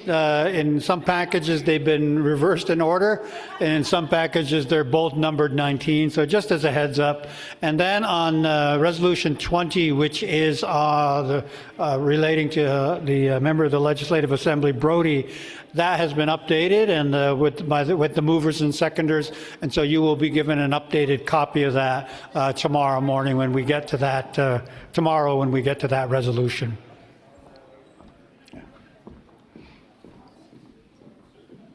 Shall we get started or keep waiting? Okay. With the delegation's permission, let us pick up with the Justice Portfolio presentation. And as noted, I am joined here by Corey Wilson and by Clifford White with the First Nations Justice Council, and they will be joined by the Regional Chief once he's able to return from the photography and the gatherings that are happening out there, the modeling session out front. All right, with that, please draw your attention over to Corey here on microphone 2. Yes, we'll have Clifford start. Good afternoon, everyone. First of all, I'd like to thank the Musqueam people for allowing us to do this very important work on their territory. I'd like to thank Dr. Gwen for the opening prayer this morning. Greatly appreciated setting us up in a good way. Nismauta nidi wayu, smorgit nismauta, lakkibu, kitratla walsawatku. And now I will turn it over to Corey. Thank you, Clifford. Thank you, everyone, and we're looking forward to present to you today. But I just want to let you know, too, in the back of the room, we have our progress updates. So if you'd like to see those books, you can go to the back. Curtis, who's walking away at the moment, wave. Curtis can provide you with all the information, just so you know they're at the back of the room. So really happy to be here today. As you know, the Justice Strategy, come this March, will actually be 6 years old. We've been moving ahead on the 25 strategies. You know the 2 tracks, changing systemically the Canadian criminal justice system, and track 2, which is revitalizing our own Indigenous ways and legal orders. We're very, very pleased with the work that's been happening. We are diverting our nation members out of the justice system and into and investing and making sure our work is about supporting them holistically, helping them find healing paths, and finding those paths to success and restoring that balance and wellness and moving. And we will talk about our diversion center shortly. Oh, Harold. Curtis, you could do it. I think you've seen me say this before, but I have a hard time doing presentations with PowerPoints at the same time because I never remember to press the button. So the same holds true. I'm consistent, at least. So you can see on our slide here that all of the things that we've been doing, you're well aware too, I think, of our 16 justice centers and virtual justice center around the province. We're always here to answer questions. We can't always serve everyone that comes to you, but we really endeavor to try to support that person to connect them with the right people. We have established a GLADU implementation agency. We have reduced the backlog, actually eliminated the backlog of GLADU as of the end of June. That was a big issue last year for a lot of our people, having the GLADU reports and letters being very needed, but having the backlog. And we've also reduced the amount of time it takes. So having the GLADU implementation agency has been great. We have also now administered, and there's another little card at the back as well. We have $10 million for a community justice fund, and we really strongly encourage all of you to have a look at it. I know that you work on many things as a chief of your community. You're working on, from housing to education to justice to rights and title to all of these issues. But we have money for every nation to be able to pursue their own, whatever stage you're at, either revitalizing or examining or exploring or hiring. We have money for you, and you can also, we encourage you to do it together because we know this work can be challenging. So of the 10 million, only 1 million, just over 1 million has already been distributed. So there is money there. So please see us if you don't know if your nation has done it yet, please let us know.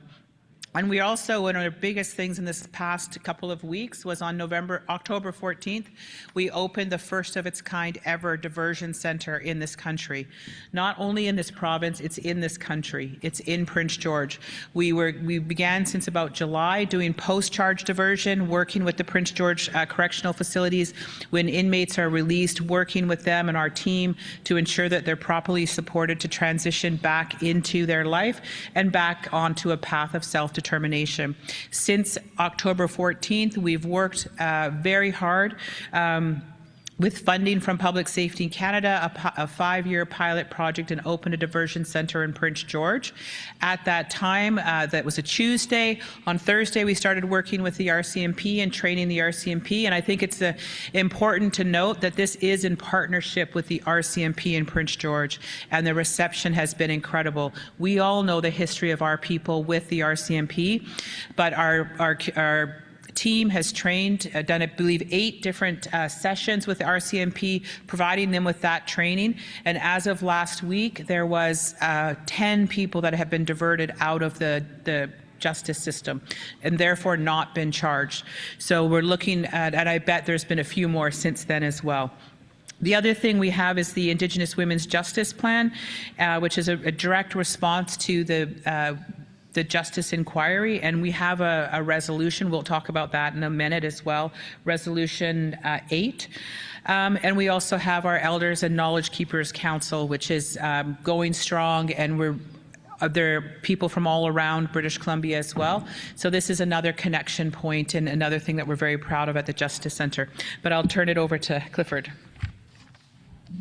Yeah, I just wanted to talk a little bit about governance and where that stands. Governance is really with you and I at our local communities. It's really important that we all do our work with regards to the justice system at the local level.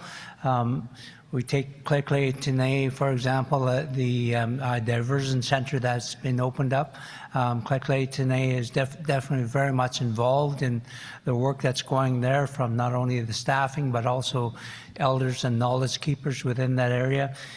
Prince Rupert, we have the same thing that's happening with the Niska, the Tsimshian, the Kitrakla, a number of people. It's really important that each of us take responsibility for the Indigenous Justice Council, Indigenous Justice Centres, because this is where it actually all began, along with the Union of the BC Indian Chiefs and the First Nations Summit and BC Assembly of First Nations.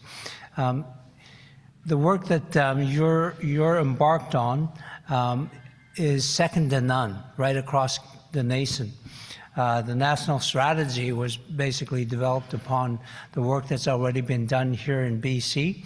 And so you're right front and center, and you're also the leaders. There's many things that are happening here within the justice centers that are not. People are trying to do this on the side of their desk right across the country. And so the national strategy has been duplicated from what we're doing and emulated across the country in terms of the number of things that's going on. So just for you to note, it's not only the governance piece, but it's also the programs. Within the Indigenous Justice programs, we have 36 of those throughout BC, some of them in your communities. So, and if you don't have one in your community, we may ask ourselves, why is that? You know, and so, but it's up to each and every one of us to actually define what those are around the governance piece. We have a police accountability process that we're just implementing through the justice centers and funded by the Law Foundation of BC. And that's relatively new, and we'll get through some stats in that in a minute. We've implemented Strategy 10 with regards to the youth prevention program. And again, a lot of this, what's happening with our youth and within our local communities, we have to focus right down to where you and I come from. And you tell us what that is.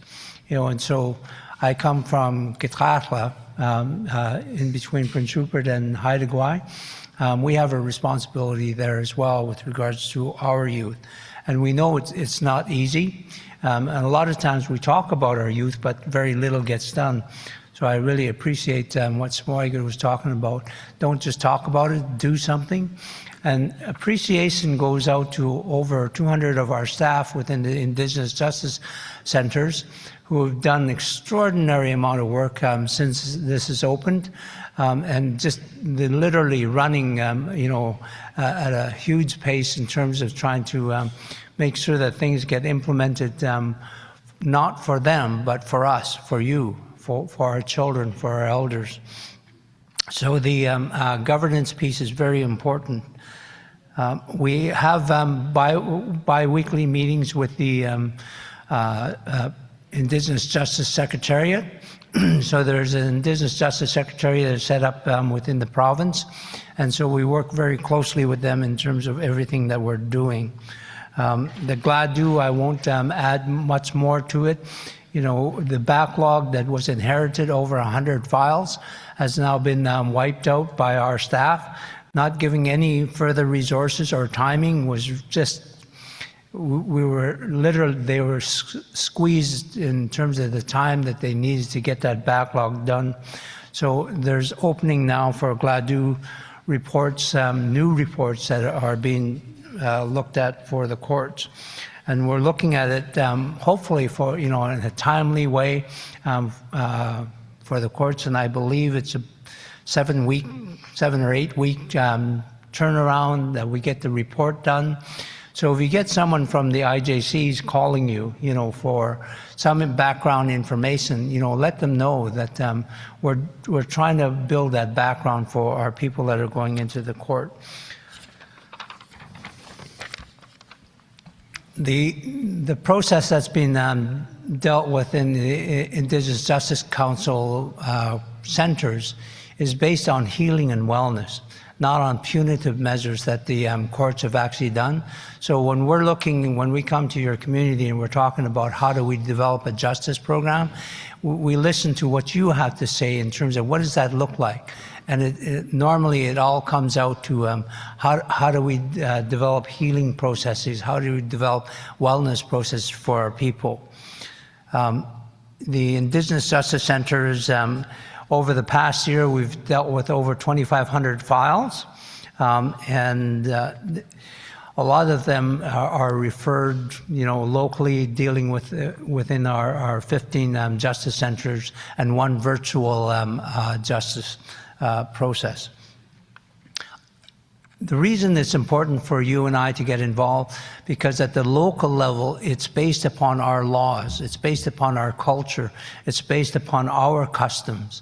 So, you know, anyone that's being called into court, we want to be in touch with you. We want to be in touch with your people. Also, the writers, the GLADU writers, we want to make sure that they come from your area, because there's no one that knows better in terms of the people that are coming forward than those who are locally, you know, locally born and know the people. So it's important when you see the request for GLADU writers, please have them submit to us. On the police accountability, we created a police accountability unit over the last year, but is yet to be formally implemented. 112 intakes so far, with 55 open files in the first year. 69% of those files were RCMP files, and then 31% of municipalities. More than half related to the use of force. Top issues, use of force was 53%, search and seizures was 19%, and wellness checks was 8%. Now you may think that those wellness checks are easy to do. What happened was that the RCMP were called in to a particular place, as an example. The individual was put down to the floor, handcuffed, taken away. This is supposed to be a wellness check. Anyway, he ended up going to jail, and then came out very disillusioned psychologically, and unfortunately killed his brother. And now he's serving time, and his brother's gone. So the trauma that's being dealt with, you know, through the police. For you and I, we probably know our local police force very well, but a lot of times it's our people that get, you know, infringed upon with regards to force, and so we have to make sure that the police are very much involved in our activities, just so that they get to understand who we are. And And now I'll turn it over to Corey. And we won't take much longer, too. We're also open to questions if people have questions afterwards as well. So another, of course, you all know the Indigenous youth, fastest growing population in this country. And we need to ensure that they have a future that is one that is self-determining. So we do have we have done a whole pile of sessions around the province asking youth what they want, what they would like, and we have a report, Witnessing Through Story report, that is going to help inform the Ministry of Children and Family Youth Justice Service framework. So again, we're always open to hearing from youth. If you have youth that are asking you questions, send them our way. We'd love to hear them and continue to hear their voices. And we know that we owe it to them to ensure that they have a good future going forward. And we have a youth justice plan as part of one of our strategies. It's unfortunately one of our unfunded strategies, but it's definitely something that we know we must focus on as well. And as I mentioned, the Indigenous Women's Justice Plan, and bringing your mind to Resolution 8 and Resolution 9. And also just want to acknowledge Chief Slet's Resolution 5, Ending Discrimination in the Indian Act. Of course, a lot of the challenges we face have come from this ongoing discrimination in the Indian Act. So we really are pleased to see that resolution in the package. Thank you, Chief Slet, for that.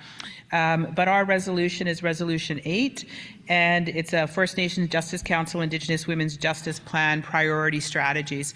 So we have 42 lines of actions in our justice strategy, and our team has met with a cross-section of women. And again, we're always open to meeting with people to give us their advice and give us their comments. So we have focused now really on an implementation plan for the women's strategy. So what are the priorities that move forward? And through our conversations and through our meetings with people, the 3 issues that became a priority. And of course, a lot of this was spurred on by Bill C-5, which we were not going to get involved in a discussion about resource extraction or whatnot, but the part that's missing from that discussion is the exponential effect that it's going to have on our women, the effect that man camps and resource extraction industry has on Indigenous women. It's not even just a multiple, it's so the increase or the proportion of Indigenous women that get affected by this is huge. So one of the priorities is man camps and resource extraction. Number 2, crisis response mechanisms. How do we support our women and our children and our daughters and our sisters who face crisis all over? And the third one is legislation and policy related to land exploitation and safety. Again, I think this is stuff that you're all very well aware of, and we really are requesting your support for this resolution and to allow us to continue to do this work. And we always, as I said earlier, are asking for any support that you have in terms or any members of your community that you would like us to meet with. That would be great. So we really, truly are working together with the province as well, but we, like all of our advances that we've made in the justice strategy, it's because of you. Our mandate comes from the 204 First Nations in British Columbia, and we are always grateful for you for that mandate, and always the ongoing support that we receive. So we ask you to formally endorse these 3 priority strategies for the safety and security of all of our women and girls. And I have mentioned the Diversion Center. You can see some of the information there. And it's really quite astounding. I was back actually in Ottawa last week, and what I would say well-heeled lawyers that I know of were shocked that it was an issue for Indigenous people. They were shocked that we needed a center like this. And it's not because they didn't know. I think it's just because they have avoided it. They knew and avoided it. They just simply have gone about their, one's a corporate lawyer, one works in another area. And it's important to know that the concept of diversion is not something new in our justice system. That it is available and has always been available in our justice system. It just hasn't been Indigenous people haven't been able to access it. And so that is what this diversion center is doing, is cutting right to the chase, and in partnership with the RCMP, because it is the RCMP that bring the people to us. In partnership with them, in the last 2 weeks, we have kept 10 people out of being incarcerated. And of course, you know the residual effects of that. If it is a person who is the primary caregiver of their children, if you keep them out of incarceration, we're keeping those children out of care. And we have in our diversion center, encourage any of you, please come to our justice centers. If you're in Prince George, come to our diversion center. It's that wraparound support that our people need, whether that's a social worker, whether that's a counselor, whether that's an addictions counselor, whether that's an elder, whatever it is, or simply food. There's food available when people come. So really, really excited about this program, and you know, hands up to all of you, because of the work that you have done and others in this province have done, it's been allowed for this to happen, and it truly is one of a kind, and it is an initiative that is, people are starting to take. Look, I believe Amanda told me this morning that there are RCMP officers from across the country asking us how we did this. So I know sometimes we feel that the battle, and I'm not going to say, I was going to say sometimes it feels like we're fighting uphill, but I certainly know we're going to have to continue to fight uphill, but there's more people lining up beside us. So we look forward to continuing to work with you, and again, open to any questions or comments. But we're really committed to this work, committed to moving forward, providing those wraparound supports, and really looking forward, as you know, Clifford said as well, in terms of Gladue, if you get a call from one of our lawyers, please send somebody to answer it, because it's for one of your members that we're trying to help and trying to support. But I know we're over time, but I don't know if there's any questions, but we could quickly answer some questions if need be. Thank you. Awesome. Just as a quick heads up, we've been able to juggle a few things on our agenda, so we are pretty much on time, which is not what a great facilitator. So, Regional Chief, you were also on the agenda for this item?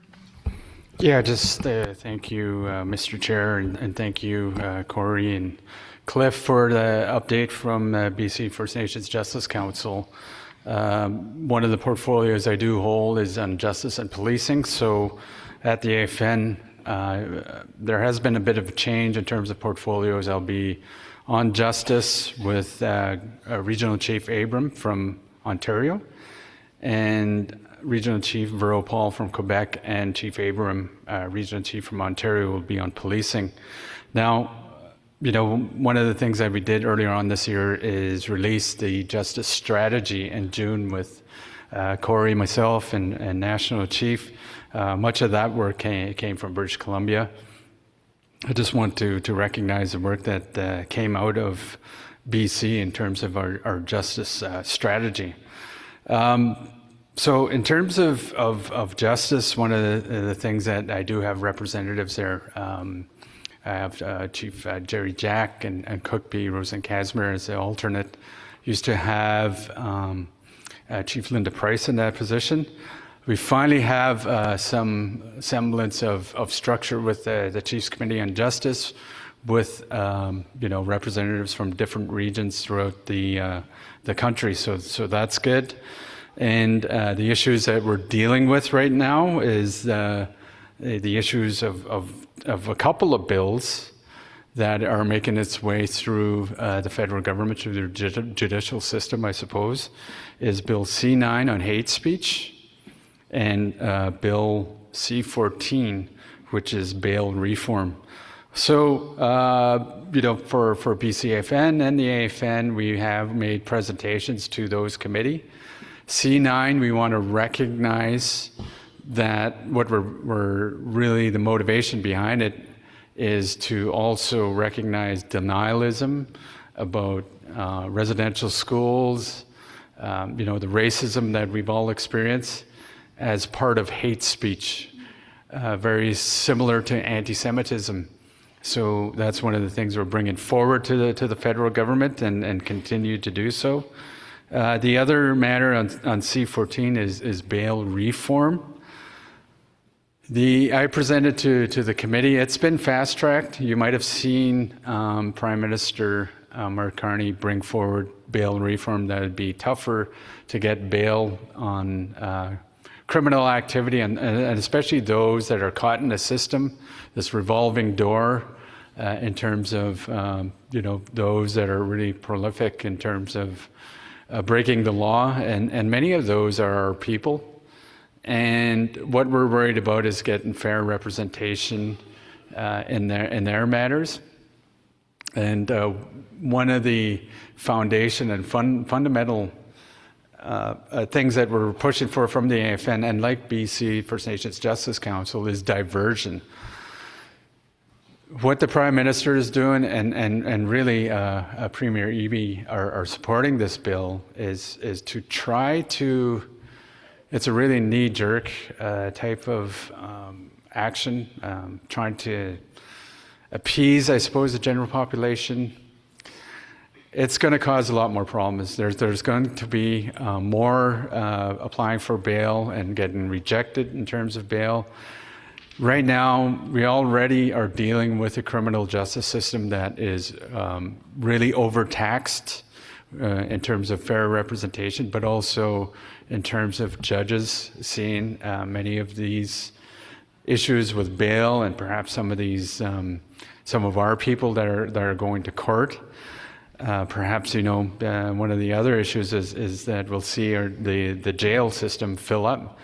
So rather, we would want to treat, I suppose, the disease rather than the system, is try to deal with the criminal activity, go to diversion, try to get them out of this revolving door about the system. And that's one of the things we're really advocating for. And I was the only one, First Nations or Indigenous people, that presented to this committee. The rest were representatives from municipalities, from provincial government, that really wanted to see this bill to go through. It's really putting a Band-Aid on an axe wound.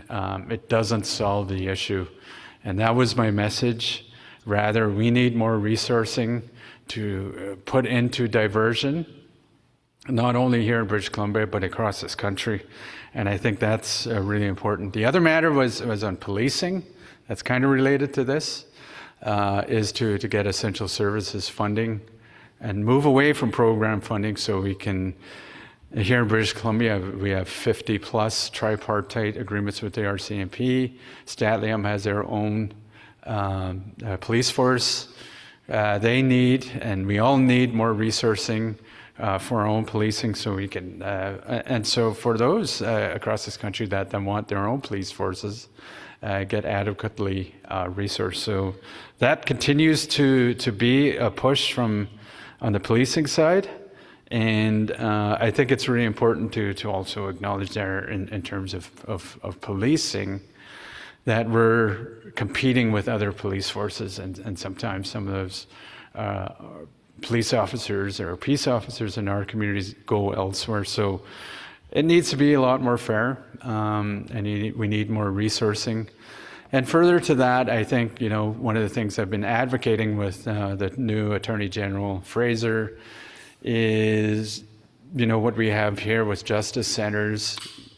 Originally, that was funded by the provincial government and partially by the federal government. A lot of that funding is drying up, and I've been really advocating with the ministers and also the finance ministers to let you know that our justice, BC First Nations Justice Council, needs proper funding, funding that is predictable and long-term. So that's the other matter, because the good work that we're doing, or the Justice Council is doing, really getting to diversion, fair representation for our people. These justice centers are really important across this province, are helping our people, especially those that are in urban centers.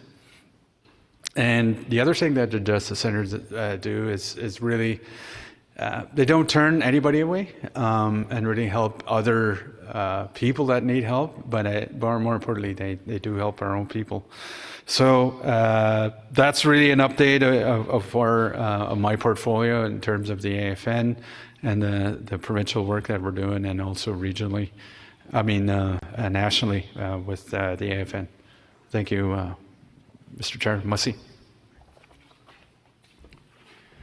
Thank you very much for that, to all of you.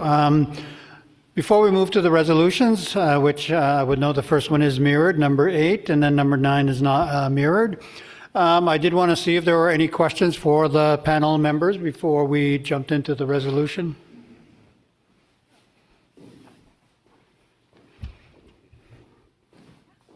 '19, please.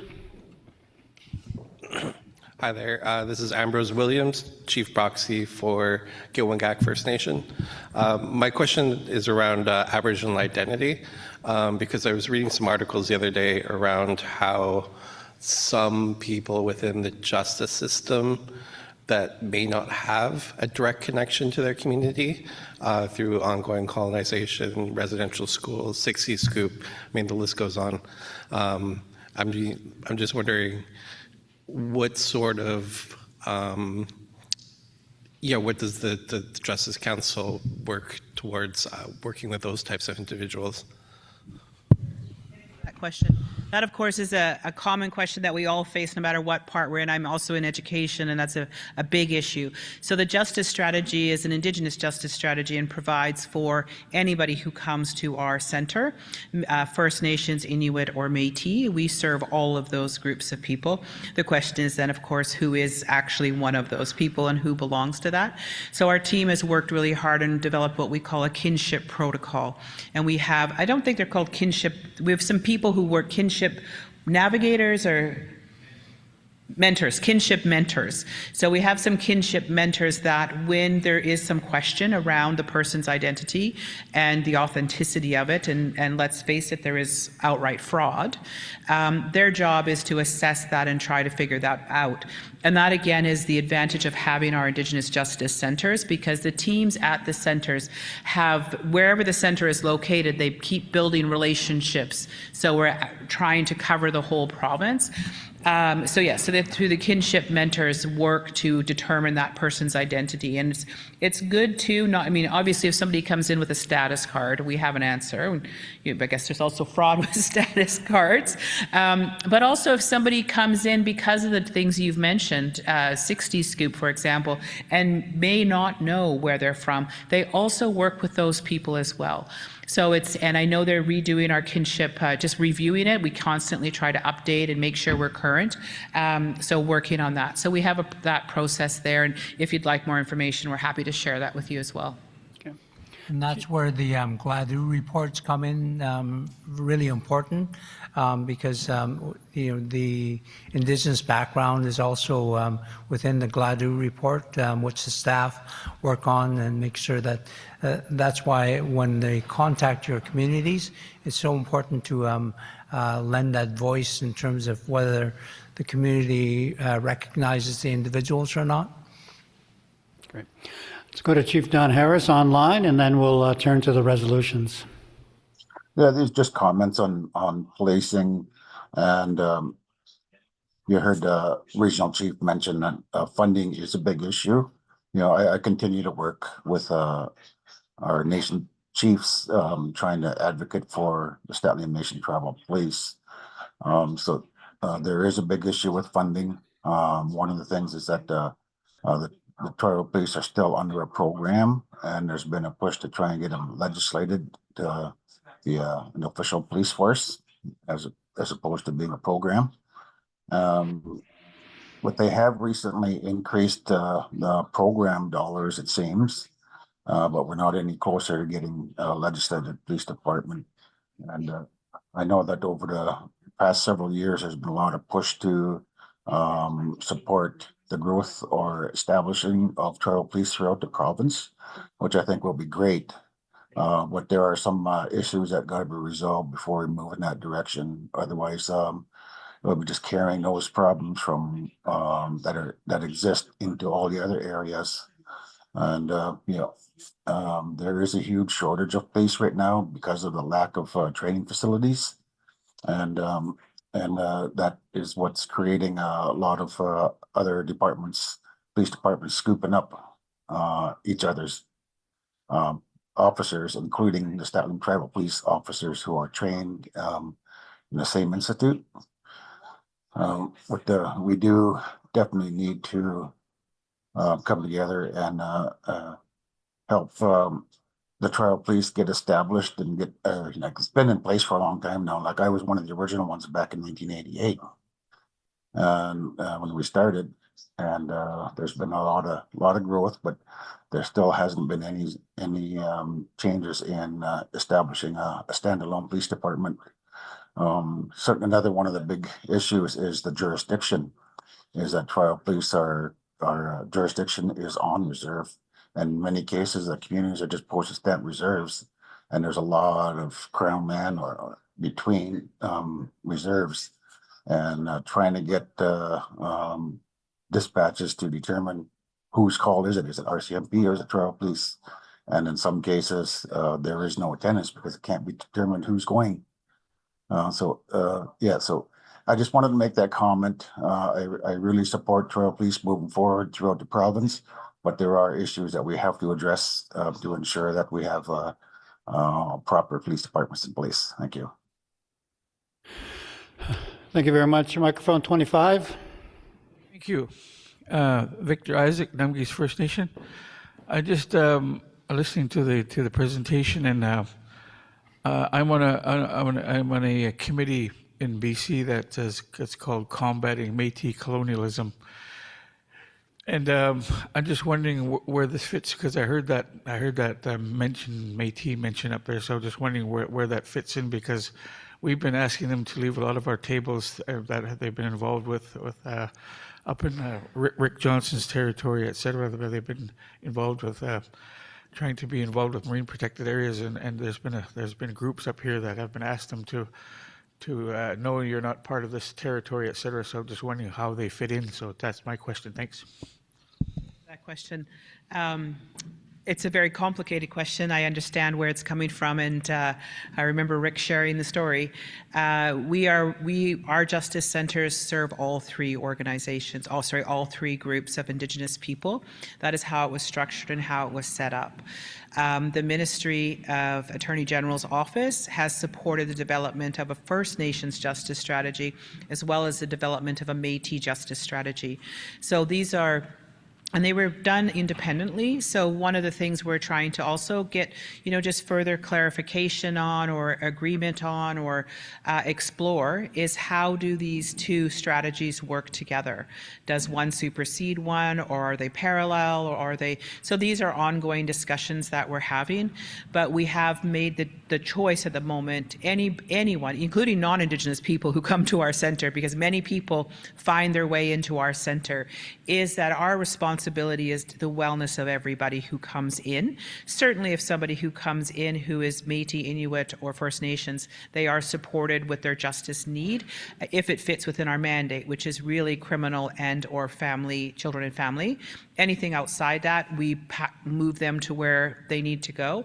If the person is non-Indigenous, they also are given some food if needed and encouraged where to go. So recognizing that our responsibility is to be good community members and build those relationships. And I'm not trying to mitigate or minimize the concerns that you have, because these are ongoing concerns, but I think they are political concerns that are not necessarily our concerns at the Justice Council.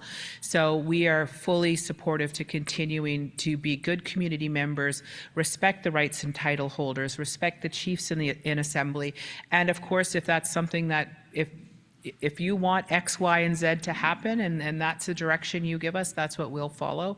But for now, we're just ensuring that we are good community members and building relationships. Yes. 25.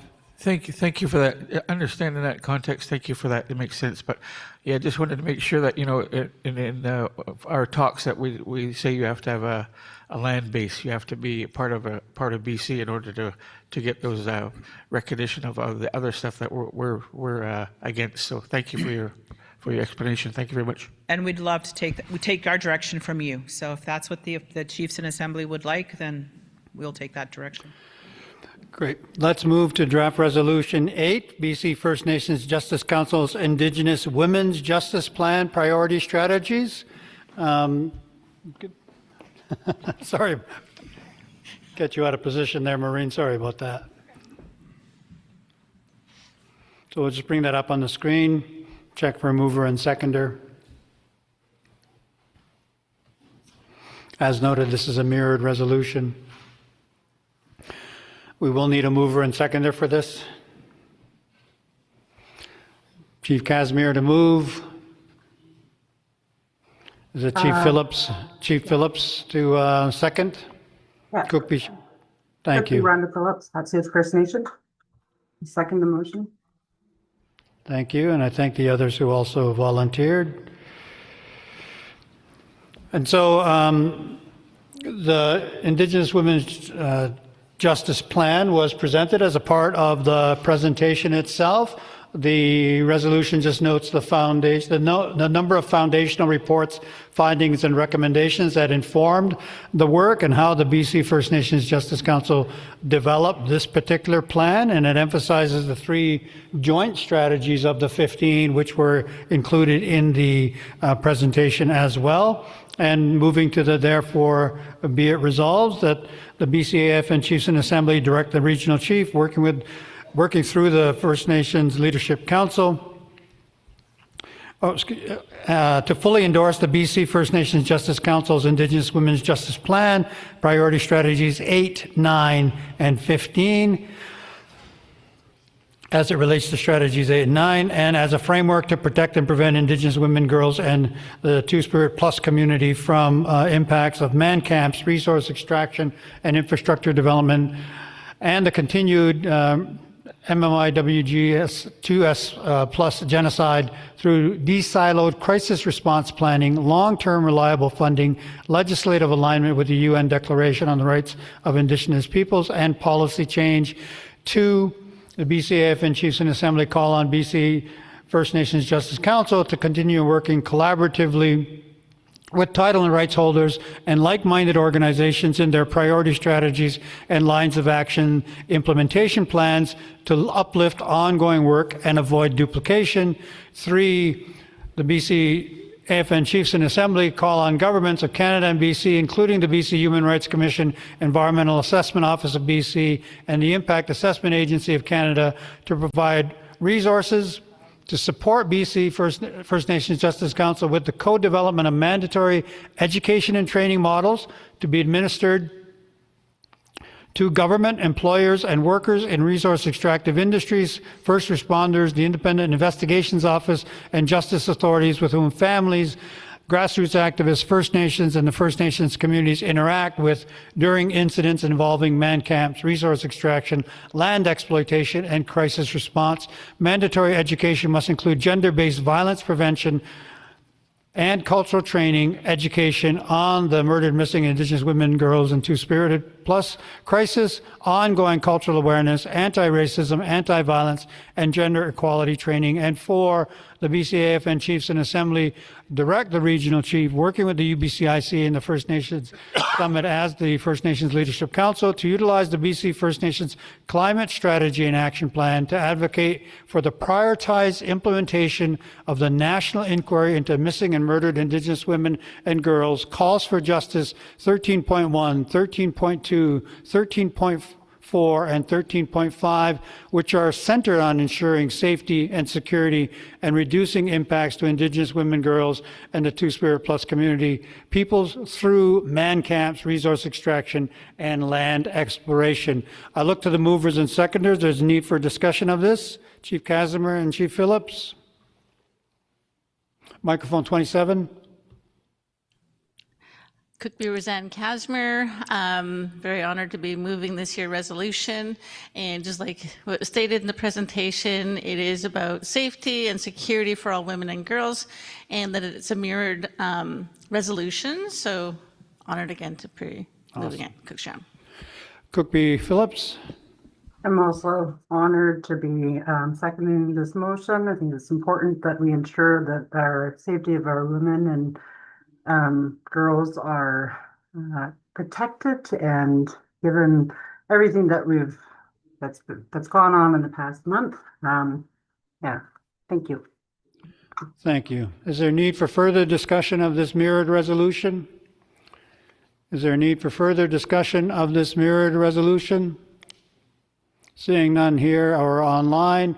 Any objections or opposition to this resolution? Any objections or opposition to this resolution? Any abstentions to this resolution? Any abstentions? Seeing none, draft Resolution 8 is adopted by acclamation. Thank you very much. Let us turn our attention to draft Resolution 9, support for the implementation of the National First Nations Justice Strategy.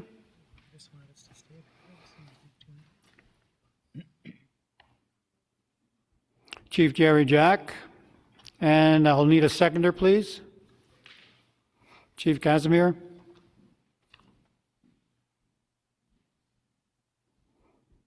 Thank you very much.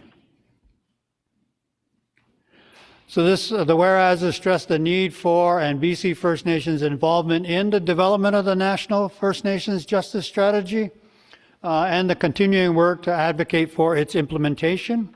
And so therefore be it resolved that the BCAFN Chiefs in Assembly call for the national implementation of the National First Nations Justice Strategy, a distinctions-based strategy embedded within the larger Indigenous Justice Strategy. The BCAFN Chiefs in Assembly call on the Government of Canada to allocate long-term, adequate and sustainable funding to ensure the meaningful implementation of this strategy, and the BC Chiefs in Assembly direct the Regional Chief and the BC representatives on the AFN Chiefs Committee on Justice to work alongside the BCAFN and the AFN to advocate for the implementation, funding, and rollout of the National First Nations Justice Strategy. Mover and seconder wish to comment on the resolution? Microphone 17. Thank you, Mr. Chair. Chief Jerry Jack, Mochit, Muchlet First Nation. Proud to support the resolution to affirm support for the implementation for the National First Nations Justice Strategy. The strategy was released by the AFN in June 2025 after 5 years of consultation with and engagement with title and rights holders. The First Nations Justice aims to address long-standing issues within the justice system under 2 main paths and 25 corresponding strategies with specific action items providing flexible First Nations-driven approaches. Much of this strategy was driven by BC First Nations Justice Strategy, successfully developed and implemented by the First Nations Justice Council. Mr. Chairman, 2 weeks ago, I traveled to Treaty 7 territory to attend the FPT meeting of ministers responsible for justice and the public safety with national Indigenous organizations in Kananaskis, Alberta.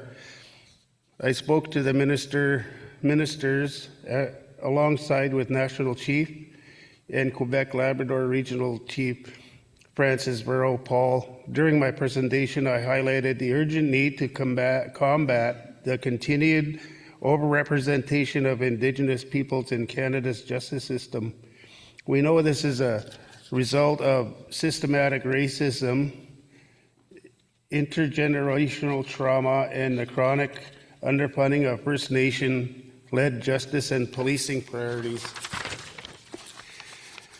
Mr. Chairman, I also reminded the ministers of the release of National First Nations Justice Strategy. Since the release, no commitment has been made by Canada to fund an implementation of this strategy. Canada must recognize the urgency to implement this framework to ensure justice system is better suited for First Nations people. And I also spoke about my experience in law enforcement, Mr. Chairman. I'll keep my comments short, but I fully support this resolution, and I'm looking for the Chiefs in Assembly for support. Clicko, clicko. Thank you. Chief Casimir, number 27. Cooksham, Cookbeaverzan, Casimir. I just really appreciate all the collaborative efforts, to ensure that there is a justice strategy and just how important it is. And Cooksham, I fully support this. Awesome. Is there a need for further discussion of this resolution? Is there a need for further discussion? Seeing none here or online, let us move to the question. Is there any opposition or objection to this resolution? Is there any opposition or objection to this resolution? Seeing none here or online. Are there any abstentions? Any abstentions? Seeing none, this resolution is also carried by acclamation. Thank you very much. I do want to remind the delegation we have two pieces of business.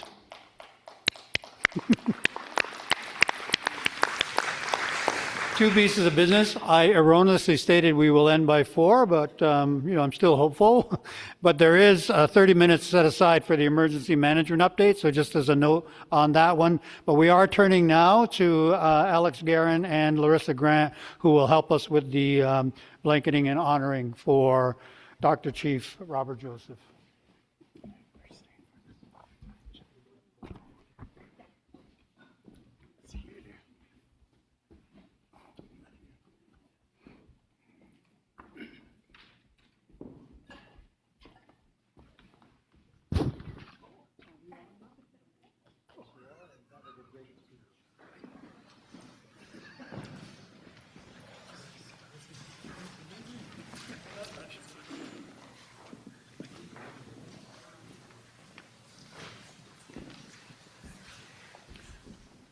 And as is the custom, gifts are being presented by the regional chief to Clifford and to Corey.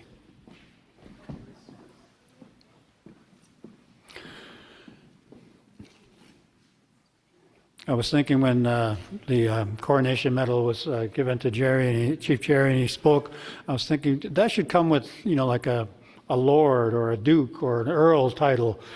And then I realized those are all probably first names in Indian country.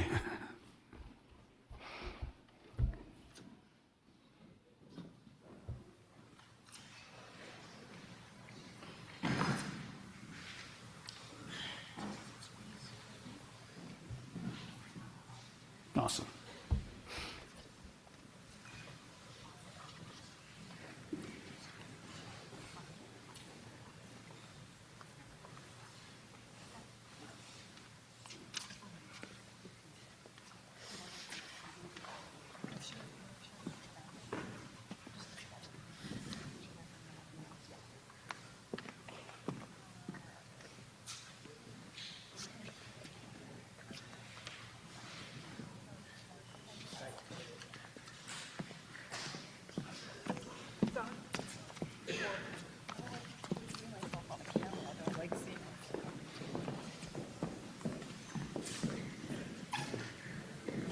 My friends and relatives, we're just getting ready to do the cultural work here, but I just wanted to explain.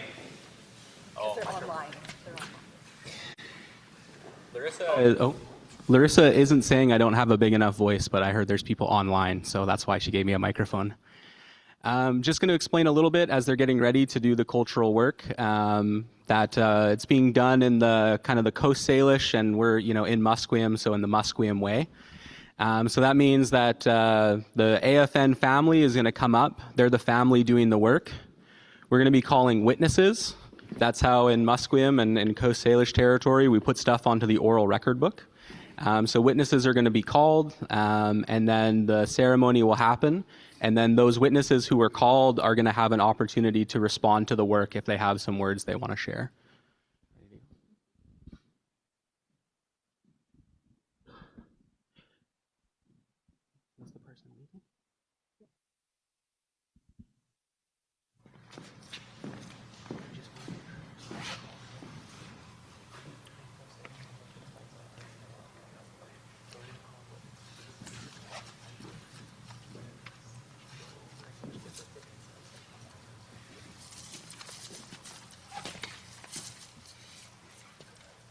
Shaishqualwit,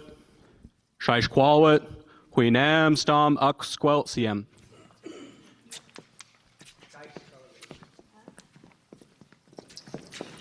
Do I owe her 50 cents, Uncle?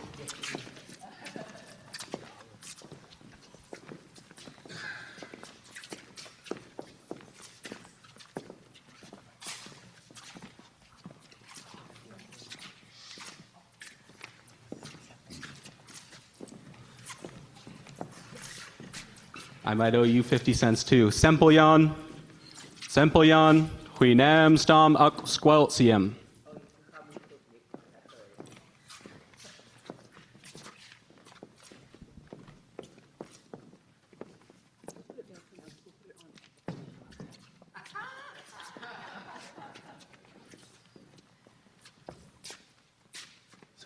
one is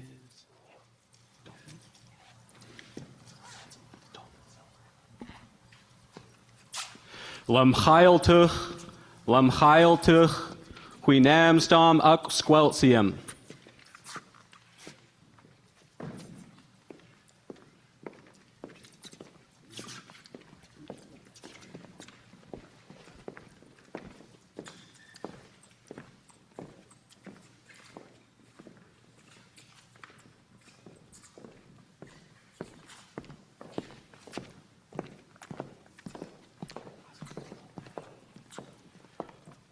Wealth Adam, Huinamstam Uk Squeltium.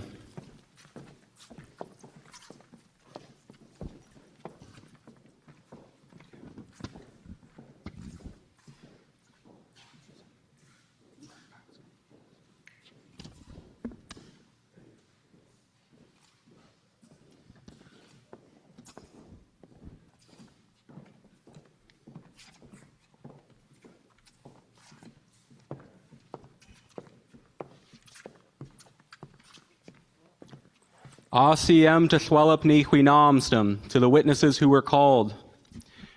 Mi wath huiwo tana siaya tanawel.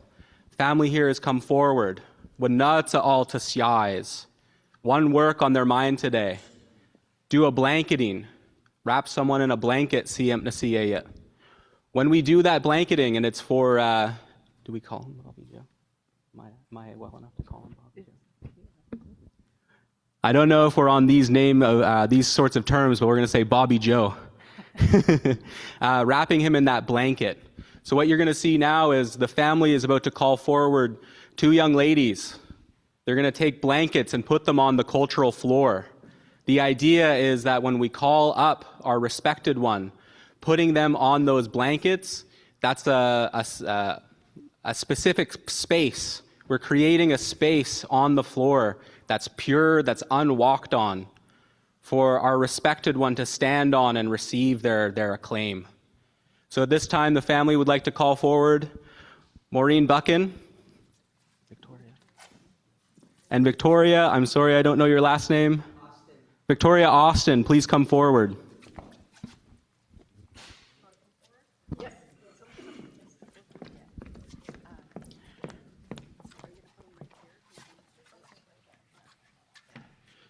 So these ladies are about to spread the blankets out on the ground, and we would do this in the big house as well, creating that kind of sanctuary, that space separate from the rest of the floor for our respected one.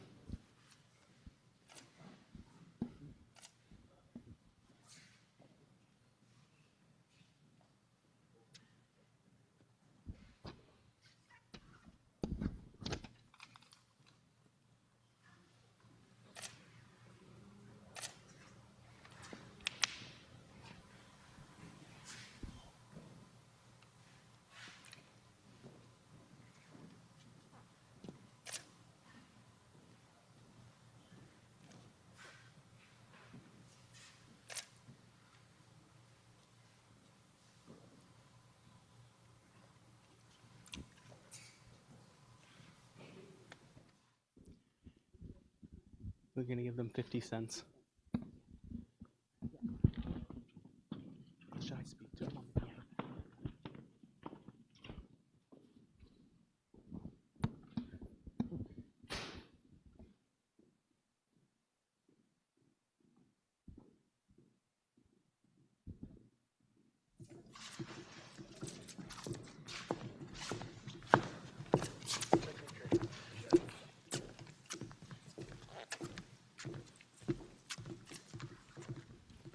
Victoria, Maureen, thank you for coming forward on behalf of the family. The BCAFN family knows when they need help, when there's something that needs doing, they can call on you. And when we're doing a work like this today, they still know you're reliable, you can be counted on, and so they called you forward. And you came forward in a good way and you did that work, so they shook your hand and just wanted to say, Haitsepka siyam nasiya, Haichka. Thank you.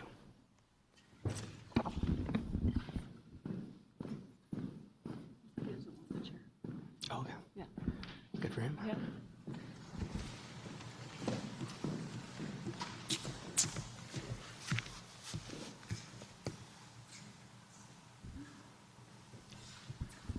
get safe. Oh. That's why you normally have two speakers. Oh.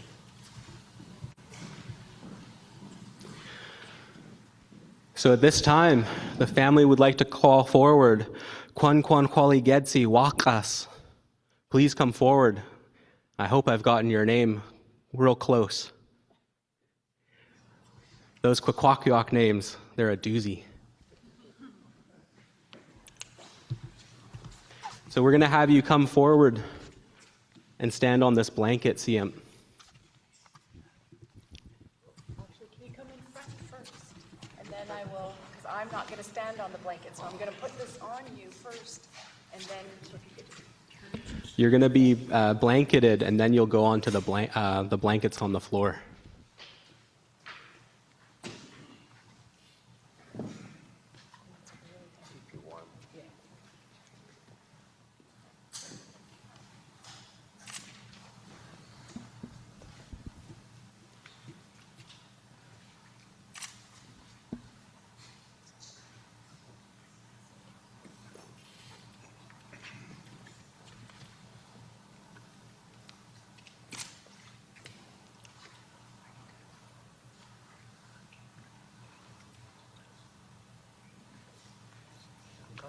You're going to stand.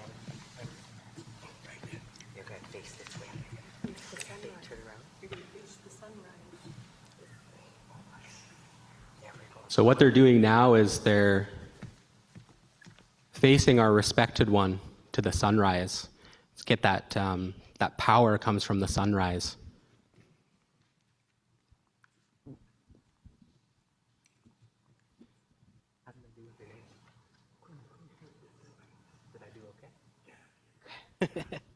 Just confirming that I didn't do a disservice in my pronunciation of the name. Yeah, we're going to bring the family around so that they can look our respected one in the eye.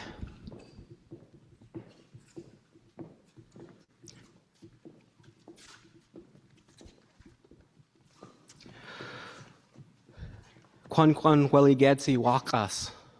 Family has brought you forward. They've wrapped you in a blanket in the way of my ancestors. They do that with a lot of intention in their heart. They've called witnesses so people all around Indian country know that today you were stood up. In Musqueam and in Coast Salish culture, when you stand someone up and wrap them in a blanket, it's significant. It means that they're not bestowing anything on you, but what you carry already is what we call CM. What we're taught is that to have material wealth, that's one thing. But what's really important, what really makes a person wealthy, is a strong foundation of teachings and using those teachings in a good way. That's what CM is. And what this family here is saying is that they're calling you forward to acknowledge you, your CM.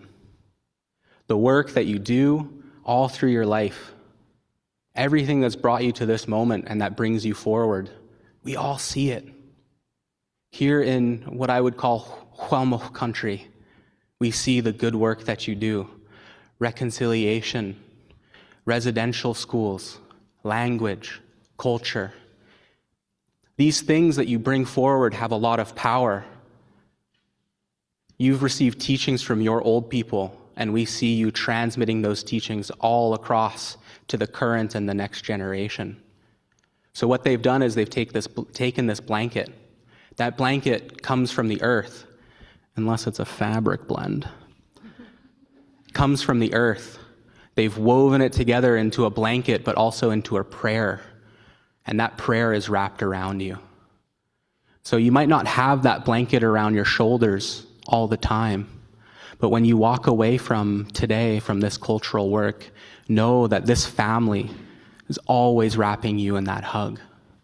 And if ever you come to a moment you're not quite confident, maybe you're a little sad, maybe you even feel a little lonely, the family invites you to wrap that blanket around your shoulders once more, because that's a hug from this family and from all of us.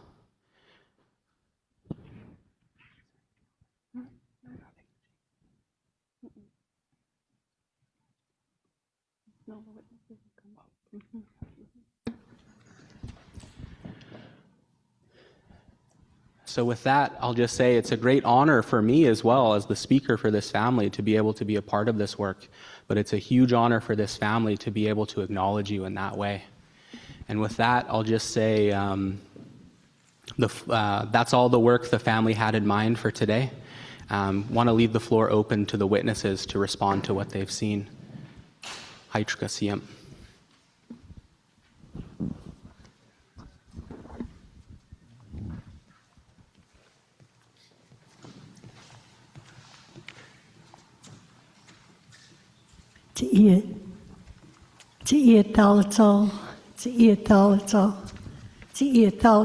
To the family, to our leadership, Siam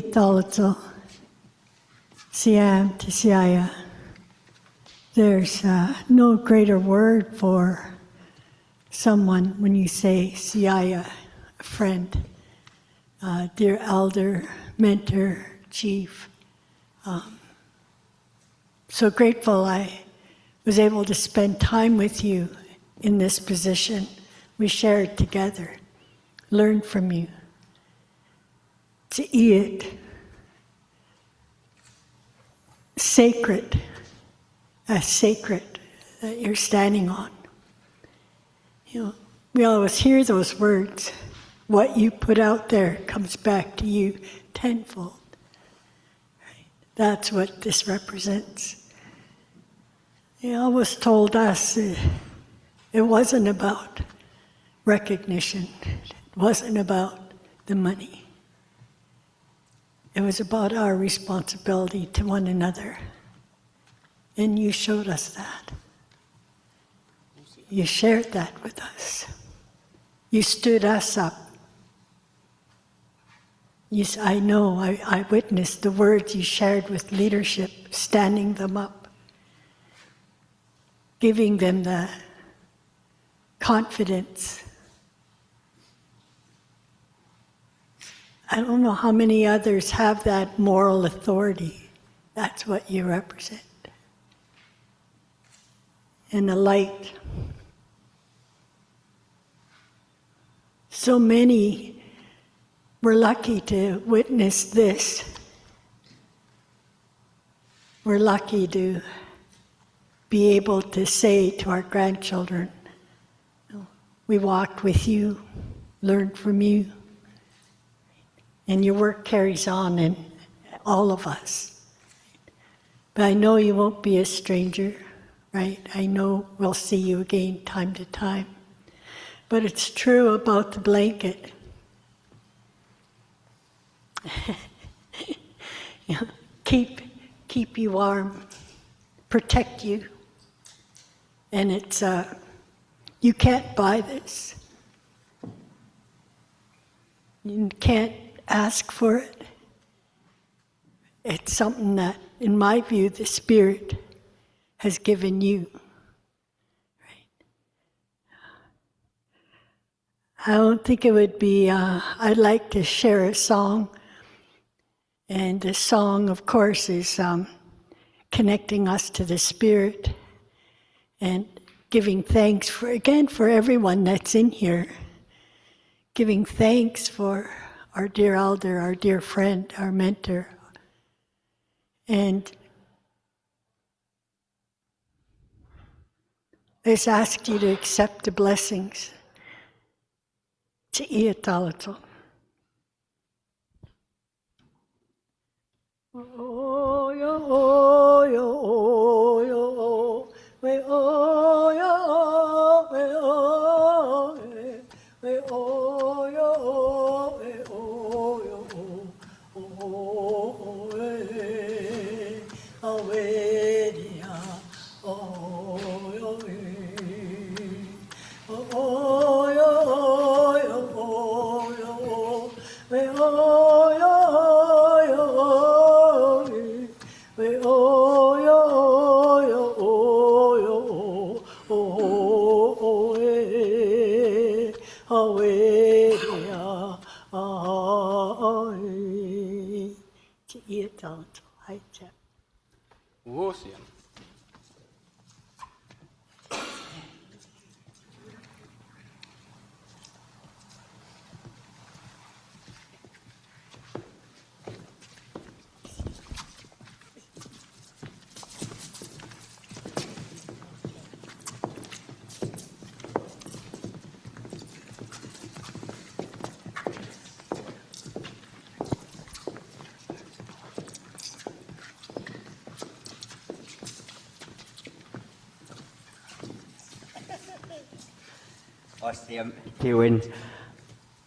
Dear Uncle, I know Miss Uncle Bobby Joe, Chief Robert Joseph. Chinquamantomi ab Eoswat CM BCAFN Board of Directors, RC, TG, thank you. Thank you for honoring our uncle. Uncle Bobby Joe lived in our territory for many years. I always thought he was Squamish, and I've heard he wasn't. I went, what? Uncle, I really want to commend you for the amount of work that you not only have done for BCFN, but for many organizations, including the National Truth and Reconciliation Commission. You were on the commission when I was going through my court case, and I was really angry. I would phone you, I'd phone late Justice Marie Sinclair, blasting you guys on the phone. Why is that taking all this time? And your kindest words were, trust the process. And I'll never forget that, because no sooner than the screaming and yelling I was doing at you, I was successful in that court case. But the amount of work that you've done through the years, and it shows, we're a quote, that's a Squamish term, we're wrapping you in a blanket because we want to wrap you with love. The many years and decades that you've dedicated to being a service to the people, not only here within BCAFN, but across the country. And that is something to be very proud of. I was honored to be in the canoe with you in 2014. Sean Atleo was in the same canoe, and you know, that is part of our healing journey. As residential school survivors, we've turned that negative aspect of our life into something positive. And the legacy that flows through your veins are going to flow through your children and your grandchildren. And that's such a powerful legacy. And can't thank you enough for the amount of dedication you've done for the people.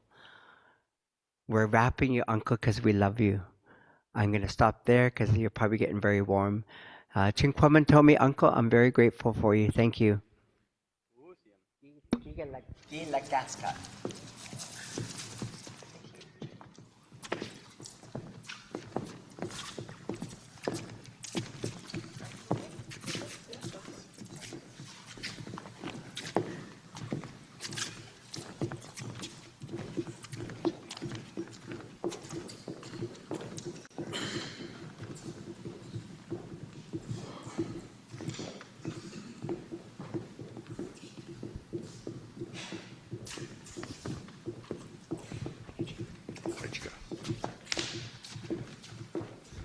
Hey, Siam Siayas. I want to thank the speaker for calling me by my Chomulchskui, and for both of them that came out to do this sacred work, and to the Musqueams for allowing the work to be done here. Sacred work.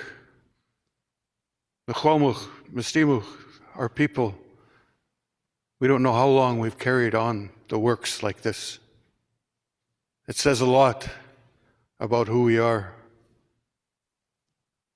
And I'm honored to be called as a witness and to speak to what's happening here today to someone I consider a great leader.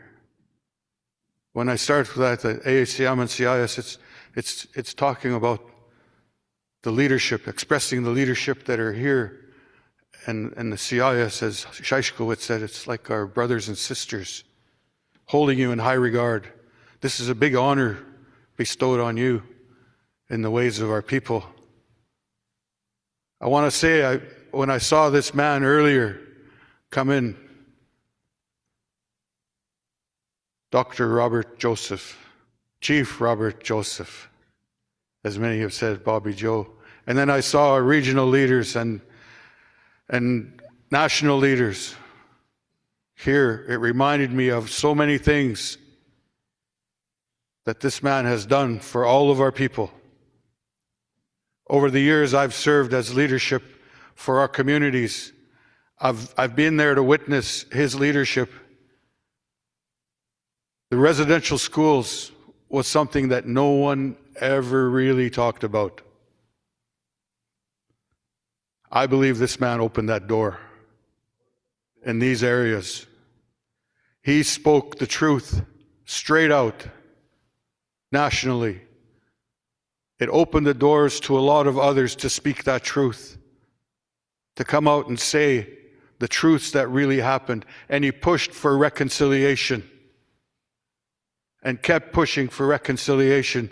And it was that truth, those truths that came out, that led the way for reconciliation with the governments, with the Crown, with others. And yet he maintained that relationship with the colonizers, with the oppressors, to keep open the communications. And he kept pushing and pushing. And I want to say that when he opened up our meetings at the national level, at the provincial level, amongst our people, he always left some words of advice. He always left us with a feeling that we belonged there and we had work to do. And that work is better accomplished when we're working as one. And I've heard him express that. We need to move forward as one. In our language, we say "Latsamat," with one heart, one mind. And I want to thank you for that. And again, I'm honored to be here witnessing this today. And I'm honored to be called as a witness. Haichka siam siayas siam.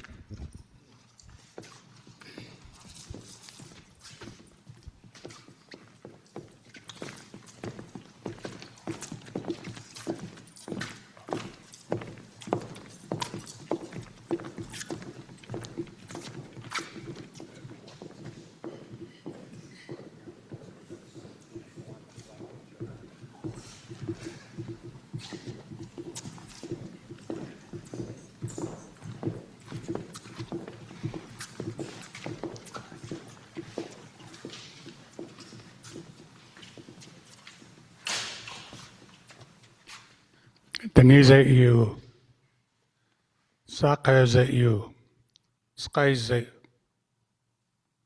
Dani James the Sayin, Nishta Kainebe Sashtak, Danin Zu and Son, Sana Anu Yang Kadani, Kani government, Laklis. Zachna nahasat. Danen kay sana zachna nahasat. Sieni abadini. Hatsana bini ashtas. Sana wa nisana zachna sazat. Etanzai tabi bazi jazu. In my language, Brother Robert. I've known Bobby Joe for many years. He has a way of speaking the truth. He has a way of telling a good story, how good or how bad it may be. He made it in a way that the suffering that they did in the residential school, he made people understand what they went through. And in the early days of his career, I listened to Bobby Joe speak. I listened because I know what he's going to say is the truth. And I'm very honored to stand here with you, brother, and make sure that people understand that you have a great mind. You have the heart of the people. And you made sure that, you know, what has happened? People will stand up and understand what has happened. It's always good to be in the presence of a great man, which you are.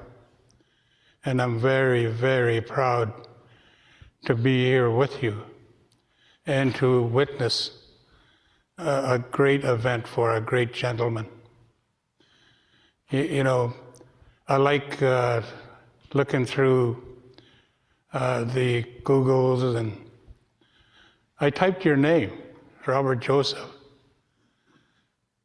and it says winemaker. I said, Bobby Joe is not a winemaker. But anyways, I just want to say I'm very proud of you, Robert, for the work you have done. It's not ending. It's still going to continue of what you have done throughout, not just with our people in British Columbia, but across the country. You've done an excellent job, and you will continue doing that. So, Masaicho, thank you for all the work you have done for us, I would say.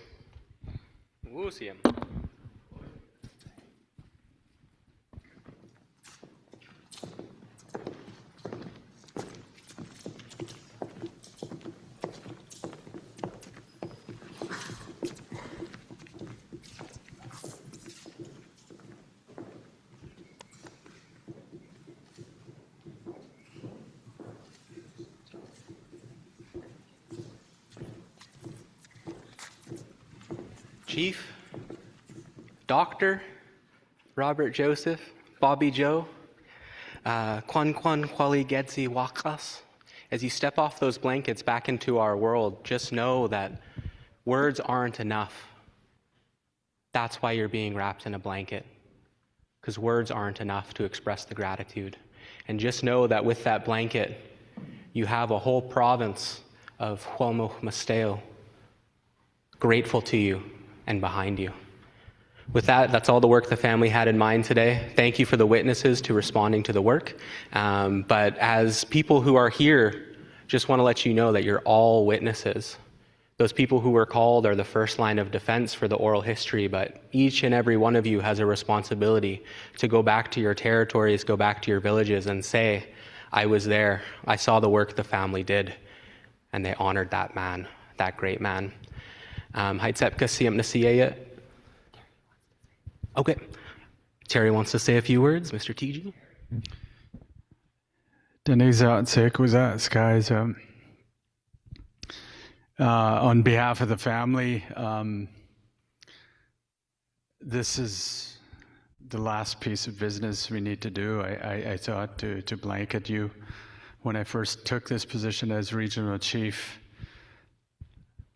Bobby Joe and Gwen were my, at the time, elder advisors and now knowledge keepers. And for the last several years, you've been encouraged me to get somebody else. I found somebody else. It's not you, it's me. No, I'm just kidding. But certainly those years of your wisdom and of everything that you brought a voice to, Indian residential school survivors, those conversations we've had about this world, making sense of it, whether it was political or whether, and most of the stuff we talked about was perhaps personal. I can't thank you enough.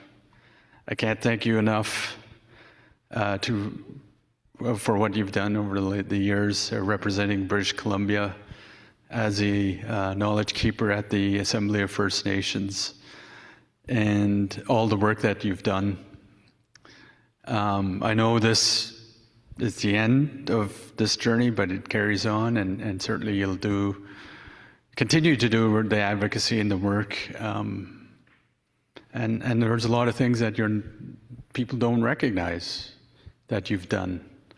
And I want to recognize everything that you've done on those that don't have a voice, and giving voice to all those in British Columbia and also across this country.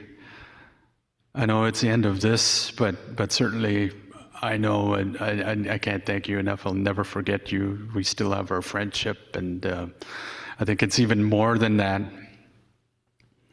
I've never known my grandfather, either side of my family, and I think this is what it would be like, you know, like yourself and others that are very similar, that have that very grandfather feel of the wisdom that I'm, you know, asking for. You know, back in my communities, my great uncles and those perhaps fill that space, and elsewhere in this province, you know, I call George Senior. I felt that same way. So I guess I didn't, you know, I wasn't without a grandfather, because I had you and I had elsewhere to look to fill that space. So I can't thank you enough for being there, representing on behalf of the AFN, our BCAFN, and our region, and more importantly, I think for myself, for you being there for me, because these positions are appointed by myself and with the support from the board, and I recall you telling me the position is there for you, Terry. It's there. The position is for the support that you need. It needs to be somebody that you trust, somebody that you needed, somebody that is specific to you, and you fill that space. So there will be another elder coming in, and a knowledge keeper, and but you know, I wanted to recognize the work that you've done here. I'd say Masai Joe, big thank you.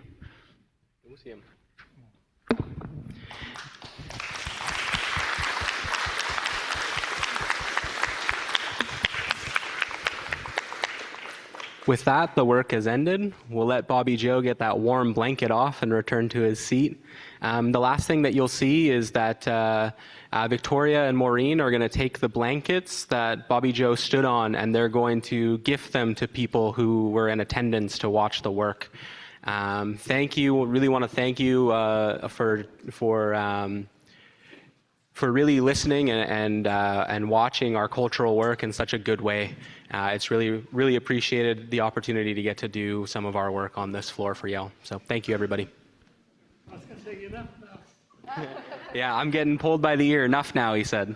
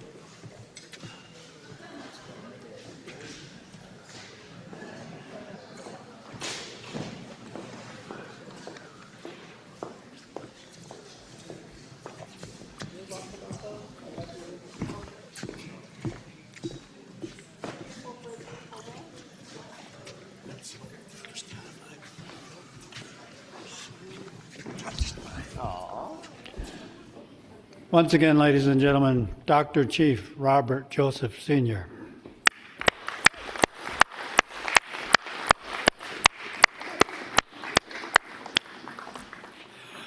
As mentioned, we are pretty much on time. We're 4:11. We have a 4 o'clock agenda item. It's our last work for today, and it's a brief presentation on emergency management, and we do have 2 resolutions attached to that. Our first speaker is going to be Jeff Eustache from the First Nations Emergency Services Society Board of Directors. He'll be joining us online, and then I'll be followed by Vic Upshaw and Chad Thomas. Chad is the Director of the Aboriginal Land Protection Services. Over to you, Jeff. Sorry, Judy Wilson is the... Oh, my apologies. That's right. And on your agenda, it was noted that Tyne Rowan McNeil was initially scheduled to be there. Judy Wilson has been also as a member of the multilateral table is with us as well. Good to see you again, Judy, and you are online, and over to you. Thank you, Harold. And sorry I'm not there in person. I'm a proxy holder for Soyuz Indian Band today. And I just wanted to say it was a great witnessing the ceremony for Chief Bob Joseph, and that we can continue to walk and learn from him through his books and his speaking, and also in our circles. But also, of course, with Tribal Chief Tyrone, we give him our prayers and for his passing in his family and his community. So the presentation on emergency management multilateral process, I'll give you the update, and there's also attached resolution for that. So if we could go to slide 2. And many of you recall, I'm not going to read all the slide. Many of you recall in 2019, the FNLC signed a MOU with the province, and that was the part where we were starting to change to a rights-based emergency management relationship grounded on our inherent jurisdiction and self-determination. And our goal is to move from Crown-controlled systems to First Nations-led governance, which include all of the spectrum, the prevention, mitigation, preparedness, response, and recovery. Next slide. And many of you are also aware on slide 3 why, if we can change the slide to slide, okay, the slide's not changing, but slide 3, why this matters is First Nations are facing climate-driven disasters, and we can see that around us continually. And also we've seen with Melissa, the hurricane, with what it's done to Jamaica, so we know it's still around. And my hands go up to the Chief, Grand Chief Maureen Chapman report in Abbott, that was in 2018, and Trial by Fire report and the fire that awakens us in 2019. They all called for a First Nations-led emergency management governance and sustainable funding. And we also have the UN Articles 18, 19, and 26 and 32 that reaffirm our rights to make decisions, control our lands and resources, and determine our own priorities for community safety, which is our self-determination. Slide 4.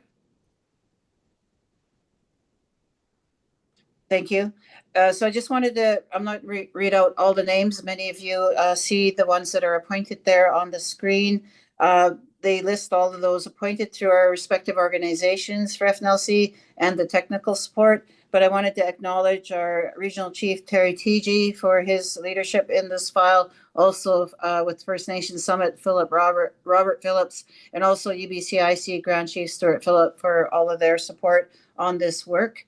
And I'll go into slide 5.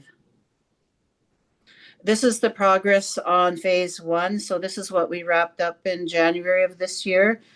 So it was 34 new full-time emergency program coordinators that were funded across the province. We're still working on getting more funding. There are 31 structural mitigation projects advanced to the feasibility stage with 2.8 million in new funding, and 2.5 million added by Indigenous Service Canada to increase local emergency and management capacity. And EMCR also provided reimbursement processes for faster community access to funding. We've seen a lot of issues with that. We worked really hard to a better streamlined system. We're recognizing these are foundational steps and stabilizing capacity before structural reform. So the other phase 6, if we can go to slide 6 for phase 2. So this is our current work that we're doing right now in phase 2, and we're working on a rights-based multilateral framework that replaces the old bilateral agreements between Indigenous Service Canada and the province under EMCR. So our focus in phase 2 is formalizing our funding for existing EPC positions and embedding a rights-based governance into those agreements, and enabling First Nations decision-making on programs like the EMAM program. But I want to also note here that we're recognizing and also being very watchful over the spaces where the First Nations have their own jurisdiction and they're working on those processes. So I wanted to note that it's not fully in the notes, but I just wanted to underscore that so that the chiefs around the table know that, you know, we're respecting that work. Some have those agreements in place. And the other thing on phase 2 is setting the groundwork for future service transfer to First Nations governments, which I'm speaking about, but some already have some things in place already. Both bilateral agreements with BC Wildfire and EMCR expire in 2026 and 2027. So this is a critical transition period. Slide 7. Originally, we aimed for a full recognition of jurisdiction by 2026. The FNLC negotiation team recommends a framework agreement to ensure transition is phased and practical and sustainable. So the extended timeline is needed to build a long-term capacity across nations and government, secure the legal and technical framework needed for that transfer, and to ensure funding and authorities are aligned before implementation.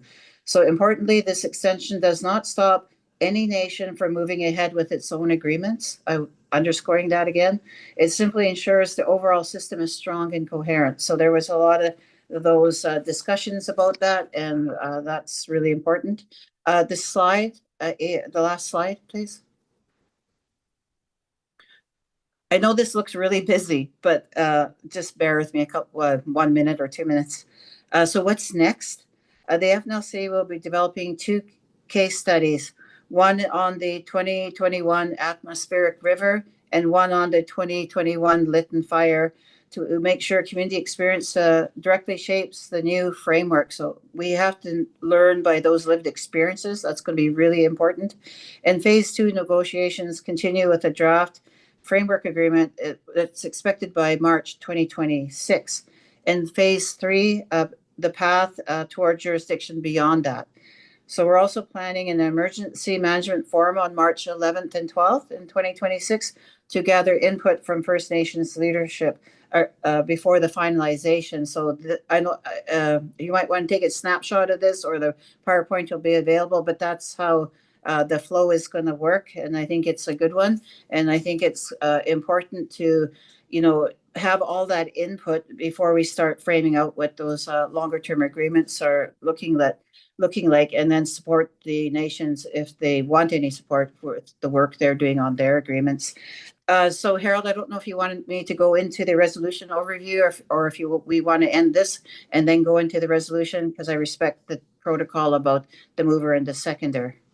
Thank you, Harold. Well, thank you very much, Judy Wilson. We'll turn to the other presenters and get that information in, and then we'll turn to the resolution.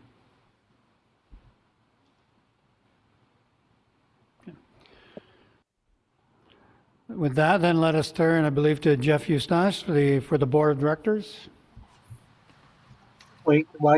Jeff Eustace, Quest Simp First Nation. Just want to acknowledge AFN BC Region for bringing me on as the appointee to the First Nations Emergency Services Society Board of Directors. I was appointed on May the 6th, 2025, and just getting myself set in with the current role. Just want to give a brief higher level overview, and I won't speak too much to the slides. Vic will do a little more detail on that. But basically, right now, the Finesse board has 7 board members. We have one vacancy, and myself and Don Mattis from First Nation Summit was appointed in the last couple of months. I believe they're seeking another one for UBCIC, and we joined the current board that's been there for a few years. I come to the board with over 20 years experience in wildfire mitigation and emergency management. I worked with Finesse for over 11 and a half years, and I left here about 5 years, so I'm really glad to come back and be involved in this important work we're doing. So we have that, and then you'll see in the slides on page 8, Finesse is going through an updated strategic plan, and that's nearing completion now. The annual report is also in completion. It's off the printing, And the AGM is scheduled for November 8th, 2025 for registered members. I believe that has closed last week. It'll be a virtual AGM. And we've got the organizational chart as well on page 10, I believe. Just kind of gives an overview of the current structure of Finesse. And it's similar to what it was like when I was there. There's a couple new departments here. And so I've had the pleasure of joining probably 2 meetings so far since I've been appointed. And we're now just going into the third quarter, I believe, for more activity. So I think that's all I wanted to share from a governance perspective, and just share who we are. And if you have any questions on specific personnel, I think everything on the website is updated. So that's pretty well all I had to share for today. Thank you. Awesome. Thank you very much for that. And by the way, that was an excellent graphic of your strategic plan. If you don't have your copyright on that, I'd get that on there right away. Otherwise, guys like me are going to steal it, start using it. I want to look to Vic Upshaw to see if he wishes to make a few remarks. Thank you very much. Hello, my name is Vic Upshaw. I'm Gitsan from the Gitanamax Band. I work for the First Nation Emergency Services Society as the Senior Manager of Operations. The slideshow, it's there. I'm sure everybody can get a copy of it. It's really just to distract you from the grayness in my beard, but there's some nice pictures and some useful information in there. I'll just speak to a couple of quick points. First and foremost, Dawn Russell isn't here, and she was supposed to meet me for lunch, so I'm just going to make sure I call that out, and she owes me that when next time we meet. It's not in the slide. It's a little personal, that one. Sorry. It's been a long day for you folks. I'll go quickly. By the way, I see Dawn is there. You know, we can't open her mic. So yes, again, like we'll provide this if anybody wants it, or we have a website with a lot of this information. It is the 21st century. But just generally speaking, for those of you who may not be as familiar with us, we follow the emergency management of 4 pillars. We provide training services. We have equipment and trailers and technical experts that could support communities in crisis. There's preparedness, there's during the response, there's recovery, and we also have a mitigation department. Additionally, we have, you know, on the org chart that was shown earlier, we have some other people that support internally Finesse to ensure that we can provide these services for you and your communities. Basically, just to be very clear about it, it is community-led. We do not lead, we do not speak for anybody or any community. We support, and we do our best to meet each individual community where they're at and converse with them to help clarify where the next steps are and support them where we can. There's on the slide, you'll see, for those of you who are just listening, it's just basically some stats and some numbers kind of outlining some of the impacts that the wildfire season has caused our communities and our province across the land. So again, it's been another hot, dry year, and we're doing our best. We did have some resources deployed, some trailers, some people in the emergency operations centers. We did support remotely, and we also liaise and work with emergency agencies such as EMCR, BC Wildfire Service, all the letters in the alphabet. There's a quick snapshot of some of the trailers we have. We have various trailers for structure protection units, mitigation work, fire services, meaning like fire departments, training. A lot of these trailers are used not just for response and in times of crisis, but they're used for youth events and training for your fire department or community crews and staff. And there's some beautiful pictures of some of the deliveries we had with wildfire training. That slide was just more numbers, things like that, to demonstrate how many courses we've delivered, what types of deliveries in community versus online as well. And then there's a quick picture of some of our fire services. In the photo, you'll see a team of firefighters basically highlighting that every year there's a firefighters competition that we support and participate with, setting up. And it's been a pretty good example of us showing off our people and our culture and some of our frontline emergency workers.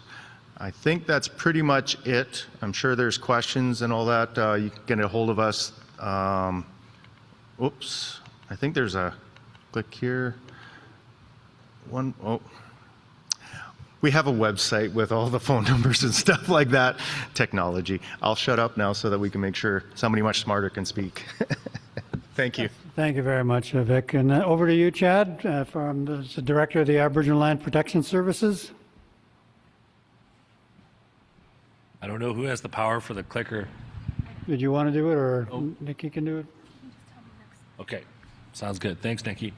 Good afternoon, everybody. I know it's at the end of the day, so I'll try to be brief as well. My name is Chad Thomas. I'm from the Tahltan First Nation in northwestern British Columbia, as well as a member of the Kaska First Nation. I've been in emergency management for just under 25 years.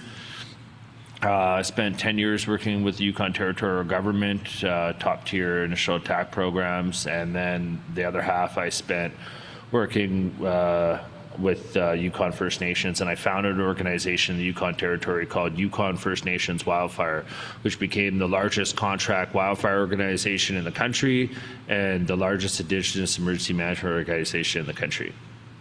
And I'd just like to make a note on that. Is one of the biggest reasons why I made the decision to work for the government when I was younger was because, First Nation fire crews weren't equipped and weren't trained and didn't have much ability to advance in emergency management at that time. And, I'm really happy that there's a lot of people across the country that are doing amazing work to make that not the case anymore.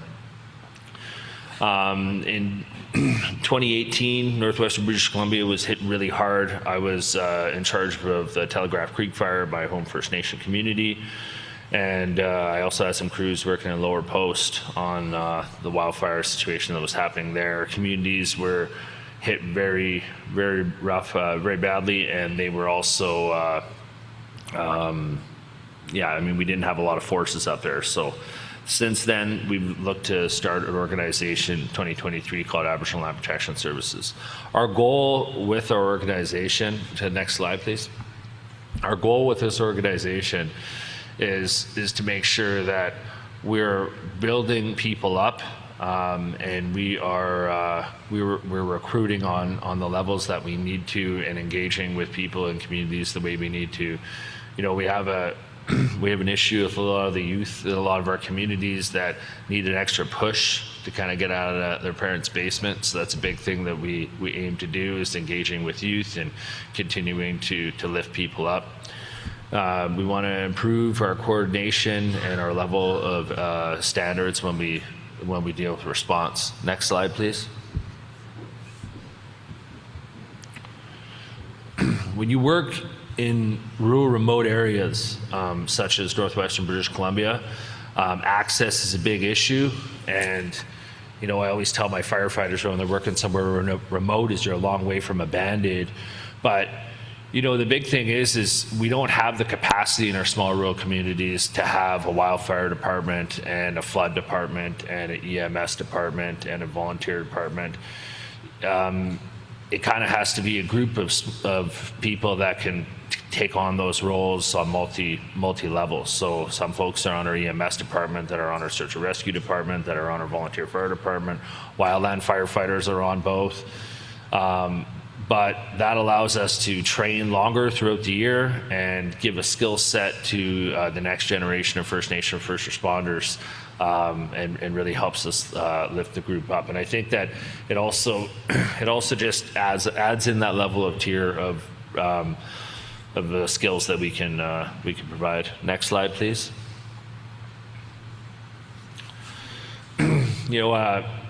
When we work on partnering with other First Nations, we're not we're not a lot like Vanessa's approach, what Vic was talking about, is we're not there to run anything or tell anybody how to do anything.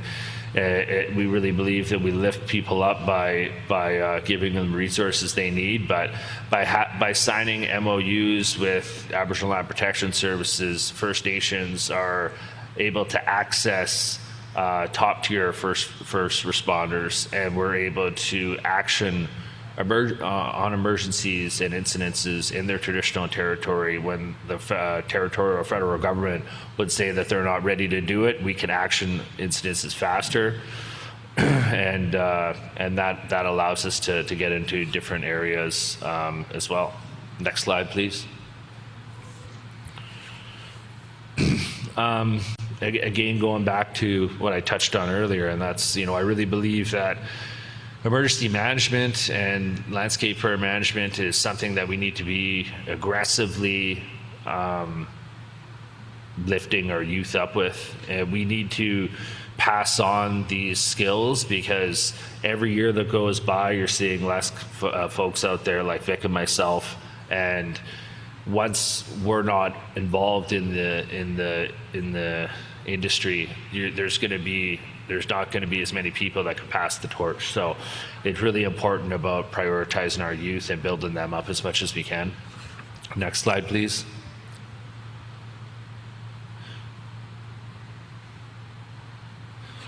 Our two major goals, establishing a network beginning with northwestern BC and expanding south. Create seasonal and year-round work opportunities for community members. So we used to have a lot of experienced firefighters across Western Canada, and now we have less and less, and that is the fact that we're not able to offer employment as a credible way to make a living. So seasonal work is out. That's why most of the post-secondary education students are using this as employment. We need to find a way to make it more longer term and offer realistic work for them. Next slide, please. You set the tone, Vic. You were flowing a little bit better than me.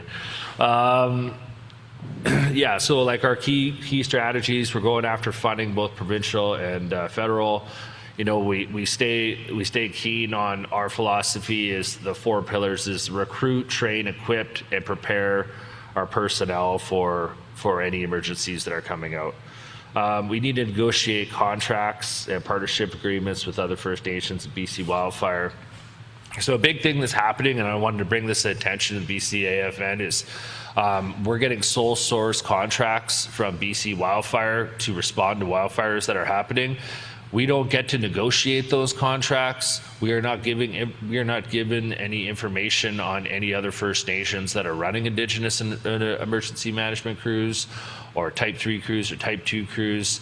So basically, the BC government is just telling us, here's the contract, be happy that you have it, and there's no way for us to negotiate on that. So one of the things that we'd like to kind of propose is a working group with all the folks across British Columbia that are doing Indigenous emergency initial response crews, Type 2 crews, Type 3 crews. That way we can pool together all of the things that are going well and not going well, and then write a briefing note to try to get some movement on these contracts. There's also some things happening nationally with the National Indigenous Fire Safety Council, where they are talking about doing a national exchange for First Nation firefighters. That's going to be coming down the pipe in the next couple of years, and I think it's really important for First Nation wildfire fighters to be ready to take on those exchanges. So we need to, that brings me to my next point, is what needs to happen is we need to advocate for a national wildfire training certificate, because that way we could go fight fire all across the country, and we can adhere to a standard, and we need First Nations to have access to endorsing that fire training. Next slide, please. we believe that intertwining emergency management with land stewardship and community development initiatives can create more sustainable, resilient, inclusive futures for all communities in BC. This is a future where our communities are not just beneficiaries, but are active leaders partnering in shaping a resilient landscaping backdrop, changing climate change and environment uncertainties. Over the course of the past couple of years, we started off with entry-level fire crews, and then the year after that, we were just a local wildland fire crew with 2 crews. Now in northwestern BC, Aboriginal Land Protection Services is responding for initial attack emergencies regionally based. We're the only Indigenous wildfire organization that's doing that, and we're doing that through partnerships with each other. But we need advocacy and we need support so we can continue growing these types of initiatives. I was talking a lot with Vic. We need to see initiatives like this happen regionally across the province of BC, and we need to coordinate together, and that way we can be on point and negotiate with the government and offer top tier equipment and training and everything that we need for personnel. Aboriginal Land Protection Services is expanding into the aviation industry. We're looking at buying a helicopter company. So there's a lot of different moving parts to the whole thing. Next slide, please. It's just our crews doing a little cultural burning in the community.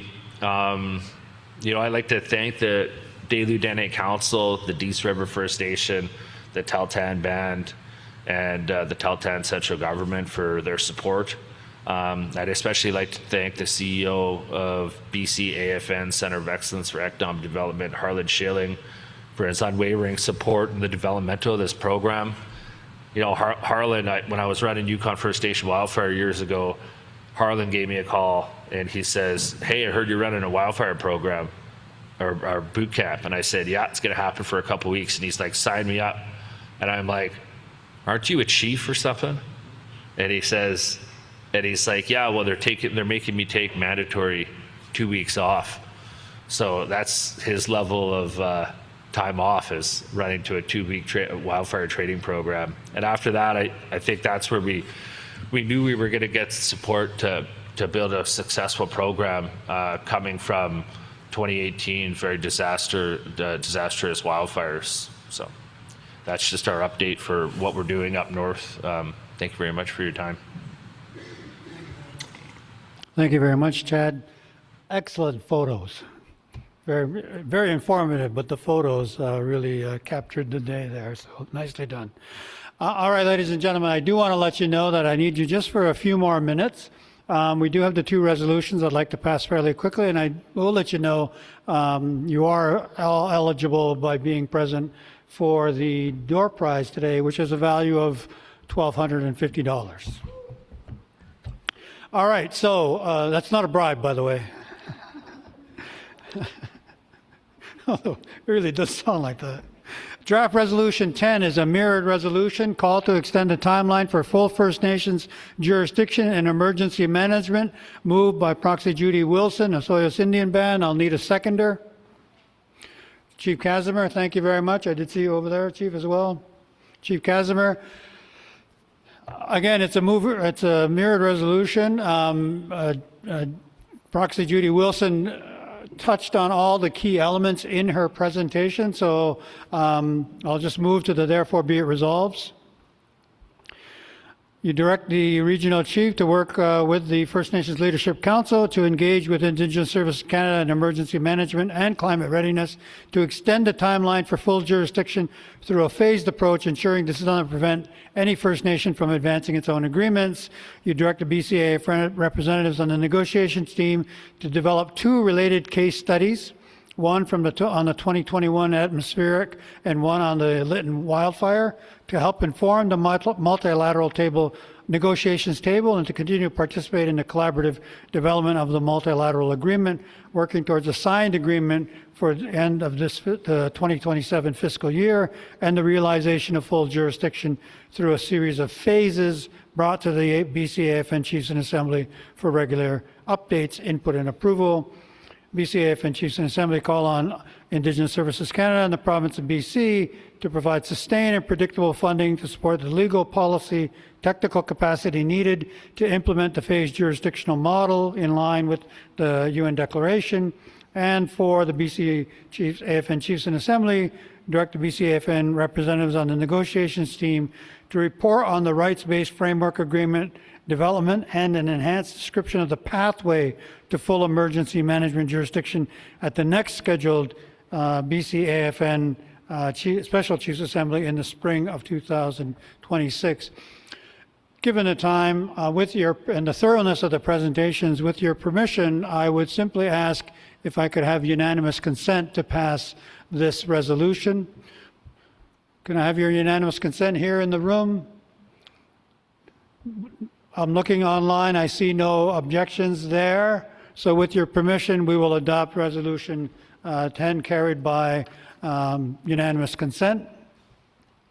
And I will move us quickly to Resolution 11, supporting First Nations jurisdiction in fire stewardship and cultural burning. Just as we're waiting for that to be placed up on the screen, essentially the reports that we've heard mentioned, I do see Deputy Chief Harlan Schilling has present here, has moved that. I'll need a seconder. Okay, microphone 15, or 16, sorry. Chief D. Nelson, Lua. Thank you, Chief Nelson. So essentially, what this talks about is that in a number of the reports that have been mentioned this afternoon, have identified systemic barriers to fire stewardship, including restrictive permitting and regulatory frameworks, lack of liability protection, and limited non-distinction-based funding that First Nations engaged in this sector continue to face. So therefore, be it resolved that the BCAFN Chiefs and Assembly support the recognition of First Nations rights to continue the exercise and defense of their inherent title and rights and laws and legal traditions, to steward their unceded territories through the intentional use of fire, and to respond to any unjustified infringement through their own laws and Canadian constitutional law. The BCAFN Chiefs and Assembly direct the Regional Chief working with First Nations, working with the Leadership Council to advocate that all agreements, policies, and regulations related to fire stewardship be co-developed with First Nations title and rights holders in alignment with Section 3 of the British Columbia Declaration on the Rights of Indigenous Peoples Act and the BC Declarations Act. 3, the BCAFN Chiefs and Assembly support collaboration with First Nations fire stewardship leaders and partners to share knowledge through webinars, briefing notes, and assembly updates, ensuring community-led knowledge informs policy and program development. And 4, the BCAFN Chiefs and Assembly call on the federal and provincial governments to provide sustained and predictable funding to support First Nations jurisdiction full participation in fire stewardship. And again, I'll look to the delegation here in person and online to indicate if they have any comments or objections or abstentions. Otherwise, I will ask for your permission to pass this by unanimous consent. So once again, just looking here in the room and online for any comment, objection, or abstention to this. Otherwise, I will look for unanimous consent. With that, I request for unanimous consent, and I see that here in the room, and I see no opposition to that online. And so thank you very much for that, ladies and gentlemen. We now conclude our work for the day, and I turn to the Wheel of Fortune for our work. And as that's being placed up, I will let you know we begin promptly at 9 o'clock. Well, breakfast, of course, and we have the 2 federal ministers joining us first thing in the morning online. And then we'll move to data sovereignty, the transportation report, the UN Declaration implementation, repatriation policy, and the Indigenous Advisory Council to the Major Projects Office. After lunch, Center of Excellence update, finish off the resolutions, and our goal is to have you on your way sometime around 2 o'clock. And click the spin, please. It's 2 L's in Tarbell, by the way.